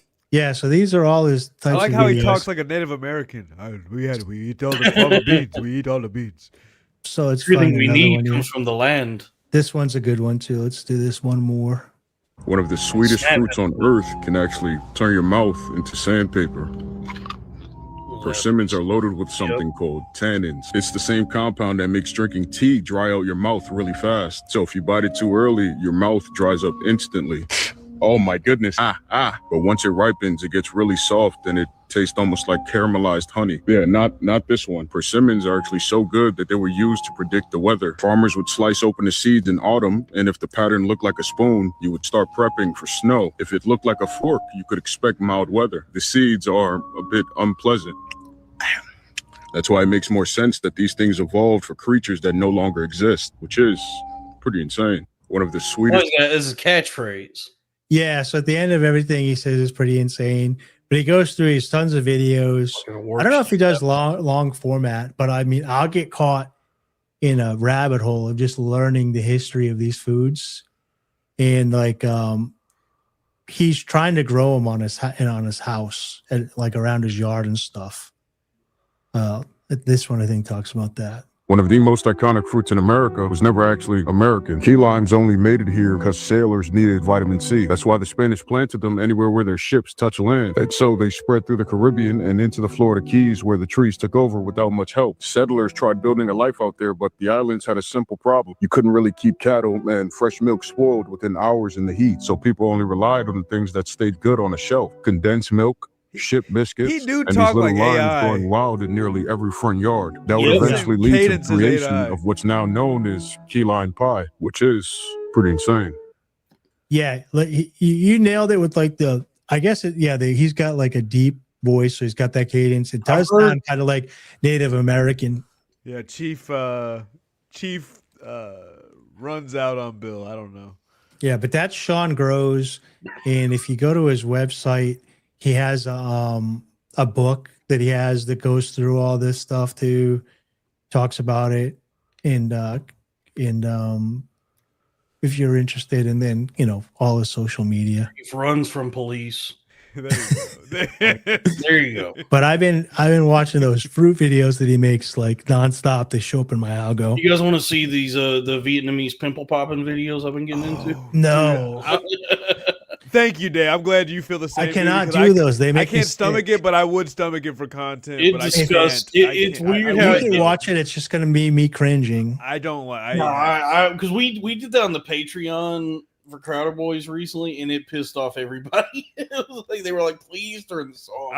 I just was listening to audio at that point. I was doing other stuff. I just actively didn't watch. It's that shit. weird how I feel disgusted watching. Chris Cunningham said Chief went for smokes. That's freaking good. That's a good one. I feel disgusting watching them. Like I'm watching them like this is fucking grotesque. This is gross. But I can't stop. I can't look away. I'm like, this is so fascinating. Just like there's some spa in Vietnam that it's not that you're not supposed to really pop your pimples ever. You're supposed to like do a routine of like keeping it, cleaning everything up and hitting it with. Let it ooze out itself. You can buy products that make it melt on the Yeah, inside you're and supposed ooze to- out the way it's supposed to ooze out. You're You're not supposed to like, hit it like clean. Just keep everything clean until it dissipates on its own. But these fucking estheticians for whatever reason, the Vietnamese have like horrible acne, I guess. Oh. And their technique is like it would give Dr. Pimple Popper a heart attack if she saw this. It would be much to her chagrin to see how they do this, because these people go in and presumably they're paying for this treatment, which appears to just be injuring their skin. Where they got zits and blackheads and shit all over them, and then some fucking Vietnamese lady just goes in with a X-Acto knife and is just stabbing them everywhere. They have blackheads and zits. that's and going to create more scarring. The reason you don't pop the shit is so it squeezing don't the shit scar. out of them. And I've seen it where, and by the way, she's maybe an esthetician, like a beauty lady, not a doctor at all. So she's not trained to really have She's any. equipped with many ancient Chinese secrets. Yeah. That's about it. She's got some Chinese secrets, some of them ancient, but she's not a doctor, so I don't think she has like any understanding or knowledge about like how to properly care for someone's skin. Experience. And dude, I've seen it where she'll have. Got hours in the field. Dude, I've seen some of these where this lady popping the pimples than an actual doctor. Yeah, I've seen it where this lady, like some of these, she'll go in and like stab somebody's what she thinks is a zit, and I guess like she'll squeeze the gunk out, but then they'll just start bleeding everywhere, and not like I know sometimes you pop a zit and there's blood that comes out with it. There's times when this person's like bleeding so much where I'm like, yeah, you just stabbed this fucking guy. They go. You don't need all these surgical things. They go die in an alleyway after the videos things, but she's got the likes. Yeah, let me tell you They go this. Let me bleed tell out. you this. Yeah, you don't need surgical for everything, but my ex, she had this thing on her back that was like fucking like it was brewing for months basically, and it was like right where her bra strap was or whatever, and it would flare up and cause her pain at time, and then it got to a point to where it was time to get popped and shit like that. And oh my god, like it took a minute. It took some work. She had to like weaken it with some type of like topical agent over a certain period of time. Then she had a bandage. We took the bandage off. I tried to pop the shit. it was so pent up. There was so much pressure inside of it that and so much liquid in there and so much pus that when I popped it, it shot to the ceiling. It hit the ceiling. There was like a thing on the, and then and there was instantly an odor. We needed some of that sawdust for that shit. There was it was like one. It was something I hadn't smelled before. It was almost like a cup of wet. It was a cup of water with pennies in it that was like really sad. That's reminding me when I was in high school playing football. We were at halftime, and this kid Billy used to get boils. He used to get him on his face, his shoulders. We called him Billy Boils. We didn't call him Billy Boils, but he used to get boils. He was one of the linemen, and he was like he had one on his back, and the way that his pad was coming up, it was bothering him. And he was like, "Somebody's got to help me out. Somebody's got to pop this thing. I can't even concentrate. It hurts so bad." And they're like, get the trainer. And one of the like psycho kids is like, "No, I'll do it. So I just remember it's at halftime. We're in the shower. He pulls his thing down so you could just like see his like the top of his ass, like the small of the back. And this kid's like digging at it, and we're all like looking over on our football equipment. And when it went, dude, it went poof, and it hit the kid right in the chin, dude. It just splattered up, hit the kid right in the chin. You got a butt bullet in your fucking face. Yeah, well, it was like the haunch. It wasn't like you got a haunch bullet in your face. Yeah, like the haunch thing. But like I remember that like it was yesterday. Now they were bringing it up. I haven't thought about that in forever, dude. That was so gross. Dude, wow. The human body is disgusting. Shout out to the Attleboro High School JV football team. Girls love that shit, dude. Girls love like finding zits and popping them on you. They love. Well, I'm fine with like a girl that I'm fucking doing that and shit like that to be like, yeah, go for it. You know what I mean? But like, I don't like looking at those videos of people like crazy shit festering and falling out. I don't like the shit. I've been so blessed. I don't like the cystic acne. I like it when you just get a good patch of blackheads, good old meat and potatoes blackheads, and then the Vietnamese like goes in. And just thanks for having me on, by the way. You're welcome. Yeah, anytime. Your family. Those are blackheads. So, see, we don't even see color on this show, Panda. It's all jokes. Well, I got the jelly roll fatness where I'm too fat for color. Dude, he's such a fucking liar. That shit pisses me off. So I don't get Joe, upset. I couldn't even see color. I was so fat. I figured this out the other day because I'm very like mild mannered, and I never really get triggered or whatever. Lies, like not the truth. Like I'll fight for the truth. When I heard that clip, I was like, Joe, come on. Call this bullshit out, dude. Have Jamie look up something on Perplexity about not being able to see color because you're so fat. And Joe just lets him have the story. Well, yeah. I mean, it's been clear that Joe picks and chooses who he wants to call bullshit. I mean, yeah, I guess there's bigger battles to pick if the guy needs that, but it's just one of those things where it's like, I mean, maybe it is true. I haven't researched Joe it. has been picking and choosing who he wants to call on their bullshit. He's been doing that. I don't watch much. I watched Shane the other day. I've been watching more since it's back on YouTube. I watched Shane, and then I watched I don't know. I watched somebody a couple weeks back. I understand it's confusing or that it's like kind of like Ethan Hawke. Ethan Hawke. That I do that piss. I tried watching that because I love Ethan Hawke, and I was like, yeah. The main issue with Joe Rogan's show, like the thing that I find so like troublesome about it, it's so fucking boring. I had a 3-hour drive, so I listened, and I was just like, oh, I'm going to learn about Ethan Hawke and who he is as a person. You don't think anybody would say that about what we're doing right now? Dude.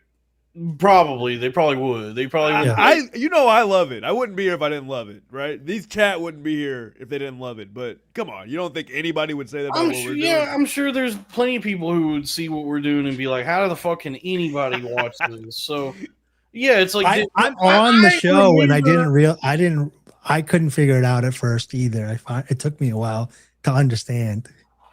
But I mean, I remember listening to the Joe Rogan Experience like 10 years ago. Yeah, and it was much more engaging then.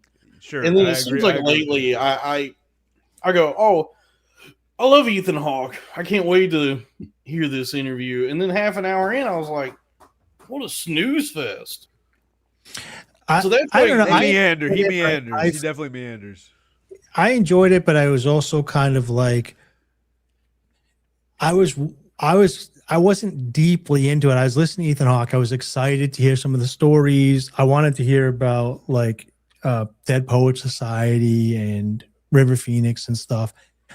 But I always feel with guys like him, they're acting just a little bit all the time. Oh, I Mel know. Gibson was By kind of the the way- same way when they were talking or whatever. Matthew McConaughey's like that, and it makes it difficult for me to settle in and My listen. issue is not with Ethan Hawke. I think it's what No, Meth Joe is Man. horrible. It's what Meth Man in the chat says. Rogan is not a good Joe- interviewer. And yes, and to that point, Joe Rogan is I feel like for as much shit as he's done throughout the years, as many people that he's met and things that he's done, he seems so beholden to like clout. Like if he's someone there, he gets nervous. Like he doesn't know how to approach certain things. If he's built someone up in his head a little bit too much or whatever, I feel like he should be way past that at this point. No, I think he's just an airhead. He's a meathead, airhead, dimwit. I don't know. Like he doesn't strike me as a particularly thoughtful or like the praise he's gotten over the years is that he's so curious. You know. I do think, inquisitive, and I'm like, not really. No, he's Well- made up his mind in recent years. Yeah, he's pretty set in his ways, and the only he's like the only thing he seems to approach with any incredulity is like trans people. He He's like, falls how, for AI how all can the that time. be? He falls for Twitter and AI all the Yeah, time. but It's like- everything else he accepts with complete credulousness. He's just like he falls for like Facebook boomer AI slop. Did you guys see that thing that popped up my Yeah. timeline? It's like, did you look into it at all whatsoever? I mean, I But don't know. I I mean, think who- it's who great. am I to I actually think criticize, it's though? great when people just have conversations and show stuff from the timeline. I think it's a pretty cool Who am I to idea. criticize? He has more money than me, so I can't criticize. well, him. I mean, it's fine to be exposed to a bunch of different aspects and perspectives. Definitely, I totally agree with that. But Well, a I'm lot saying of that's people- what we do these here. cunts do on Twitter. What I've noticed, I don't use Twitter. I just from what I see, like there's a lot of vitriol and people make a post. Trying to make a vague statement and like pointing you towards a conclusion. Like it's just I don't know. It seems very manipulative. A lot of the posts that I see, they want people want you to think the way they want to prove a point that they may not have made a great case for in the first place. The tide is turning. Sure. I just I- Oh So yeah, with I gotta change my laundry. You're right. I never really thought of Rogan as like an interviewer like Stern or whatever. I always just thought that Rogan was just having people on to hang out with them. And then the audience kind of gets to hang out with them, kind of like what we do. well, Rogan got bought And out.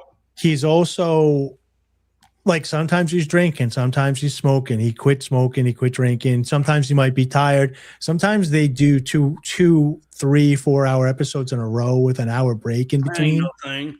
And so I do think like we're picturing he's got all the time in the world and like he's at his best every episode. I'm not trying to stick up for him, but I never went in thinking this is the Fear Factor guy. Well, you're doing some elite ball washing for Well, a I guy. know. Well, I'm just like, this is the Fear listen, Factor guy that's just hanging out with somebody. Do I want to watch him hang out with somebody? 2012, 2014, 2015 even, like I was way into Rogan because he seemed like Dalton was saying a little bit I more used to quote unquote be- curious to where he would actually explore facets with an I intent used to to learn be a something. fan of that show. Like I was like any episode I would tune into because I thought it was like it was a pretty cool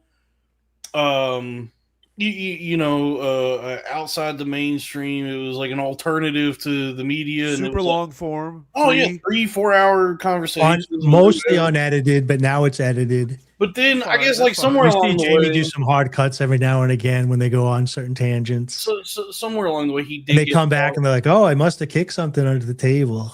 he got bought out or something because then it started being like he starts more and more. You're seeing him interview like tech CEOs and fucking CIA agents and shit, and it's not only that. Not only is it's like curious that these are the people he's interviewing. It's also just boring interviews. It's like, He does claim that he only has people on that he wants to meet with sure. and get to know. So sometimes people are like, "How come you've never had so and so on?" And he's like, I don't know anything about him. Would he be? Why Would I be would- I interested mean, or how- whatever? Why would a prominent media figure lie? What reason would someone so important in the media have to lie about anything? Oh, that Yeah, I Cash get that. Patel is gonna go down in history, man. That Cash Patel. Yeah, I do also agree. Like I was saying earlier, that Rogan's climbed to that level. There's got to be some sort of corruption within the system to get that big. Yeah, but it's like, look, it's like I just said, though, the tide is turning. He doesn't have the market share he used to. His show is not the kingmaker it once was. I think the Amy Poehler podcast is the number one podcast. That's what the it's in the name. It's a good hang. whatchamacallit.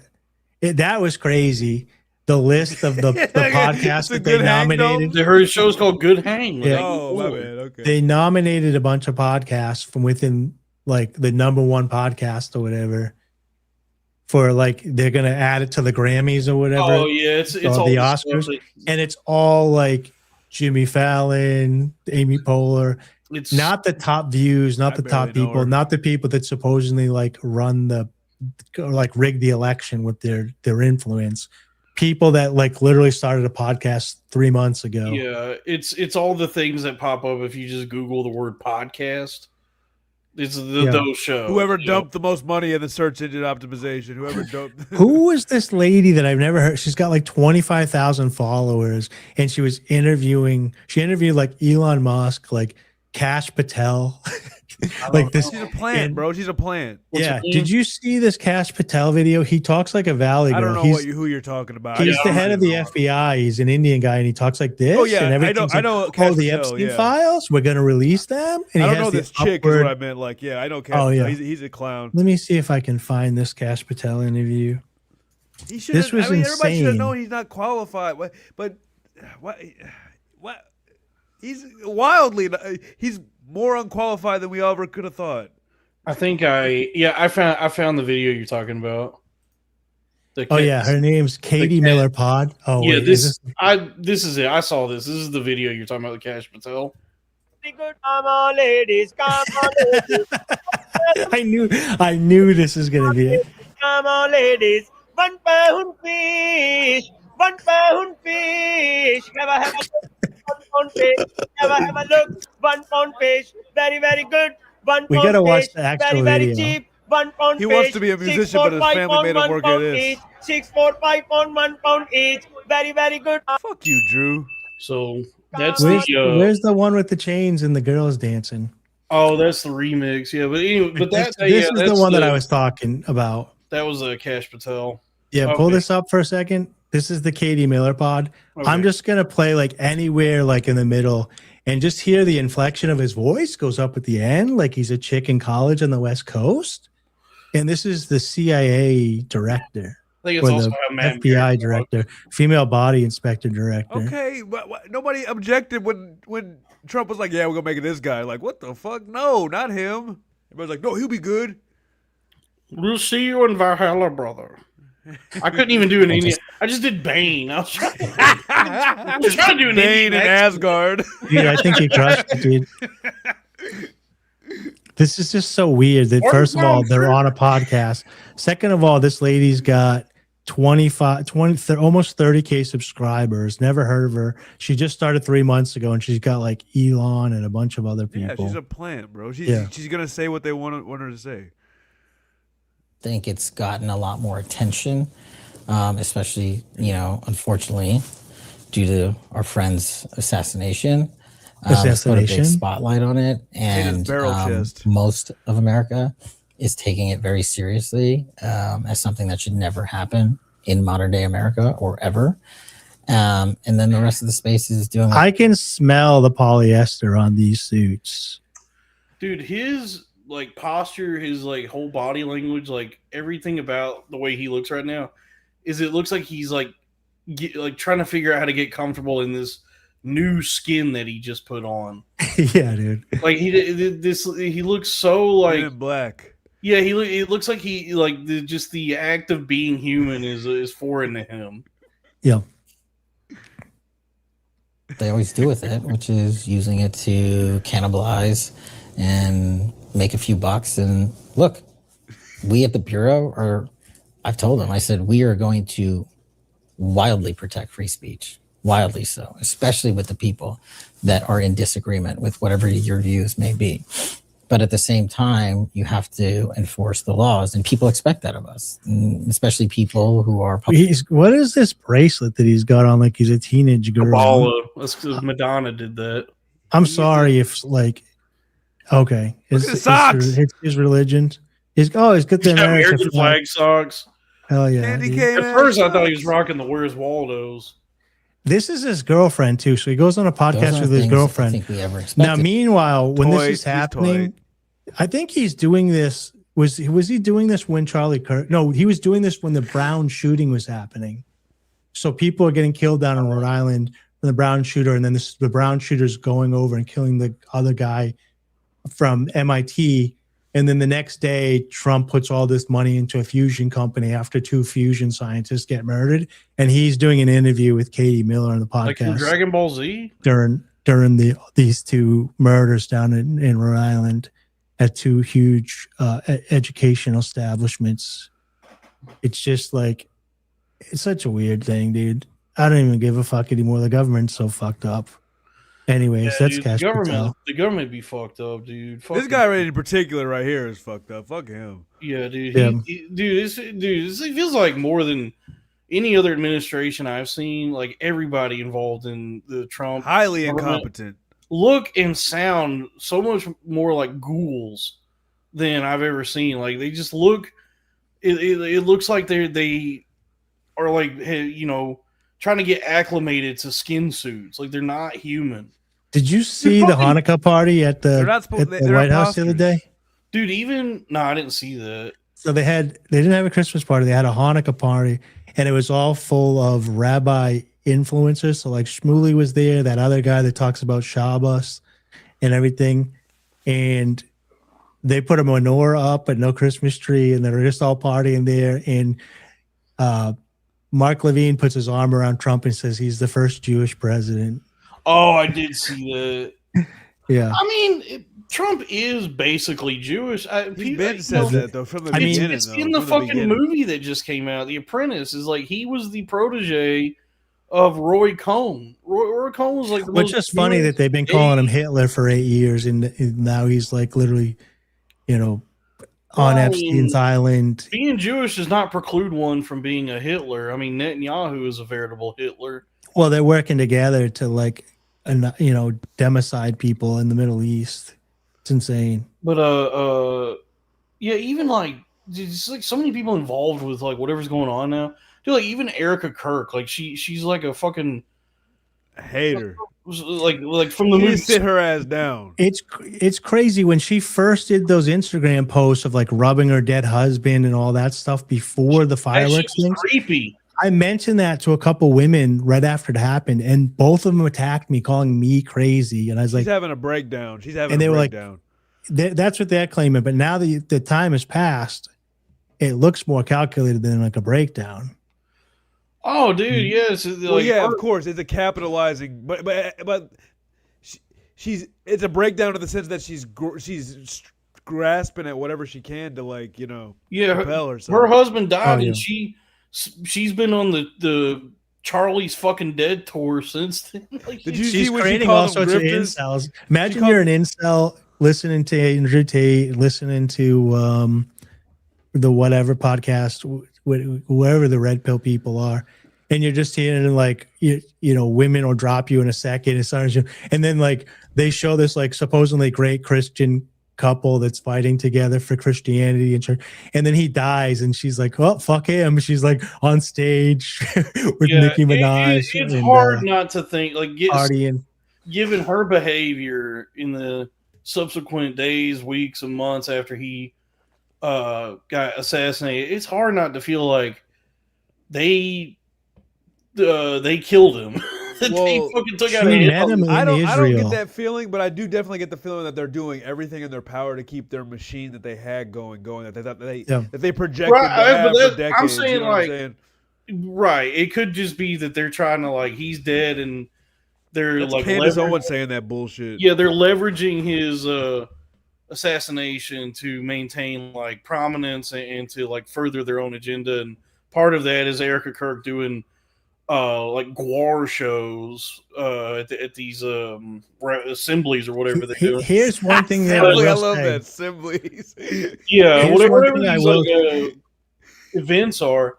But the thing about that is like her behavior and her going out there with all the pyrotechnics and lasers and fucking Pink Floyd shows she's doing is like it does make you feel like, okay, well, if he was just like organically through happenstance some crazy guy assassinated him, if that is what happened, all of this behavior is making me think that may not have been what happened, that this was a coordinated hit that was carried out by a number of people, including Erica Kirk. Maybe I didn't look into it enough, but I didn't get no sense of that personally. But maybe I didn't. Maybe I missed some stuff. I was thinking this though, right? So Candace is going on this tirade, basically saying, "You're not telling us the truth. Everybody wants the truth. Why do you keep this stuff?" I right? hate that bitch. And this happens with all sorts of different things, and people, I think, forget. Like, same thing with the Epstein files, whatever. I hate the government. Don't get me wrong, but people think that the government just going on CNN and lying to us to lie to us. But like if they are investigating the Charlie Kirk thing and they do think that Egypt or Russia or Israel had something to do with it, Candace isn't getting in the way because they might be trying to move forward so people relax and they can follow their leads. And so like when they're showing you stuff on CNN and they're lying to us, they're also lying to Russia and China and North Korea and Singapore and everybody else that's watching that news thing. So it's not like they're intentionally focusing on us. The whole world's watching. So if they're in the middle of investigation and they come out and they say, hey, we think this is Turkey, then the people at Turkey, like, they're on to us. We need to cover our tracks. So they can't be. I think the whole apparatus and the structure of government is stupid and it should be privatized. But in the current state, when they're lying to us, it sometimes is because they're playing a bigger game and they can't let the people that they're after. I mean, know look that no they're further onto than the Epstein. I like it when the government gives me money. Then it's like, okay, all right, government. Now they can also use it to cover stuff up, like they did with certain things, but they also could be trying to get bigger fish, and so they have to like not release stuff because they're on to somebody. No, I think whatever. We don't have to get into it. 1 pound fish. We didn't even watch the full video. We just watched him doing it in the streets. The street one's the original. What's a good fish? I grew up in the South. I grew up eating a lot of fried catfish. Catfish is good, but it'd be like it's great fried and seasoned and stuff like that. But the bottom feeding aspect of it makes it taste so punchy. Yeah, the only fish I ever liked was salmon, maybe, and tuna. Salmon and tuna. Good. Oh, swordfish is good too. Swordfish is good. Salmon is versatile. That's what I like about salmon. John Travolta. Yeah. I saw you can eat the skin. I heard you can fry and dry the skin and eat it up like crumbles. I didn't know that. On salmon. I've always eaten the skin on salmon. Every time I cooked it, even now, I cook it with the skin. Yeah, tuna is solid. Tuna is solid. Yeah, swordfish, tuna, salmon. Salad. I've had some whitefish, not my favorite. I don't mind an imitation crab made from. I love imitation crab, dude. Dude, I haven't had this in fish. Over a decade now, since 2015. But I'll eat that more than crab because like actual crab is decent, but it's like so much effort to crack and get in there and get them. I could buy a pack of imitation crab and I open it. I'm eating crab. How do you do that, dog? Let's go through it real quick. Do you get some butter? I just do a simple melted butter with some lemon. You ever put some garlic in there, kick it up a notch? That might be good. Some minced garlic. Dude, you know what's good? I found a new sauce that is like a really versatile. Goes good on a lot of things. If you like Asian flavors, okay. But dude, this shit. I tried this recently with imitation crab. Oh, the seasoned sauce. It's called seasoned sauce is great. That's good on like everything. Okay. And then I found this new sauce, the Cantonese Suki sauce. Ooh, Suki. And now. it's, dude, Suki Atumi. Suki me a long time. Suki, yeah, dude. It's like on the same, like if you go to the Ching Chong store, that's what it's called. Is that different than the Bing Bong store? If you go to the Bing Bong, Ching Chong, if you go to the H Mart or an Asian grocery or the same aisle that's got all the sauces, the same aisle you'd find your sriracha and all that other shit. There's another sauce that I feel like I've discovered, like an ancient Chinese secret, like something they were keeping from us, and it's called Cantonese Suki sauce, and it's a spicy, kind of sweet, but just delicious, like all-purpose sauce. Like I've eaten it. I've just been putting it on everything, dude. I'll put it on rice, steak, eggs, imitation crab. It goes great on like, so it's so delicious. I actually restocked on it. I went back. I went back to the. Is it fermented? No, it's you have to keep it in the fridge, but Yeah. I don't even know that it's sauced up. He got the sauce, dude. It was the boss it was of the just, sauce. It was just on a whim. I was at the Asian grocery store weeks ago, and I was looking at all the sauces, and I said, "What the hell is this?" And I was like, "Well, it's you'll never know if you don't try." It was like $8, I think, for the bottle, so it's kind of pricey, but I mean, And it does not last you a long time. It looks like it should last a long time, but the way I've been eating it, it do not last a long time for me. So I actually went back to the Asian grocery store and bought 2 more bottles recently because I was like, I got to make sure I have some of this on deck because it's like can't be running out. My new favorite thing, and it's the company that makes it is, what were they called? It's starts with a P. I think the company technically it's Thai. So talk to me. Is it high on sodium, high on sugar? What is it? Well, here, let me see. I got it pulled up. Let's take a look at it, dude. This shit is the truth. Is it chilies and soybeans? Probably. Here, I'll show it to you. This is it, dude.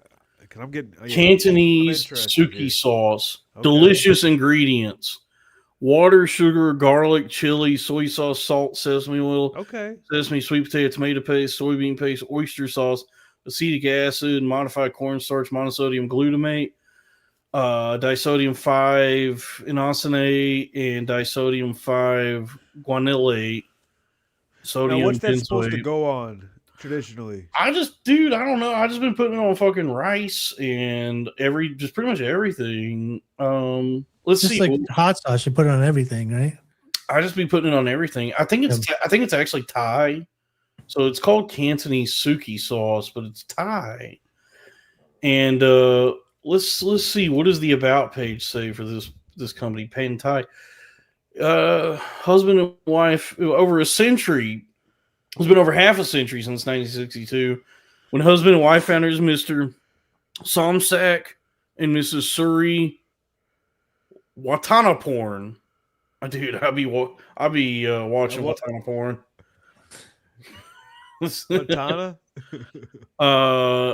Yeah. Do they still own it, or did some hedge fund company buy them out? With their wide vision, I think this is still. They didn't have wide vision. That's a lie. Hey, narrow vision. The culinary flavors of Samut Sakhon province's booming fisheries and agricultural abundance. Back then, it was quite difficult to make a living as a street vendor. See how word of mouth fame transformed their humble 2-person operation into a national Thai heritage brand over 60 years later. So I genuinely don't know what the sauce actually is or what it's supposed to go on, but I was dipping in that imitation crab in it the other day. Okay, I'm sure they don't mind. Yeah, I don't think they mind. I know people that dip their French fries in mayonnaise, and I know people that put ketchup on steak. I was going to ask Dalton. So, with the imitation crab, what do you do? Do you just like tear off chunks of it or something like that? Yeah, I didn't know if you slice it a specific way or something like that. No, just I buy the pack and it comes in the little sticks, and then maybe I'll do like pull and peel, like a string cheese or a Twizzler. You ever just buy the crab salad where it's got like some some onions, maybe some celery, a little mayonnaise, and some spices with the imitation crab? To make a imitation crab salad sandwich. What you're talking about is pretty good stuff. Here we go. The 4 pillars of Thai cuisine: sour, sweet, salty, spicy. Yeah. Okay. There's a four pillars of life as far as I'm concerned. I mean, honestly, yeah, dude, that's all you need. It's pretty apt, yeah. Yeah, so it's like if you can find this stuff, dude, get you some of this Cantonese suki Wait, sauce. what are the tastes? How many tastes are there? The sour, sweet, sour, sweet, salty, bitter, bitter. That's the one we're missing. There's 5 of them, right? Sure, yeah.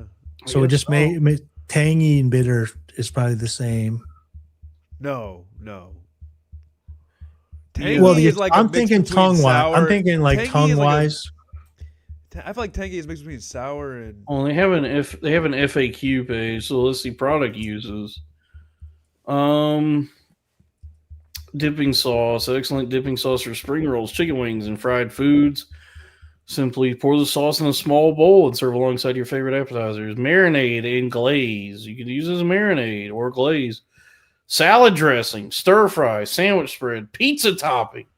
So basically just how I've been using it for like, yeah, it's whatever you want to do. You'll put this shit on everything. I have been putting this shit on everything. It's I don't know how to describe the flavor. It's so good, and it's like such a unique, like the only thing it tastes like is suki sauce, that's what it is. That and then obviously my staple is that Golden Mountain seasoning sauce, which is what gotta try that. Everybody get off of soy sauce. Soy sauce has very narrow applications. Yeah, shout out May Ploy, by the way. I don't use soy sauce. I use the coconut amino acids. Soy sauce. Everybody's go-to is soy sauce because that's what they throw in Chinese foods everywhere. Soy sauce, I think, has its uses, but it's like it's not as versatile. It's good on a few different things, but soy sauce is not like a go-to sauce. I would say it can be overpowering. The Golden Mountain seasoning sauce. There's other brands. Maggie's another good one. But you go to the Asian store, you look for something called seasoning sauce. That is a much better option for just like putting on everything. It's so good. So I am basically like I'm like Firefly. I'm like also Chinese now. So I found the 5 tastes online here by the Bole Kitchen. So it's sweet, salty, sour, bitter, and umami. And umami, I think, is savory, like savory. Yeah, I don't know, whatever umami is. But spicy's not on there, so I guess that would fall under the umami, which is when a chick is spicy, I say, "Ooh, mommy." Ooh, mommy. Dude, tofu got to be the best Asian food. Oh yeah, umami is a savory taste. Penang curry is my shit. Penang curry. Penang curry. I get the pineapple curry. Oh my god, that's good, dude. Pad see sure. Drunken noodles. I like those clear, those translucent spring rolls. Oh, dude. Oh, that's Vietnamese. That's what I like. I like the raw translucent spring rolls. Are really good. Yeah. With the all the raw enzymes in there. Good quality. For me, it's a toss-up between Thai and Korean. And you put that in the peanut sauce. I gotta try more. The clear spring.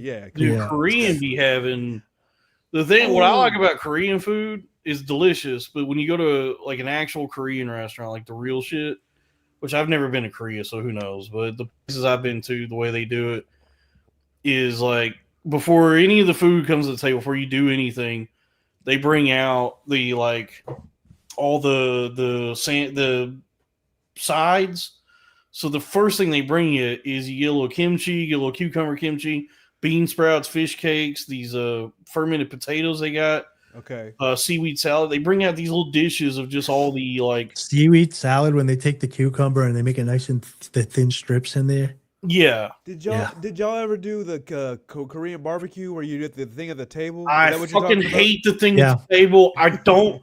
I'm at a restaurant. I'm not trying to cook my own food. It's kind of fun with your girl. The first time I ever did that, I was in college, and this girl asked me back to her house in New Jersey or something, and I come find out it was in New York City or New Jersey, outside New York. but her grandfather was a dentist and he was like super rich. And I was like, holy fuck, I'm out of my league here. They brought us to Korean barbecue for the first time. And I'm sitting with her and her family or whatever. And they're all know what they're doing. I'm like a hood rat. Like I gathered change together to drive her home to New Jersey in my 240 Volvo. And they're all like picking it up with chopsticks, dipping it, cooking it or whatever. And I'm just like dropping it all over the place. But you get the hot pot right in the middle and you're putting your meat in there and you're supposed to there, yeah. And then you have to know how long it takes so you don't get sick. Not really. Beef you can eat at like 145. Okay, but I'm ordering pork. I'm getting the spicy pork bulgogi. Okay, I'm getting pig belly, pork belly. We got a lot of pig. I ain't trying to get trichinosis. But here's the other thing. I'm at a restaurant. Here's what I'm paying for. Well, like self-checkout. It's like self-checkout. I'm gonna at the end of this, what completes this transaction is I give you a lot of money, more than if I bought these groceries.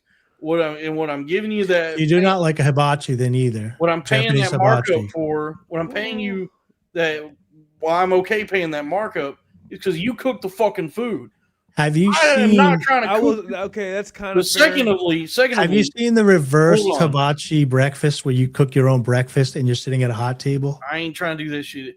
Yeah, I ain't trying Dalton to would lose his cook- shit. If I go out to eat, I won't cook my own hibachi. I will make a plate of raw shit and hand it to him. Be like, all right, thanks for. if I'm at a Chinese that's as buffet, fresh as you get. That's as fresh as. Yeah, you I get, like you know that. what I mean? like that. if I'm at yeah. a Chinese buffet and they got a Mongolian grill option, I will put a bunch of raw meat in a bowl and hand it to a Mexican. Put a couple eggs up, raw eggs up in Yeah. that motherfucker. Yeah. But I'm saying, Oh, like, Mexican in a sous chef's hat. yeah, Mexican. They be whipping it up though. They be whipping. I mean, dude, he be spinning the egg around and hitting it with the spatula. He's good at it. But no, when I go to these Korean barbecue places, I want to go to the place where they have a kitchen. They cook my spicy pork bulgogi and then bring it to the table cooked. They don't bring me a fucking plate of raw meat and then just hand it to me with a pair of tongs and say, "All right, well, the grill's on. Go ahead and cook." It's like, I didn't realize that I got to pull It's a an shift. experience, Dalton. You always talk. Well, hold up. You always talk about going inside of the Wendy's. And I you can look have- at the black people. I've but done the cooking at the table thing a few times. Let me ask you this. First, it's a dining experience. Is all it's I'm a dining saying. experience that I don't care for. Okay, I sure. Let me ask you this, Dalton. You go to the grocery store. Do you self checkout, or you're like, No, I'm I go to paying the for you to cashier. check me out? I go to the cashier. If love I self-checkout. can, whenever it's available, if I can get an actual cashier, I go to the cashier. I don't want to do. I hate the self checkout for a lot of reasons. It's like, first off, I don't know what I'm doing. I don't know how to bag things the right way, and it's like I don't trust. All right, I myself. appreciate you not getting in self checkout because people that don't know what they're doing love to go to self checkout and hold everybody up. So Yeah, I I love appreciate. self-checkout, and I don't get too many items, and I know what I'm doing. Yeah. I'm I'm in and out, dude. If I'm so if quick. I'm at a store and I'm getting things I can just carry without needing a buggy or anything, like just a handful of things, I'll go. All right. self-checkout. So hold on, If Panda. I got Is it a if I got a buggy? shopping cart full of shit, What do you call it, Panda? Nah, I've been looking at this lately because I've been watching a lot of like prank videos from these guys on the East Coast, and I hear a lot of people over there say buggy a lot. We say cart where I'm. We from. say cart too. We say Yeah. some people you have a hand basket or a shopping cart. Yeah. Yeah, a basket or a cart. Yeah, that's what The Texas has the and the can you buggies. shout out Sumo Dog? It's Squeeze's dog. What's up, Sumo Sumo Dog? I hope you're doing well. I've heard so much about you. Never met you myself, but the pictures I've seen are beautiful, dog. Okay, so I hope you're doing well, and I hope you and Squeeze are having a merry fucking holiday. Well, look, Yeah, if shout I out Sumo got- Dog. Sumo Dog, you my And you know whatever what? you want to call it, a buggy, shopping cart. If I got one of them full of shit, I try to go to a cashier. The problem is like everywhere you go now is phasing out cashiers, so they'll have like 20 self checkouts and then maybe 2 cashiers working, and so those are always backed up. And then you just go, shit, I guess I have to go to self checkout. But my preference is the cashier. I just like saying hello to them. I'm like, oh, how's it going? How's your day?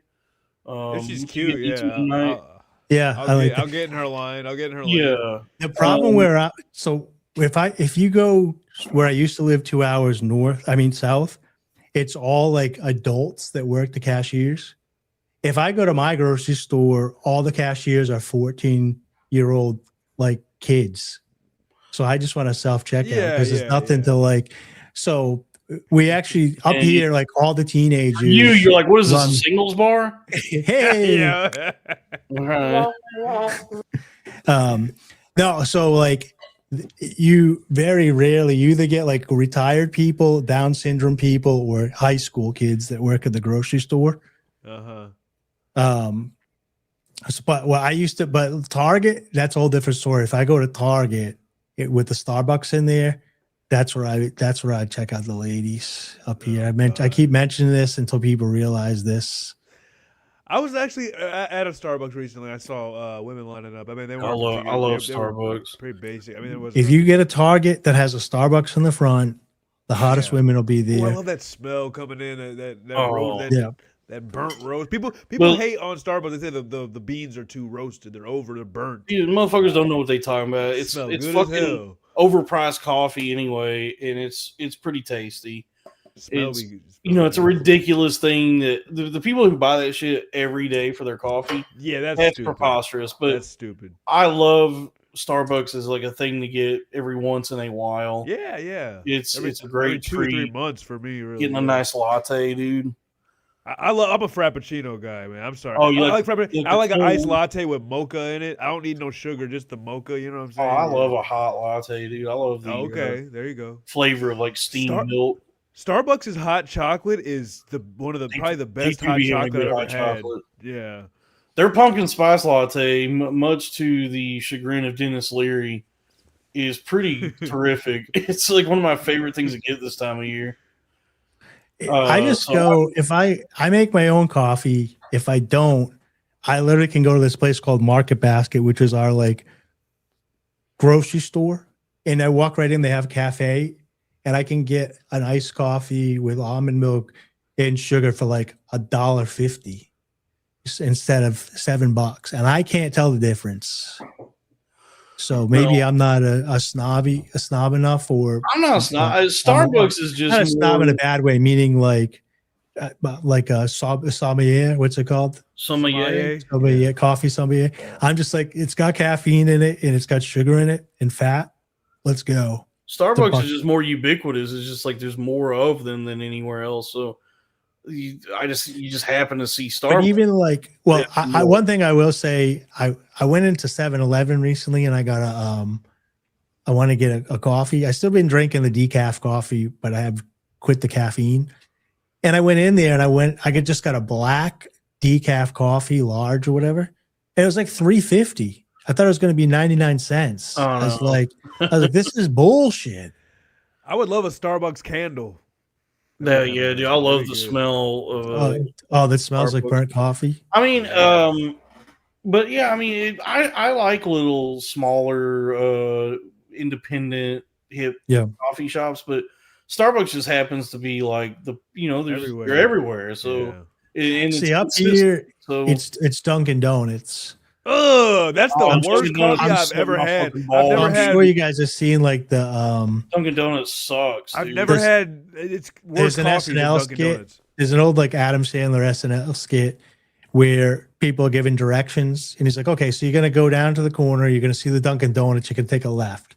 You're gonna go about 3 Dunkin' Donuts down and take a right, and then there'll be 2 more Dunkin' Donuts. Look over to the right, and right in front of the Dunkin' Donuts, there'll be the Dunkin' Donuts that you're looking for, basically.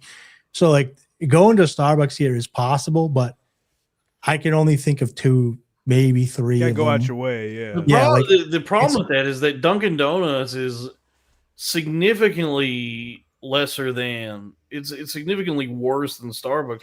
Well, I think what's happening here is people are just like, I wake up, I just want caffeine. So I go to the mobile station up the street, get gas, pop in, I can get a hash brown, a bagel, and a coffee from the Dunkin' Donuts inside, or I have to hunt. Oh, actually, we did get a Starbucks now in that. But I mean, look, I understand just for the utility of coffee. Like, if I just need to get some caffeine, it makes sense just to get the cheapest shit that's fast. But if I'm going to get like a coffee at a coffee place, it's like it's a deliberate, conscious decision to get a treat. It's like this is. But don't you drink it super fast? Like no. Oh, okay. No, if I go to Starbucks, I try not to, but I do. If I bought a $7 coffee, it would be gone in less than 6 minutes. Well, it's too hot for me to do that anyway. I gotta, if I try to drink it too fast, I'd burn my tongue. So, what are you getting in your coffee? I was paying attention. Are you getting like creams and whipped creams? Depends on the season, dude. The season, like this time of year, I like to get all the goofy seasonal drinks. So I like pumpkin spice latte, peppermint mocha, caramel brulee latte. I haven't tried the eggnog latte, and it might be too late for that by now. But I like getting all their goofy. But then just like regular, anytime, like standard, non-seasonal options. Just a latte is good, like a latte, espresso, and steamed milk. That's tasty. I should try more hot. I always get the cold, and I end up chugging it and having a caffeine headache. Yeah, I get the hot. Just it forces you to take your time with it because you can't chug it like an iced coffee. No, there is about halfway down when it's like the perfect warmth and the perfect sweetness from the sugar sitting at the bottom. You get to a point where you like sip, and then you want to chug the whole bottom half. You get this perfect cream to sugar to wet. That's usually what happens. Ratio. Just like by necessity, or by just like the pain index of from the heat. I get it like a venti latte, and it's like, oh, this is too hot. So I have to pop the cap off. Latte. Sounds I have to sit there and pull the cap off and just like sit there with it, sipping it. So it forces me to just like take my time and sip on it and savor this moment, this latte. But eventually, about halfway through it, you're right. It hits. You become that owl from the Tootsie Roll commercial. If you like 1 sip, 2 sip. Yeah, 3. So it does hit that perfect temperature about halfway through it. Yes. Where then it's like, now we're in business. Yeah. I start chugging it. So but that's why I get the hot one, so that it forces me to not chug it. Because if I get an ice latte, I just spent like $9 and it has ice in it. Yeah. That takes up more space for drink is all the ice. And I like an ice latte for sure, but I like to get the hot ones just so I can actually. It just forces me to actually sit there in the Starbucks and actually try to drink it. Like an actual regular person. Frappuccino, yeah, I'll take a Frappuccino. So, look, Frappuccinos are delicious. Yeah. November 1st, I quit caffeine, but I've been drinking coffee. And then December 1st, I slowly started switching from sugar to monk fruit. And now I'm using monk fruit as my sweetener. It eventually does trick your bullshit. It does eventually trick esoteric ass fruit. Yeah, you be on some motherfucking esoteric. You gotta go figure out the most obscure shit to eat. It's a 0-calorie sweetener. At first, it doesn't taste like sugar, but then your tongue gets like adapted to it. And so I was doing like 1 teaspoon of real sugar, 1 teaspoon of monk fruit, and I slowly weaned it to straight on monk fruit, which is 0%. And it does actually kind of taste sweet. It just takes the bitterness out of the top of the black coffee. And I'll do like a splash of a plant milk. And I've finally gotten off caffeine and almost off sugar completely. I don't like. I still eat like fruit and stuff like that, but off of like just pouring. I love apples and peanut granulated sugar and shit. Yeah. I like apple butter. That shit's fire. Apple butter is tight, dude. That's some good shit. Oh shit, man! My crypto went down. I think everybody's. It went up and then it would go down. Okay. Well, I mean, it's like the shit that's happened in the meme space is just there's so many new innovations. But anyway, here's what I was gonna say about the thing about the KBBQ, the cream barbecue with the grill at the table. Okay. I don't know what I'm doing. I don't want to have to cook my own food, and then it's like. And they bring it out and it's covered in that whatever they marinate in, so it's already like a reddish orangish color. And so I can't tell, like, just normally when I cook, I can eyeball it just based on the color and the physical changes happening, that I could tell when I'm done cooking it or if it's arrived at the right temperature that I need it to be. but they got it covered in all the Korean goop that when I throw it on the grill, I'm like, I don't know when this is done. And then eventually, like, the lady comes over and she goes, "Yeah, I do it for you." And then she's hunched over, Lord, just cutting it with I could never. scissors. No, get your Yeah, ass Oh, away nice. from You my- then I got a go, hot you know- little you know- Asian lady. Yeah, yes, but I'm just like, you know how we could have avoided this awkward interaction? If you just cooked If it you in the cook first the fucking place. food for me in the kitchen.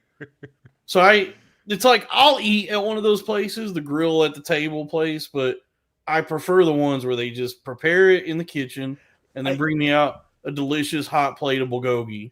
Now I will say that, like yeah, Korean barbecue. The draw for me isn't the fact that I get to cook it at the table. That's not like a big selling point for me. But I just noticed that the food, the marinated meats that they did bring out, they turned out really well when I did, and it was nice to have it like literally. It's like the same theory with the hibachi. It's like it's as fresh as it can get to my I suppose. Also, the one time that I did go, it was a good bonding experience because me being a goofball, not knowing how to do it, I was playing with the sticks and with the girl, and she was helping me, and I was helping her. Bro, So it's about hanging out with family and the For sure, experience for sure, instead yeah. of Communal. instead of the eating aspect. Yeah, Family style. Yeah. No, yeah, I hear and you, that's dog. a I big know thing that's in valid, Asian dog, culture. for sure.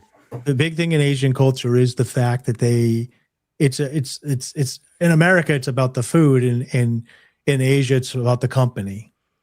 You know, not exactly, but that's It's part of the meal.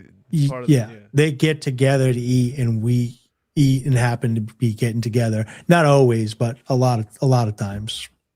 So Yeah. So I was down like 54% on H bar, and I just said there's this new one called Snowball that's very promising that I already made some money on. Ew. Yeah, I already made some money on it, and then on the initial pump, and then it dipped back down to where I first bought it even lower. And so I re-bought it, and then I just pulled out a H bar and I put it in the Snowball because I was like, I'm getting hosed on this H bar shit. And so it looks like Snowball just hit a double bottom. I don't know if you see that, it just hit a double bottom. So my TA is telling me that we're due for another pump here soon. So I don't know what this is supposed to do. It says here, Snowball is the first token in the world that market makes itself in the new standard for meme coins, allowing them to do the same. I don't know what that means, but it's got a lot of, distribution is good. Thousands of people are holding it. Everybody's talking about it. I feel like I'm early enough that I can take back my initials pretty soon and then just ride the rest of the bag, see what happens there. And I'm not, at a loss on that. So it's all about risk management. That's the name of the game. Yeah, it's just like taking back. People are talking about Bitcoin to 60K, I've heard 62K. that. Yeah. Well, nobody knows what's going on because October 10th there was that crash, and then since then the market's just been moving so weird, and so obviously there's like whatever the institutions or the market makers or whatever are all manipulating it, and it's like that's why like as just an individual, the only edge that you have is really just like with yourself, where it's like just managing risk, just being mindful of what you're investing, and then being willing to actually press the sell button instead of hodling to back to zero. Like if I'm in on something and it pumps and I can sell half my bag and take back what I initially invested and then ride the other half the rest of the way, that's usually what I do, because it just gives me that peace of mind of like, all right, well, I cannot lose on this now. I'm just picturing you're up on stage in a 3-piece suit, and you're like, look, I'll buy Farcoin at $1, but if it goes up to 125, I'm selling the Farcoin. I'm taking my back. You gotta take profits. You gotta take profits. I bought Farcoin at 40 cents, by the way. So, and then again at 20 cents, and now it's back to 32 cents last I checked. So I'm doing good on Farcoin, and who knows? I bought in on that H bar shit, and I didn't like the way it was moving, and I said I bet I can recoup what I've lost on this in Snowball, and then maybe come back to H bar later, or just make money elsewhere. So, it's like but you know, I mentioned this just because like what the job, you know, and this is something that many are lamenting now, is that you go looking for a job, all the job listings are either fake or the jobs have already been filled, or they have no intention of actually hiring anybody. So the job market is dried up, and there's there's no money, there's no jobs, and no way to make money anymore. And the entire global economy has been casino-fied, has been gamified, to where now in lieu of a healthy middle class and opportunities for upward mobility, we have various forms of gambling. I'm so happy I never had the gambling bug. Yeah, well, you better get it if you want to actually succeed, You know, and keep any sort of financial independence. So it's like you have crypto, you got your utilities, you got your meme coins, and then alongside you got sports betting, you got prediction markets are the new big thing, the financialization of everything. Bet on if it's going to rain today. Bet on it truly is turning into idiocracy. It's crazy, dude. I was like joking about that for a while. That it's like, yeah, just I guess all that's left is gambling. And then I was like horrified to find out I was right. It's like, oh yeah, they just want us to gamble. They just are just like, yeah, here, gamble on is Trump gonna? But that's all they do. All they're doing at the top is taking money that they don't have to pay back and risking it. If they win, they get to privatize it, and if they lose, they subsidize it and get a bailout. Right. So it's like, they're like, oh, they're starting to figure out business a little bit lower down. They're gambling too now. No one's doing any actual value add to society anymore. The prediction markets are just like so, like, just terrifying that these exist now. That you can is Trump going to go to war with Venezuela? Let's get some action on this. You want to make a bet on that? It's like you can gamble on like just literally anything now, and somehow it's not only is it legal, it's like encouraged. I don't know if encouraged is the right word, but it's definitely normalized. Yeah, and I think that does come from the kind of discontent that happens when you have like the empire collapsing around you, like the world is just deteriorating in all these ways. Like everybody, we can all feel that we're in the like the times of collapse. Like we can feel it happening around us. That because isn't that what the Roman Empire didn't just have like a day where it fell, where everything was going okay, and then they were like, oh shit, Rome's done. It's that the collapse is happening, and then by the time you look around and go, oh, Rome fell, it was like, well, it already fell some time ago. Like, which is kind of good news because, I listened to this guy, Stefan Molyneux, talk about this about a decade ago. And he just basically said the good thing about like a fall of an empire, it usually happens in a yawn and not like screeches of death. So hopefully it'll be a calm ending, and we won't be.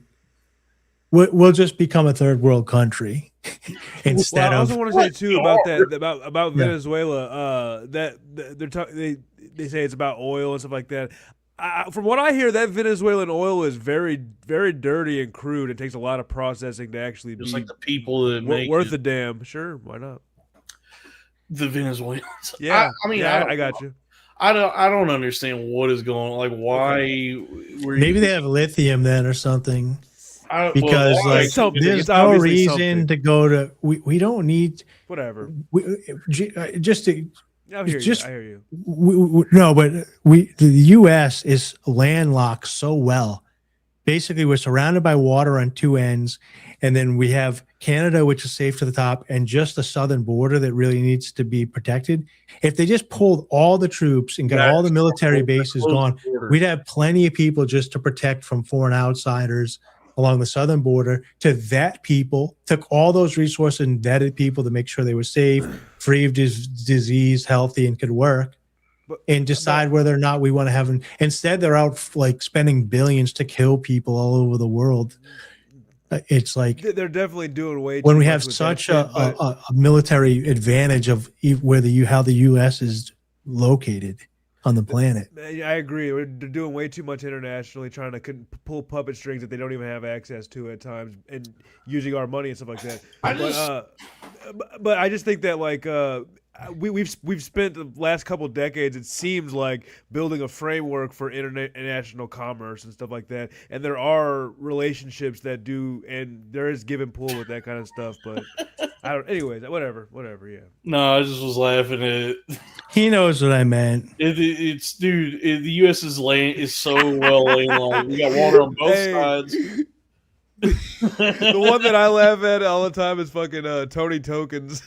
Tony Tokens. Tony Tokens. I mean, but look, I encourage everybody to gamble in whatever ways you think are going to work for you. Just make sure to practice, risk management. And unfortunately, you are going to have to gamble more than you're comfortable losing, because this is your only chance, really, is to gamble your way out of whatever situation you're in. So, prediction markets, sports betting, you could just go to a good old fashioned casino. I like to do crypto. That's my purview, but there's, so many new exciting financial instruments. You can do short selling now on Robinhood. They just opened up short selling for retail traders.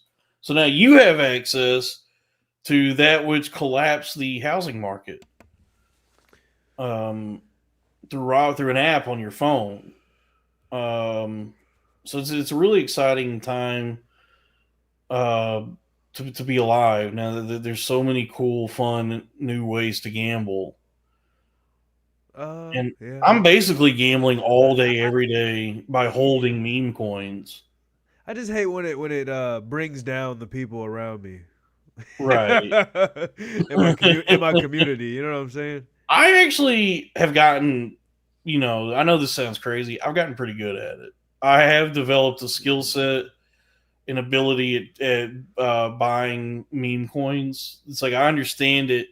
It's about vibes. It's about following the narrative and understanding where people's heads are at. And being able to follow the plot. Evil investing. It's not even evil. I mean, evil investing is a good idea. That's why I say, be on the lookout for when Anduril, Palmer Luckey's company, goes public, because that's almost guaranteed to make money. But, just like crypto meme coins and all that is just like similar to prediction markets, where it's just like if you are paying attention to where the plot is or where sentiment is, you're basically just buying, investing in narratives. Yeah. And so, right now, they call it metas. I hate the way they talk, but right now, the big thing in the meme space is utility. So, this implementing more utility with meme coins so that they transcend their form that is meme and become something that actually does something. And so, the one that's getting a lot of buzz right now is this one called Snowball. This is not financial advice. Do your own research. But that's the one that I am new. That just is one of my new things. And there's an accompanying AI agent with that called Soter, not Dan. It's Soter. That one I'm actually pumped earlier, and I'm up like $100 on that one. So it's like Dave be doing some boring shit. He'd be doing prudent, responsible investing. I grip it and rip it, and I'm dumping irresponsible amounts of money. I've been on the sidelines for months now, waiting for the bottom to hit. So I don't really have much crypto right now. I have USDC sitting around. I don't know. I can't say for certain because who knows, but it feels like the bottom hit. It feels like it bottomed out finally, and it looks like it's about everything's about to start tearing upward because I'm noticing a lot of the tax season just happened, but people have no money. The GDP is going down. I'm noticing sales slowing on my Amazon thing. Super chats are scarce. Yeah, I can't even get a good super chat. Come on, guys, hit it one more time. It's all good, man. It's the holiday squeeze. Oh, of course. So this reminds me, I got something we can talk about a little bit here. Robbie just reminded me on How Twitter. about we wrap up with whatever? I just watched. Yeah, we can wrap up. I watched Joker, Joker 2. Folie à Deux. I liked it. I thought it was good, well done, and I hope he makes a third. Robbie says it's good. I still I really enjoyed it. I don't think it was like this spectacular thing, but if you went in looking for a superhero movie, then you didn't like it. But the musical part of it was just what I thought it was. It was his delusion of grandeur because he's a little bit crazy going back and forth. It's his imagination running wild. The beginning part, the cartoon set up the shadow personality. It spoke about society and how they make people into heroes, and sometimes that person doesn't want to be the hero. So like he was just trying to be a stand-up comedian. They turned him into the Joker, into this guy. And then I think what they could do, the dude that murders him in the end, spoiler alert if you haven't seen it, is the actual Joker in the third. Come on, Dave. I love how Dalton bites it. Come on. Gifted one corn-fed American. It's been like I thought I was the last one to the. I'm always the last one to watch something. I've meant to watch it. It's still good. It's still good. Everybody knows what happened in the end. But I thought it was very well done. I enjoyed it, and it really spoke on like cults and fandom and groupies and how people get cast into these roles that they don't want to play. And then at some point he says, okay, I'm going to try to play this role, but he doesn't like it. And he's not trying to make a political statement. He's just trying to be himself, and everybody's turning it into more than what it was. I thought it was really well done. I think people don't like it because it wasn't like a superhero movie where there's like fighting and car chases and stuff. Well, shame on Tim Dillon for disparaging this movie that Todd Phillips was kind enough to cast him in, just because he thought that was, the trendy thing to do, or that would make him seem. Tim's in it for like above it all, under 5 minutes. Okay, fat, ungrateful lout. Yeah. You smooth-brained imbecile. Yeah. You show a little fucking gratitude. You get to be in a big Hollywood picture, and just because it doesn't do big box office numbers, you gonna come in and start bad talking it.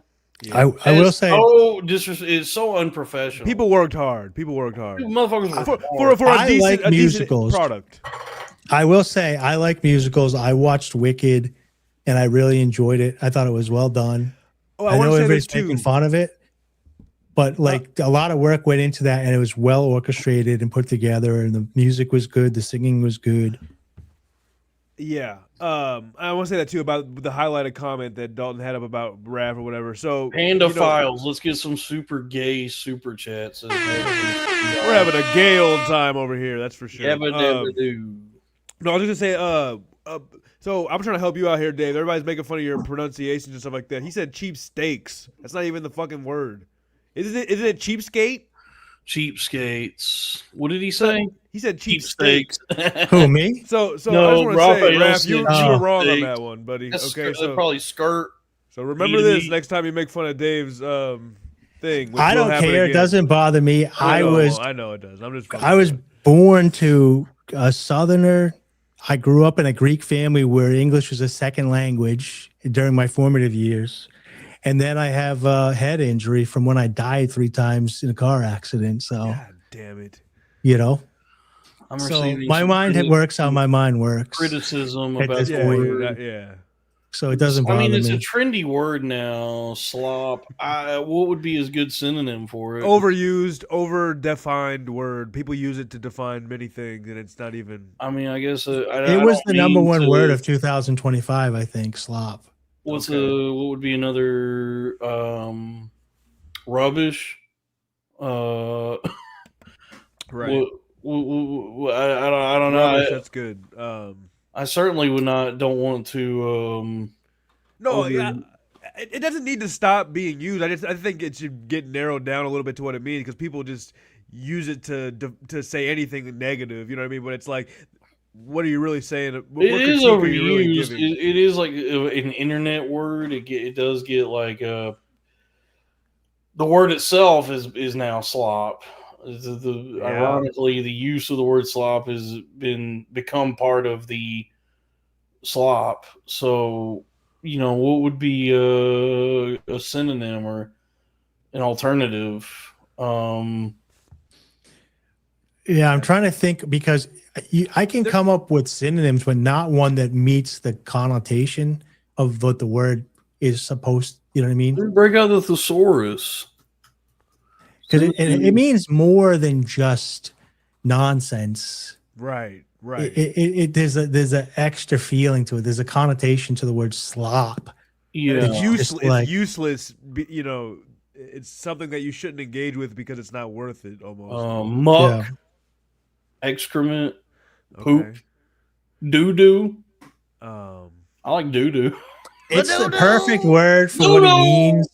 It's a perfect word for how it's being used, but it could get overused. I think is the thing. Yeah, it doesn't need to go away. That's for sure. It doesn't. Yeah. Dreck. It was the #1 word of 2025. Right. Dreck is a good one by Webster's Dictionary or something. Yeah, Lush. Dreck is good.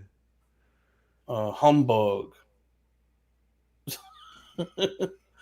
It's like when you're feeding pigs in the trough, you just throw the slop in there. It's all the extra stuff and just lowest like have common at denominator. It's like so like when you go on the internet and it's like, okay, I'm just gonna doom scroll and watch whatever they throw at me.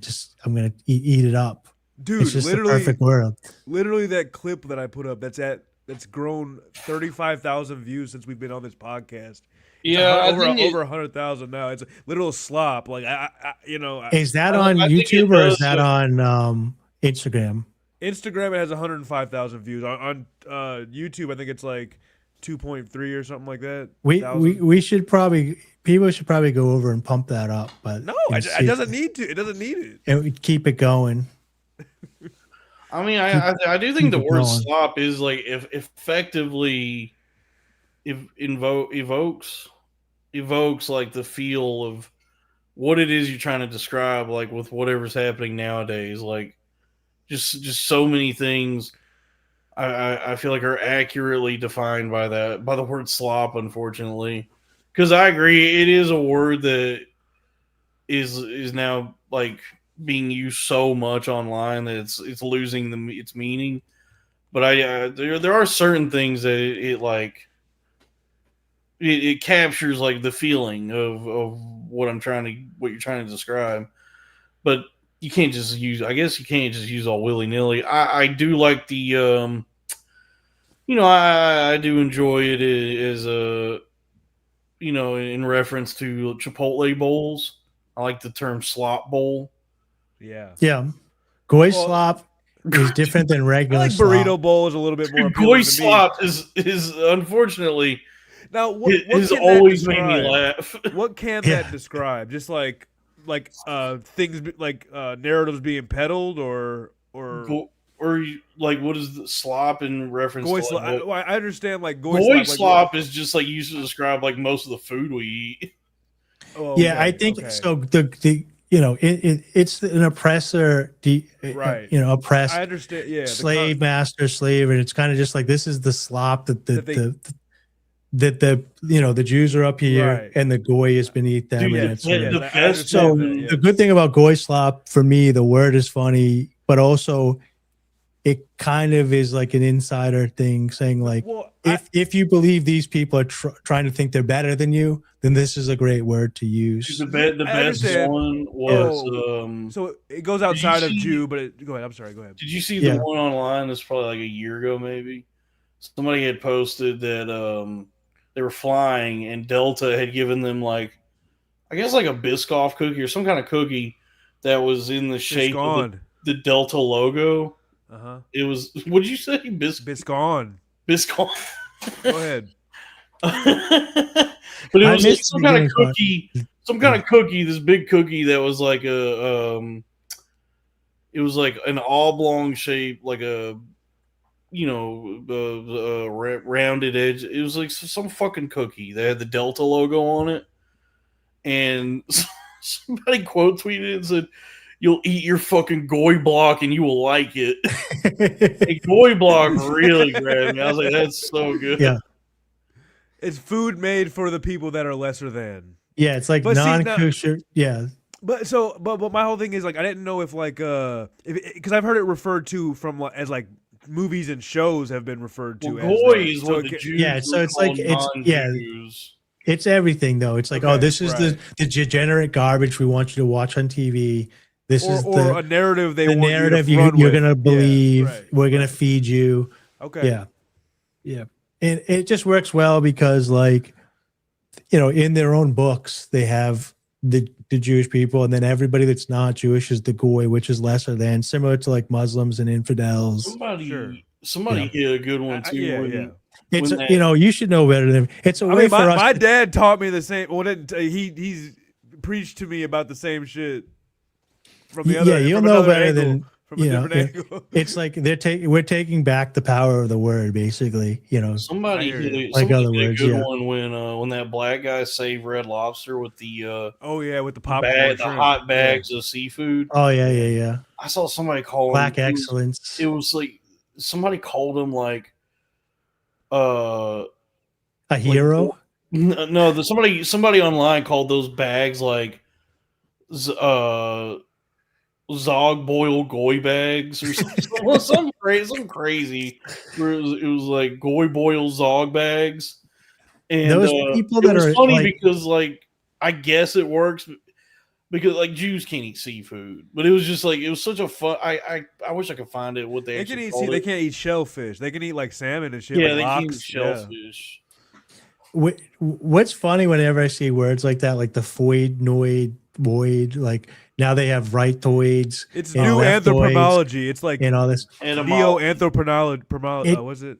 I think it's etymology. I guess it yeah. is Anthropology. There's anthropology. anthropomorphized. Anthropology. There you go. Oh, Etymology. There's a Shit, man. genesis to to those words being created, and I always wonder, like they're on if it's on Reddit or 4chan or wherever the genesis of these words like coming in, and then they become almost overnight in the vernacular of society. And I always like, is there some guy brainstorming with a piece of paper, like over and over again, or is it human, just man. one person just happens to quickly say something funny and it just catches on It's fire? a human and goes- phenomenon, man. and goes and we're saying it, you know. Well, speaking of Dave, you just said Genesis. Speaking of Genesis, let's round out the show with this. Is it the puppet video? Yeah, Stream right. off.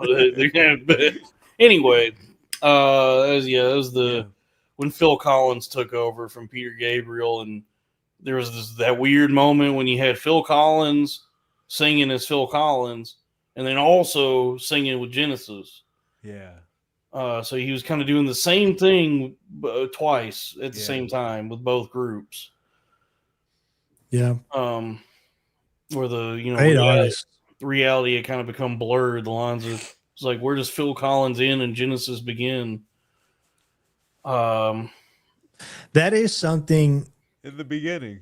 The decentralized ability to upload like music and content to the internet has like let people that wouldn't get an opportunity in the past to make stuff, but it also feel like because the competition isn't strong enough, people don't become super strong sometimes. So I think the competition was so hard to get into the position that there's some older bands that I just don't think you can replicate. They're just like we're grinding away because they're like they had to in order to get any airtime when everything was so controlled. Because I don't even love Genesis. Like it's not something I would put on, but I recognize that they're so talented that I don't see many people like that anymore. Well, that is a different era. By the way, somebody in the chat is like trying to do a gotcha at me. That correct. Phil Collins was not on the radio when I was a kid. I never made that claim. I made that claim. You said that he was on the radio when I was a kid. No, when I said he was on the radio when I was a kid. But I do have access to the sum total knowledge of all of human history through the internet, and so I think it's not outside the realm of possibility that I would be aware of Genesis and Phil Collins. I think Especially it's if your like parents listened to it a lot and they showed you some stuff. I think everybody is familiar with the Phil Collins, at least the big hit "In the Air Tonight," and then if you're so inclined, like I was, to go seeking out more of that kind of music, you I love find that song "Easy Lover." That's a good ass song. Phil Collins' other work, and then you go back to Genesis, and then you see like the years like when Peter Gabriel quit Genesis, and Phil Collins took over his singing. And then, it's you like guys probably don't know this, but MTV used to actually have music on it. And I watched Phil Collins. I was around for that. I was a kid when that happened. When they were doing that. I watched the puppet. I remember being excited in like high school when he had the Ronald Reagan puppets or whatever, and they were singing, doing you know what I'm talking about? The Muppet puppets. Hold on, this is a good point. Phil Collins was on the radio when I was a kid because of Tarzan. Raph. Check me. Wow. Yes, you talking about the Sledgehammer video? Yeah. That was when that came out, I was like, bro, the future is now, dude. I was so juiced when I saw that video. Because I was a kid, like in the waning years, the last years of MTV and VH1 and all them doing music videos, and that one was on like regular rotation, even when I got MTV in the late '90s and then early 2000s. So. Yeah, that was a big music video. So I was around, but I love his voice. My generation, like my era of MTV, was they were still doing music videos, but then they also were doing like liquid television, like Beavis and Butthead and all that.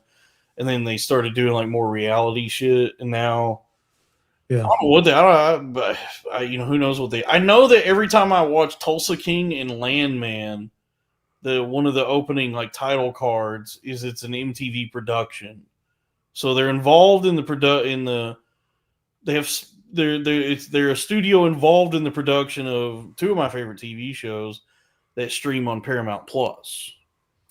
My younger sister used to watch The Real World and Road Rules on MTV, and that's about when I stopped. And she's 5 years younger than me. I stopped watching it. But I do remember watching Road Rules, and I do remember Theo Vaughn being on there, even that many years ago, and he was doing the same like stick with the slow talking voice and the strange stories. Yeah.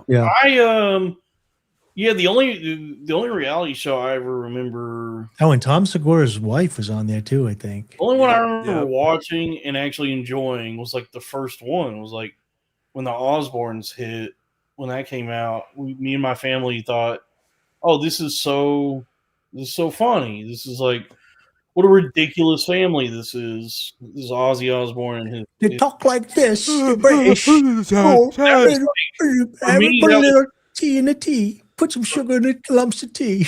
For me, that was the beginning and end of any sort of bad impressions. Oh, it's me, Ozzy Osbourne. I'm Ozzy Osbourne. I'm putting tea to get back in the fucking house. You bloody bastard. Oh, it's me, Ozzy Osbourne, and I'm the beekeeper. Oh, we got it, dude. That's it. We got it. That's the show. So, We've got one riff out. It only took 5.5 hours. Sometimes you got to go mining for that one nugget. I also want to say this: if Kash Patel was a porn star, his name would be Gash Patel. So thank you. Well, folks, thanks for tuning in. I hope everybody had a Merry Christmas and a Happy Boxing Day. I love box. I do enjoy a woman's bathing suit area. No, as to answer Dice Gay's comment thing, the reason I remember Theo on Road Rules is because every woman that I know at the time that was watching Road Rules thought he was the hottest dude ever. Shit. So it's all you had to hear. All I heard about was Theo, and then so it's like Carson Daly, I think, was the other one that they all liked at the time. We did not discuss the Pluribus finale. Pluribus just wrapped up for the season. I don't want to spoil it for anybody. I mean, it just came out this week. What do you think overall, without no spoilers? I loved it. I loved the whole season. I was enthralled all along the way. I never thought I saw so many people online saying it was boring or that it was dragging, and I was like, I mean, there's a lot of stretches where it's like, I felt like the show was taking its time, but I never thought it was boring. I always thought it was like so, it's just so well done and so captivating, like the premise and the characters and all of it, that I never felt bored. And just knowing that there's like all these moments that you're spending alone with this lady where seemingly nothing is happening. There's so you implicitly understand there's so much happening in the periphery that while she's like doing just by herself in Albuquerque, the plurb, the titular pluribus, whatever it is, the hive mind, they're doing who God knows what. So there's this constant feeling of dread and this like looming threat or this unknown as to like what they are actually doing when we're not aware, like when we don't see them interacting with her. You know what I mean? Like even with she's with the hot like Zosha, you still don't know what they're up to because there's like is it a lesbian show like Lotus? Yeah, it's I don't want to spoil the season finale, but does she get finger banged by the end? The premise of the show is that there's something has like caused all of the Earth, all the human population to assimilate as one hive. No, I've seen the like the previews and we talked about it before. Oh yeah, so you can get anything you want in the world and you'll be kind of like content but not happy, and like, so if I just say kill me, you'll kill me right now? They're like, yes. No, they actually would not do that. They can't harm anybody. But okay, well, the main lady is a lesbian. But I think like that constant anxiety did make it for me as I'm watching these like this show take its time. These sequences where seemingly nothing is happening. There is this like this. Is it called Pluripus because there's two ladies?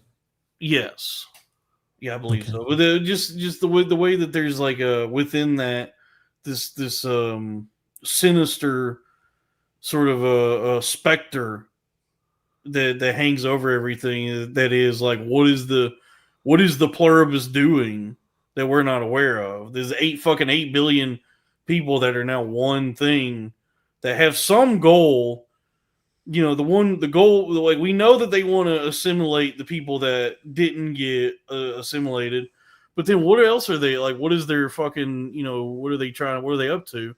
So I never thought, and I never thought it was boring. I never thought it dragged or that it was like uninteresting. I think people have just gotten really stupid and lazy and that's how I felt watching the Joker, because I was like, oh, this is well done. Why did everybody hate this? I don't think they understood. They've become too people have become too like sensationalized, where it's just like, I need fucking shit always happening at every second, every moment. Yeah. And so anything that bothers to actually respect its audience and take its fucking time. I need somebody to do a 20-minute monologue to catch me up and explain everything to me instead of me figuring out. Yeah. So anyway, but it is a show that the finale just aired or went up on Apple TV this week. It's Christmas just happened. I don't want to spoil it. I don't want to like do anything that robs anyone of their enjoyment. So we haven't talked about the finale. Also, I guess I just didn't think to talk about it. But get on the pluribus. Yeah, but I mean, I really back of the pluribus. I really am enjoying the show, and it's something about it beyond just like the plot. So just stylistically or whatever the capabilities, the craftsmanship of Vince Gilligan with making TV is it definitely stands in like stark contrast to so many other things on TV. Because like I would be watching Pluribus and then I would go watch one of my slops like Welcome to Derry, the It TV show. And Oh, Dave can't watch that. It was why It's too scary. Dairy. Oh, because it's. But it was like vegan. I would go to that show. And somebody said a couple like 2 weeks ago, Dalton likes Welcome to Dairy Queen. I do. That was a good one. Oh man, I went to Dairy Queen a few days ago, and I got a peanut butter parfait. Dude, for the like minute or two that I was wolfing that down, penis buster. You ate it. You wolfed down a penis buster. Dude? It was like I was so happy to have a peanut butter parfait and so excited. I just ate it as fast as I was just like so ravenous. I don't get I never head. had. I want to get one of those. Yeah. I've never had it, but I don't think that I eat it quick enough. You know they had the peanut butter bar too. Remember that? The peanut butter parfait might be my favorite thing on the Dairy Queen menu because it's just the perfect combination of sweet and savory and hot fudge to ice. More than the Cookie Puss or the Carvel cookie. That's Puss Carvel, you dipshit. No, but doesn't Dairy Queen sell the Carvel cakes? No, they don't. Don't they sell ice cream Dairy cakes? Queen cakes? Dairy Queen cakes, you dummy. Now let me ask Carvel. I hear about this East Coast Carvel shit. Okay, so these cakes right here, do they Carvel have like can the suck my fucking nuts? Do they got dude. the crunchy layer, the crunchy chocolate layer? You can buy the crunchy layers there. Ooh, that shit's yeah, that's good. When I grew up, man, I can't remember his name, but the Dairy Queen in my town was owned by a Greek family I went to church with. So if I ever wanted it, I could just be like, Mom, can we go see whatever? And she would always say yes because it was owned by a Greek family, and she could go say hi to the free Greeks. ice cream. Yeah, oh, sure. Yeah, and so I would What go I was, get my ice point cream. was that I should not have eaten a peanut butter parfait. I don't need to be eating that kind of stuff. That's a little But treat. That's a little treat. For the 2 minutes that I had a peanut butter parfait, because I couldn't eat it fast enough, I was so happy. It was like the happiest I've ever been. I was just so excited. I genuinely like was lost in the moment, and just there was just me and the peanut butter parfait, and that was all that existed. And then as soon as I was done with it, I was hit with a wave of regret and guilt and pain and suffering. And it's like, how long, how many times how long are you gonna keep? You can't keep this up forever. There's no fat 80-year-olds. They usually die around 50, 60 years old. Is about as long as they last. You gonna keep eating fucking peanut butter parfaits and just let that kill you? But in the moment, I was truly. It was one every once in a while is not. Did you ever try? Remember, I told you I was making that. I'm still making it, not as much now through the winter, but I'm able to make protein ice cream with that creamy Ninja Creamy, and it's just literally water, cocoa powder, a little maple syrup. Miss me with that gay shit, dude. Just mix it up. You get chocolate ice cream with 35 grams of protein for under 400 calories. Good. But then what I was trying to say is just that the feel of Pluribus is like just like whatever it is.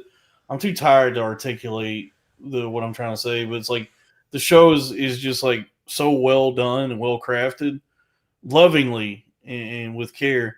And then I go to something like Welcome to Dairy, where it's just a slog. It's like it's such a stark drop in quality and fulfillment, where I'm like watching it, just like I feel nothing. I'm not scared. I don't give a shit. For me, I always prime myself going into a show, and like I set my expectations before I go in, and like. So when you were like, oh, you liked Red Zone, the Christmas movie with The Rock or whatever? Oh, don't get me wrong. Yeah, I went in being like, this is a movie for kids that's going to just be along for the ride and be a slop fest. Look, don't get me wrong. I watched every episode of Welcome to Dairy, and it got better once Pennywise finally showed up. But it was just like, because Pluribus is happening at the same time, so new Pluribus would come out, and I was excited to watch it, and I'm like, this is the coolest shit on TV. Is Pennywise a tribal person? No, but he's wise about pennies. It's like right on the nose. Oh, dude, I was gonna say, because there's part of the plot in the show is Goldberg, is, Pennywise. his ongoing conflict with actual tribal, like Indians, like Native Americans. Oh, he has that Like in the show. That's like the whole idea is that they've been keeping Pennywise in check, and now the government has stepped in, and the government's fucked up these Native Americans' whole shit and freed Pennywise from the cage they were keeping him in or whatever. It was so fucking stupid. But my point is, it got better when Pennywise showed up finally. But then also, it was just that I would watch Pluribus, and then Sunday would come around, and I'd watch Welcome to Derry, and I'd just like, compared to what I just watched on Apple TV, Pluribus, Welcome to Derry I was like, oh, this is, unfortunately, for lack of a better word, slop. Whereas Pluribus at least is elevated beyond. It's not slop. It's not like high art. It's definitely I don't know if I'd say derivative, but it's a story we've seen before.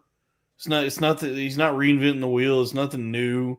We've seen these kinds of, like, whether it's the Borg or Invasion of the Body Snatchers or whatever, these kinds of invasion stories. But it's just like the approach it takes from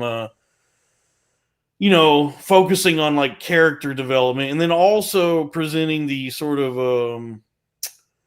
the conundrum of like, well, is this even necessarily a bad thing that's happening? Where you look at the tension or the conflict between the individual and the collective, and you go, there's pros and cons for each one. Where you go, it might be kind of nice to be in the Pluribus, but then it's like, do I want to sacrifice all of what I am?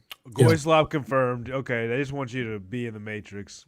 Well, no, that's what I was thinking of when Cypher is eating the steak, and he says, "Look, I don't care. They can put me back in." And so it's like he's going back into the Borg, and some people are out. Well, I don't, who knows what Vince Gilligan's intentions are? He hasn't said like what he thinks the show is. Like he's been very open-ended about like how to interpret it. He's like, I don't want to tell anyone what the show is actually about or how to think about it, because it's whatever you think it is. It's open to interpretation. So I like that it's not coercive, that it's voluntary. Well, you got to watch the show, dude. Well, I won't. That'll never happen. Because you refuse to give money to Apple. No, I don't have the time for it right now. And by the time I do, maybe I'll watch it. But by the time I do, they'll just plug a chip into my brain, and all the content will go into me like Neo. It's like an hour a week. Come on, I'm busy. I had free time today and yesterday. I played chess. Isn't that shit people say where they're like playing chess? Oh, I don't have time to read a book or do this and that. And it's like, come on. I do. I don't want to make time to watch that. I should say. I would prefer to. I prefer to actually read. I have been reading again, 15 minutes here and there, and I've been playing a lot of chess, trying to get my skills back, my memorization. It's helping. So, I've been off Twitter and I've been playing chess, and it's been helping my my short recall memory. We're about to hit the big 6 : 0, 0. Dude. I'm like fizzling out, dude. Well, PJ Panatron, God bless everybody. Thank you. I'm glad you hopped in here, and I'll hit you up about doing some more Patreons. Whatever, dude. Pendatreons. Whatever. And then Dave, thank you for all you do, and thank you to the audience. Yeah, we'll be back. I'll stream tomorrow. I'm probably gonna start in the early afternoon, probably by like 2 or 3 Eastern. I gotta figure out maybe later.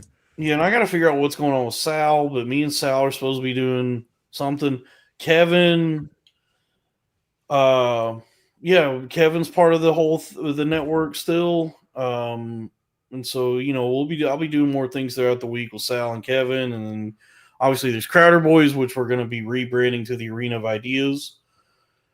And we'll be back here for Corn-Fed Saturday every Saturday. And in the new year, we're gonna try bumping up, changing the time. It'll be 8 p.m. Eastern come 2026.